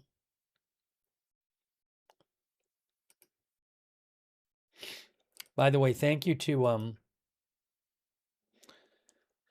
Ian TQ2QU, who says 5 weeks plus a 2-week ceasefire. This is not a war. This is a gesture act. How do you describe someone who acts tough, says they're going to do something, and then does not do it? We've had some viewers say that they feel like Trump is not, they want Trump to be doing what he said he was going to do, or what he threatened to do.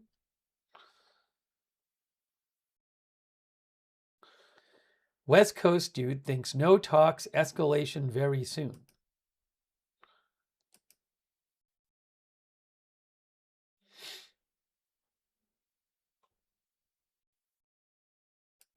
West Coast, on Facebook it was 72% no. Pretty much the same.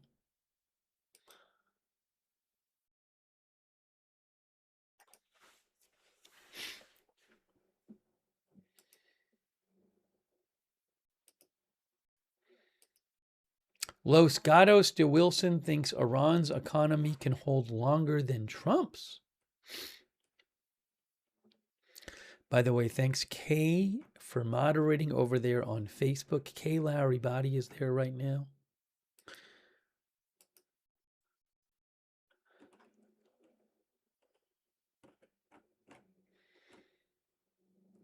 Shout out to over on Twitch, Sarah's modding there.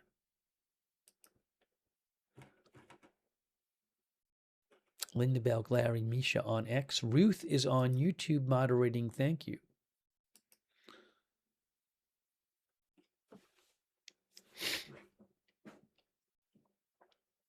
Marcus G thinks Iran is out of money.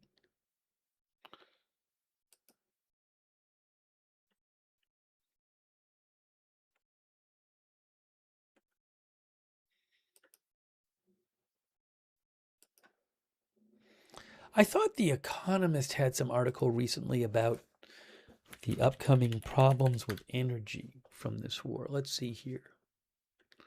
Can I find it?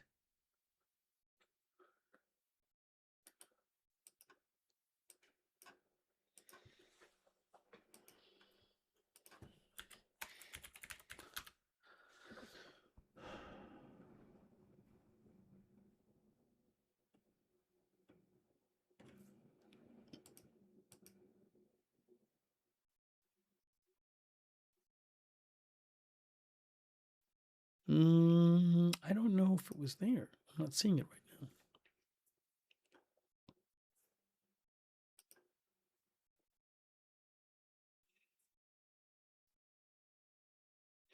The Economist had an article today about the extended ceasefire. They say for how long, they say the answer may depend on how much economic pain each side can endure. The Economist says that the regime in Iran thinks it has the upper hand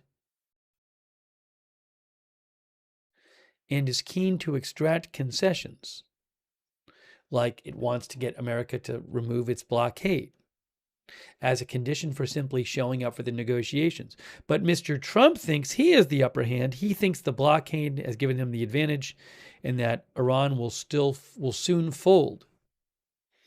It is hard to end a war that both sides believe they are winning. I've heard the same analysis elsewhere as well.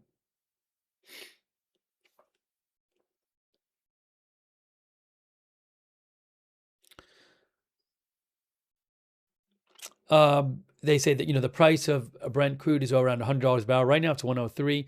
The Economist says Mr. Trump needs the strait open before high gas prices sink his Republican Party in the midterms. This is not sustainable, says The Economist. At some point, either Iran or America will be tempted to break the deadlock by resuming the war. Yet that will only worsen the economic damage, with America bombing Iran's infrastructure and Iran doing the same to Gulf oil and gas facilities. Mediators are still trying to organize another round of talks, but that will require America or Iran to relent on the issue of the blockade. Because right now Iran says, we're not going to talk unless you lift the blockade, and the U.S. saying we're not lifting the blockade. Even if they do meet, a deal is hardly certain.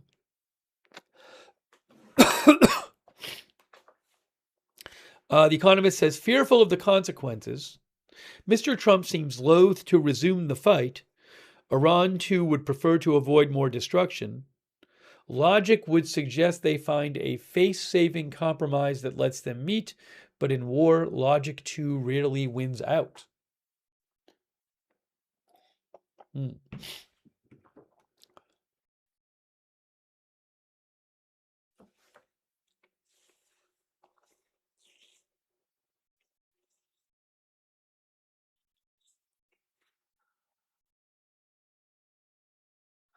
Pixie Lou says, I agree with the Economist assessment. Both sides in big trouble. You can read that article at The Economist. It's called An Extended Ceasefire Over Iran, but for how long?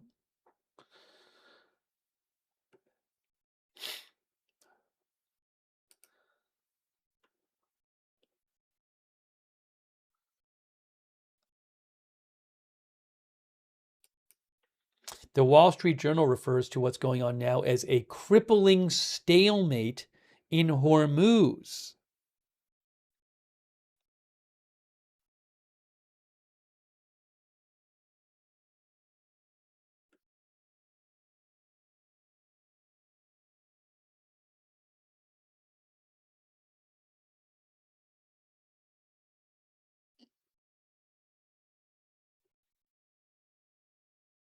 An expert who the Wall Street Journal talked to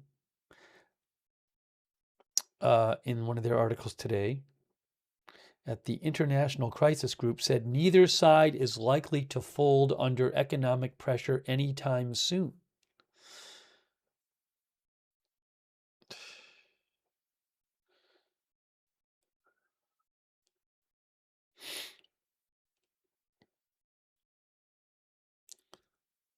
Oh, something else that they mentioned that I've heard Nelson mentioned elsewhere is aluminum. Aluminum prices have apparently really gone up during this war because of the war.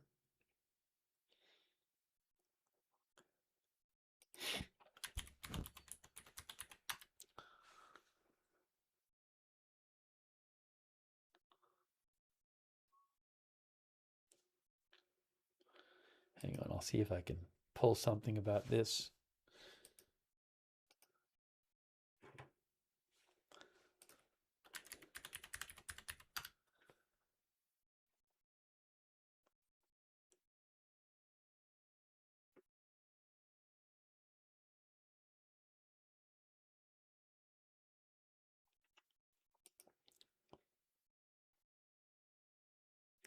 Where was I just looking at this? Hold on. The Wall Street Journal says aluminum prices are near a 4-year high amid war-related smelter closures across the Gulf.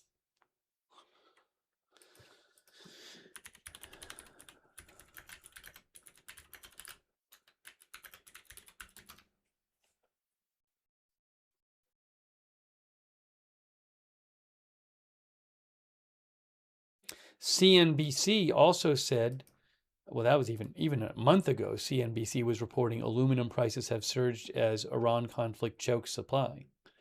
That was a month ago. What is the price now?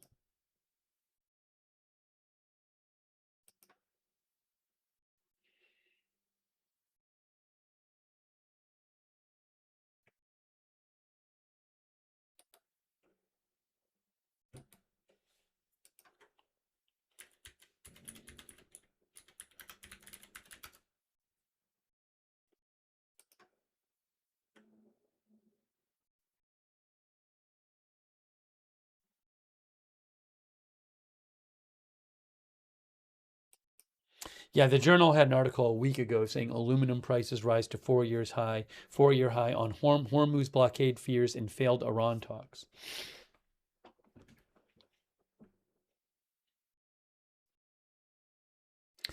Pixel says, I used to pay 170 euros for gas in 2025, and now it's 230 euros in Portugal.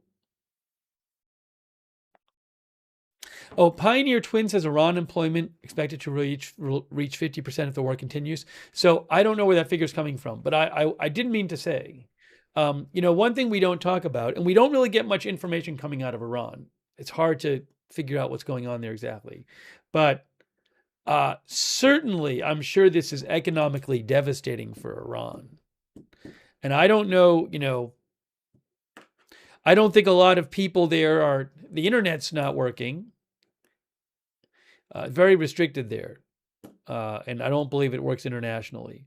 And I don't believe that many Iranians are willing to go on, make calls, even if they can reach outside and start complaining about the economy. It's hard to say, but I'm guessing that it's very hard for people there. I mean, that would just be my guess, right?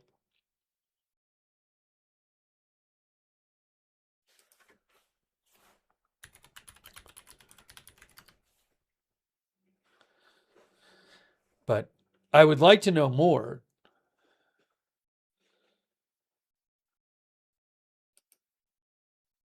The National had an article a couple of days ago saying war pushes Iran's economy to brink as 2 million jobs vanish.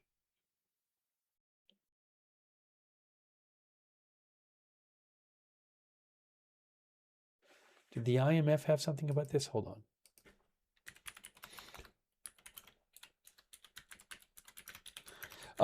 Diego said Al Jazeera did interviews. Yeah, they're hurting financially. Many are against the U.S.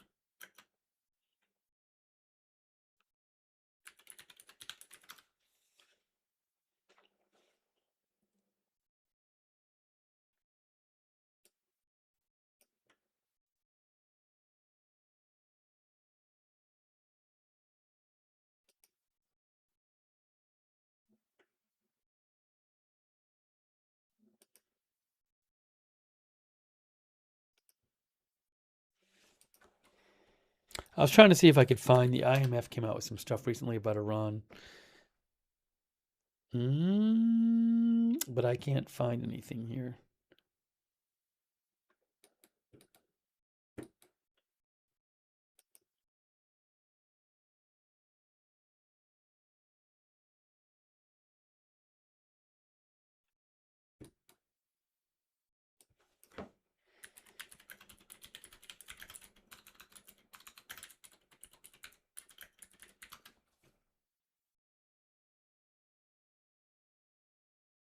Yeah, I was thinking about that last night, and just what it's like there. And I just don't have a good idea myself, but I have to think it's terrible.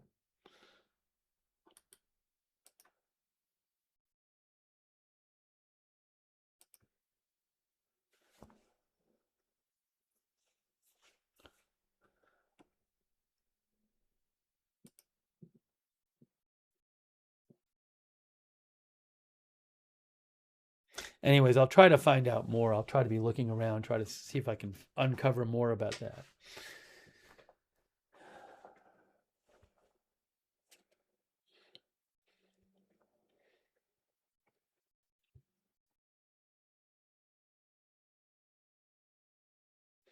Astrayan, our viewer, thinks problems start in September.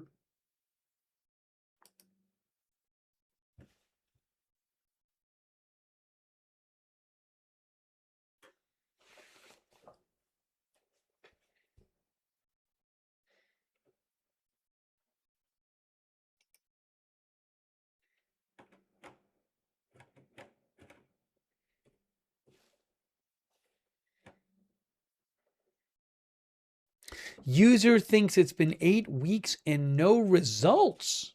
That's what user said.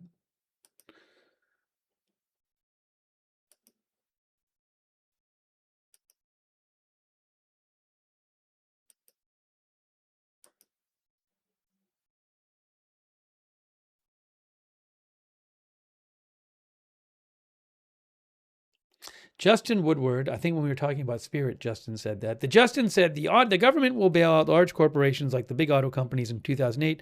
Meanwhile, during COVID, small businesses crippled.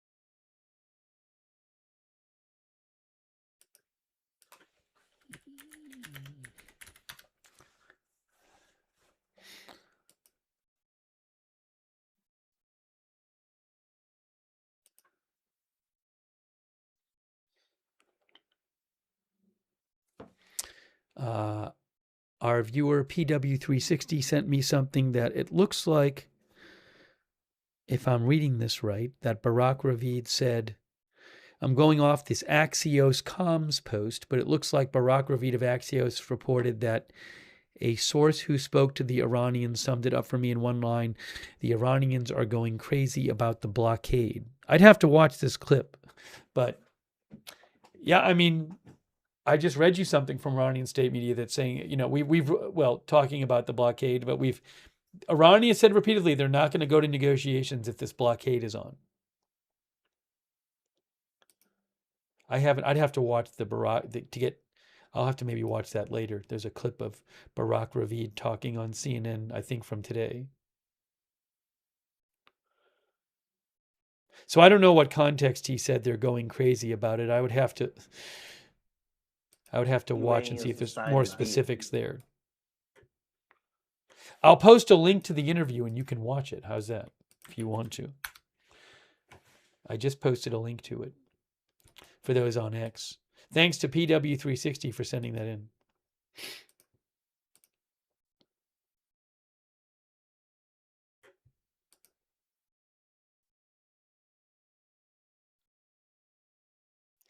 Raymond Thompson, our viewer, thinks in the Middle East only the weak want a ceasefire, and all we see is the Americans wanting ceasefire talks, which makes them weak in Middle Eastern eyes and causes Iran to refuse talks. That's what Raymond Thompson thinks.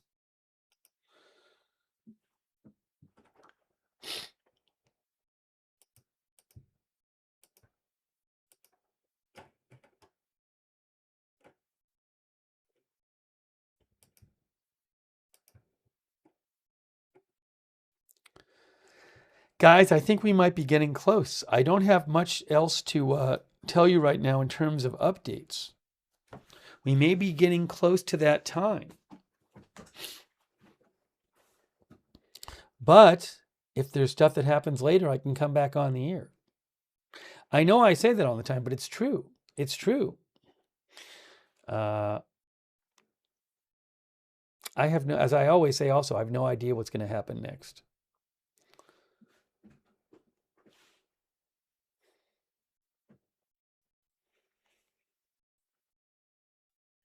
But it can't stay like this forever.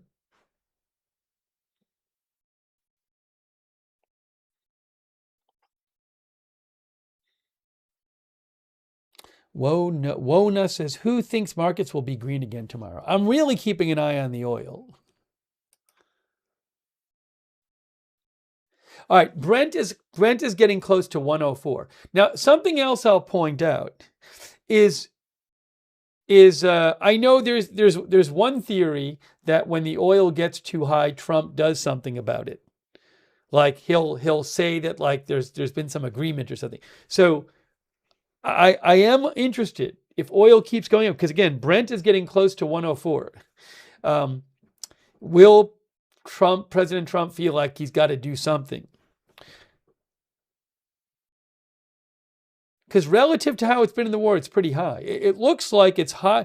Right now, the price of Brent is higher than it's been since, I think, before the ceasefire. We're talking, yeah, because the day of the ceasefire, I think it went down from like 110 to like 95 or something, or even lower. And that was the last it was this high.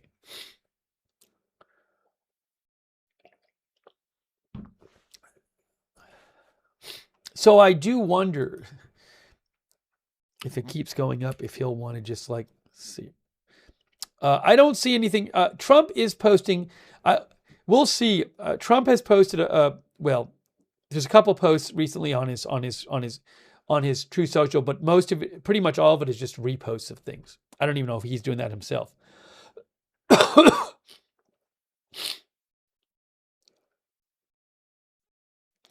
The one thing that seems like something he posted himself is maybe himself. It's a repost of somebody else.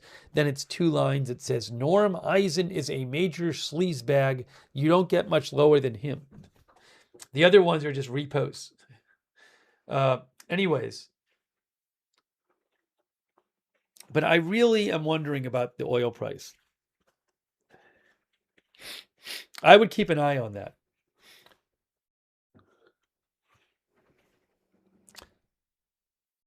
On Friday, it got down to like 86, and now it's at 104, basically.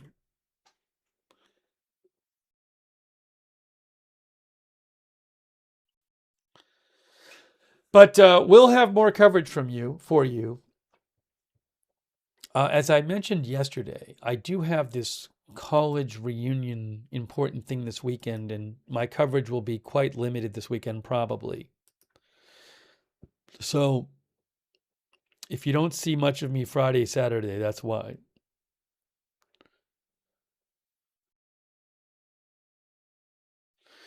Oh, this is interesting. Hold on a second here.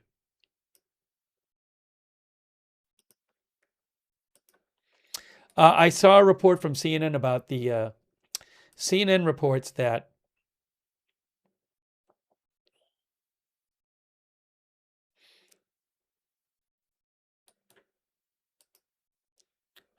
we told you that the Secretary of the Navy was fired. And according to CNN, Hegseth sent a message to the Secretary of the Navy saying he was fired, and the Secretary of the Navy didn't believe that Trump was aware of it. And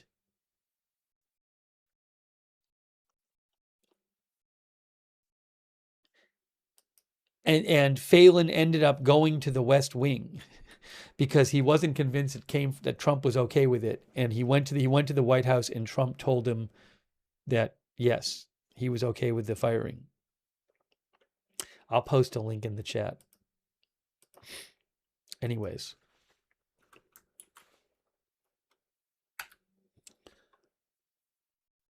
By the way, thanks to Sparky the Human.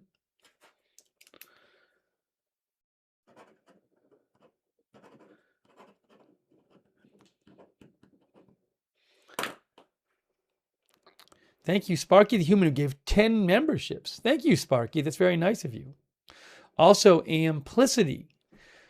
Amplicity says, any reason why there's a Russian cargo plane near Tel Aviv and another U.S. aircraft near Iran?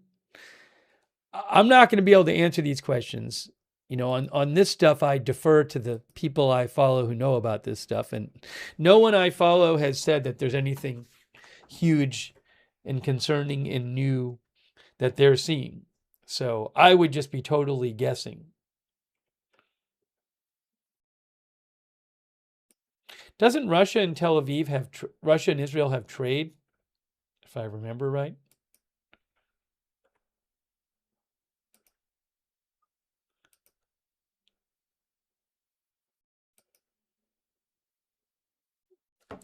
I don't know what plane you're talking about. I'm looking at Tel Aviv right now. I'm seeing a Georgian Airlines plane.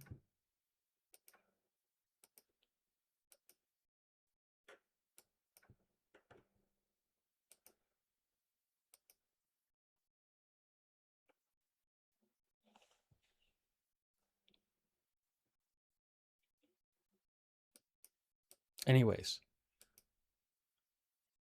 regarding Iran, I mean, there's tankers, refueling tankers near Iran. I'm not sure what you're talking about, but there's regularly refueling tankers near Iran because they're probably refueling aircraft that are either observing Iran or maybe being ready in case some kind of attack is needed. But that's pretty regular. Anyways, Amplicity, I'm sorry I can't be more of a help to you. But again, I haven't heard of anything huge from the people I follow who are experts in all this stuff. Thank you so much, Amplicity. You can check Flight Radar 24 at flightradar24.com.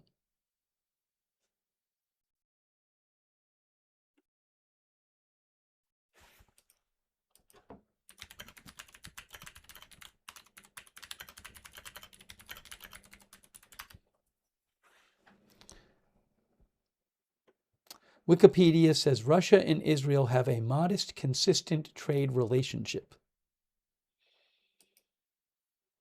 By the way. Okay, so I think it says that. I thought it said that. Maybe it didn't say that. I thought it said that.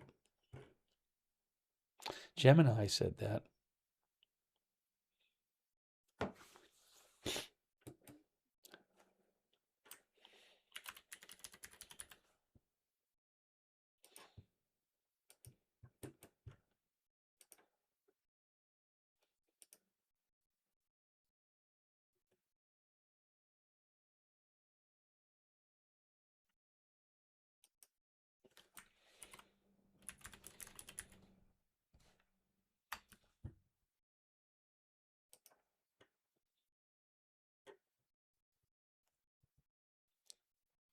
I mean, for example, Wikipedia says Russia continued to be Israel's biggest supplier of fuel and one of its bigger suppliers of crude oil during the Gaza war from 2023 to 2025.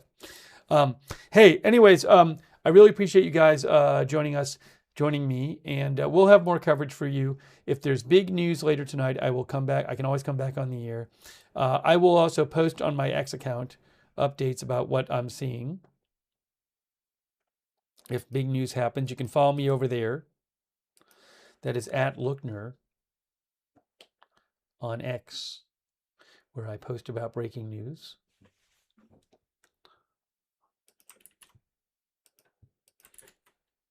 And I really appreciate people tuning in. Thanks so much for letting me read your comments on the air and questions, and for sending in comments and updates, and posting in the chat.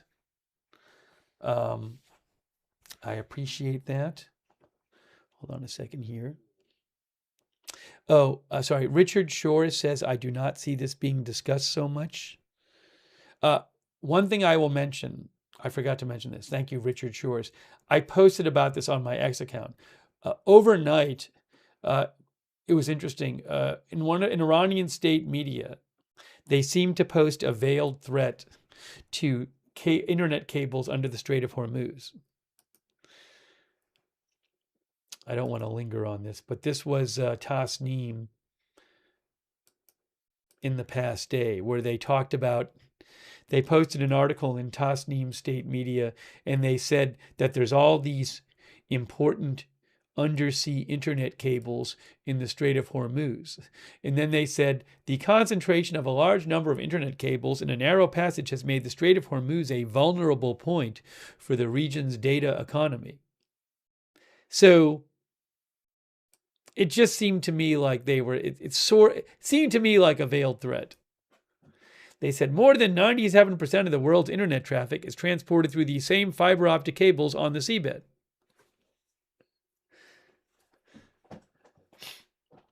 So, again, I don't know what to make of it, but certainly seemed like it could be read as a threat. Although they didn't overtly threaten in the, you might say, why is it vulnerable? So, they didn't overtly threaten, but I thought that was interesting. Thanks to our viewer for mentioning that.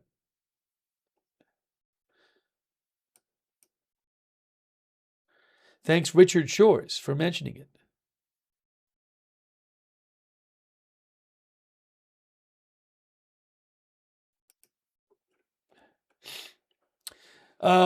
Hey, but thank you for watching. I would suggest turn on the notifications for the channel, because I never know when some big news is going to happen. We're going to have to do a new stream.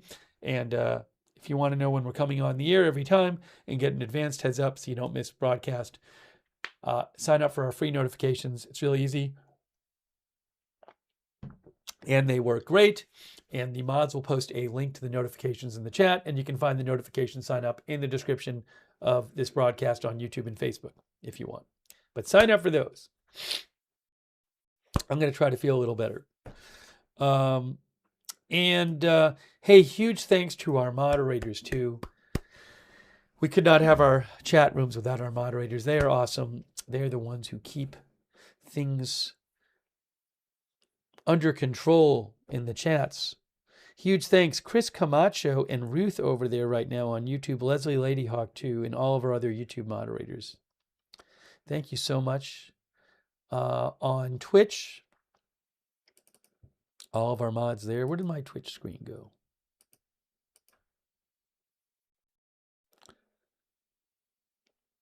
Matthew Kohai 3, Sarah, and all of our moderators there. Thank you so much, Sarah and Matthew. Linda Belglary, Misha, who moderate for us on X, huge thanks. And Andrea Holder, Paul Anderson, Kay Lowry Body on Facebook.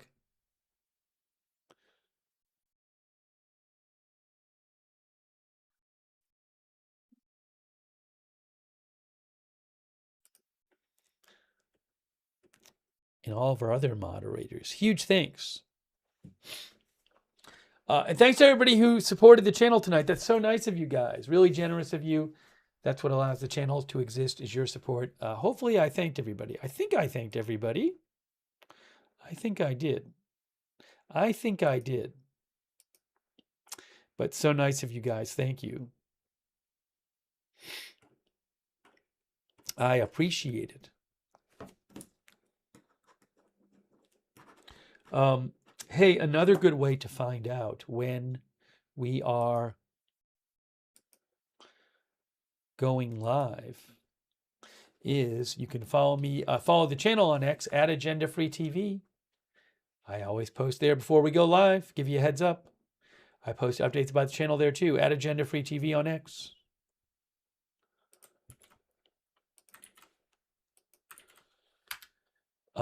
We do have a chat where you can chat with other viewers when we're not live. The Discord chat, it's free. A bunch of our viewers like doing the Discord chat. Check it out. The mods will post a link. Well, it's the same link as the free notifications link if you want to check out the Discord chat. And big thanks to our Discord mods who help out in the Discord chat. Also, if you do watch on YouTube, I would suggest turn on the YouTube notifications.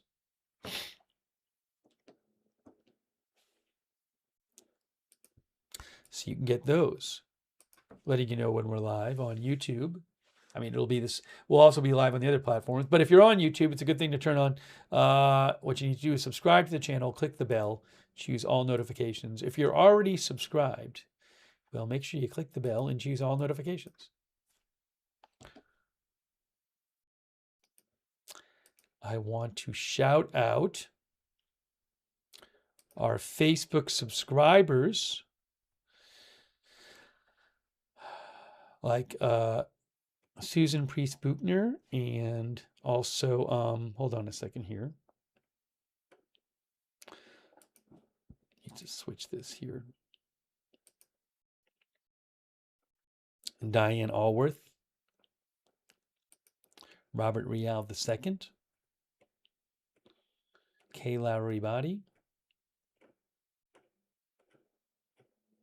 Kristen McConnell Gates. Did I say Susan Priest Buchner?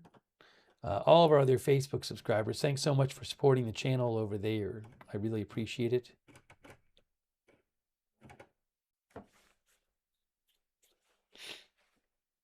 And our Twitch subscribers, thank you guys. Woodland Creatures, Beatnik Bandit, thank you. Matthew Kohai 3, CC, Glueman, Spectre, Gina Pina, thank you. Hugh J, Radioactive 917. Did I say CC? Thanks. Farquad, all of our other Twitch subscribers, and our YouTube members, people like Crypto King, Least Trustworthy Weasel, Rocket J Squirrel, Lord Cannabis, Gregory Scherer, Evelyn in Maine.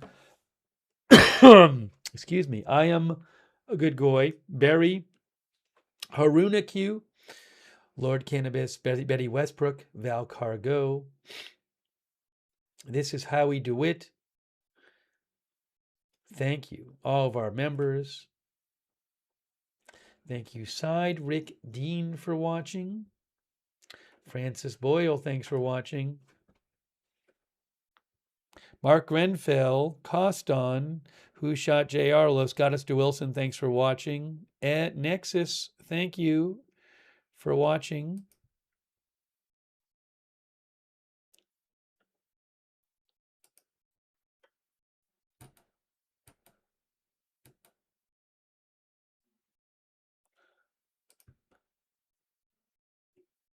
Khalid Mahmoud, thanks for watching.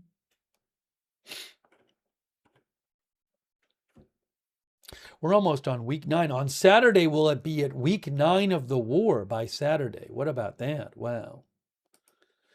Let me just do a last check here. All right, I'll be keeping an eye on things, guys. Again, if there's something huge that happens, we can come on the air. Nothing's keeping me from doing another stream. You never know what's going to happen.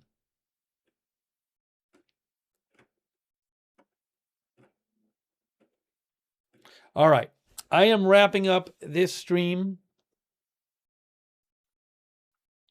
And again, I really appreciate you guys being here. And we will have more news for you about this and other stories. Oh, thanks to all of our ex-viewers as well. I forgot to shout out our ex-viewers. I Dislike Deplorables is over there. Us Rights and Freedoms, U.S. Rights and Freedoms, Don Co. Citizen John Public, Fred Witherow, No Safe Route. Thank you to our ex-viewers over there. Blessings and rebukes. All right. That is it for now. Thank you for watching. I'll be keeping an eye on the news, and we'll see you soon with more live breaking news coverage right here at Agenda Free TV.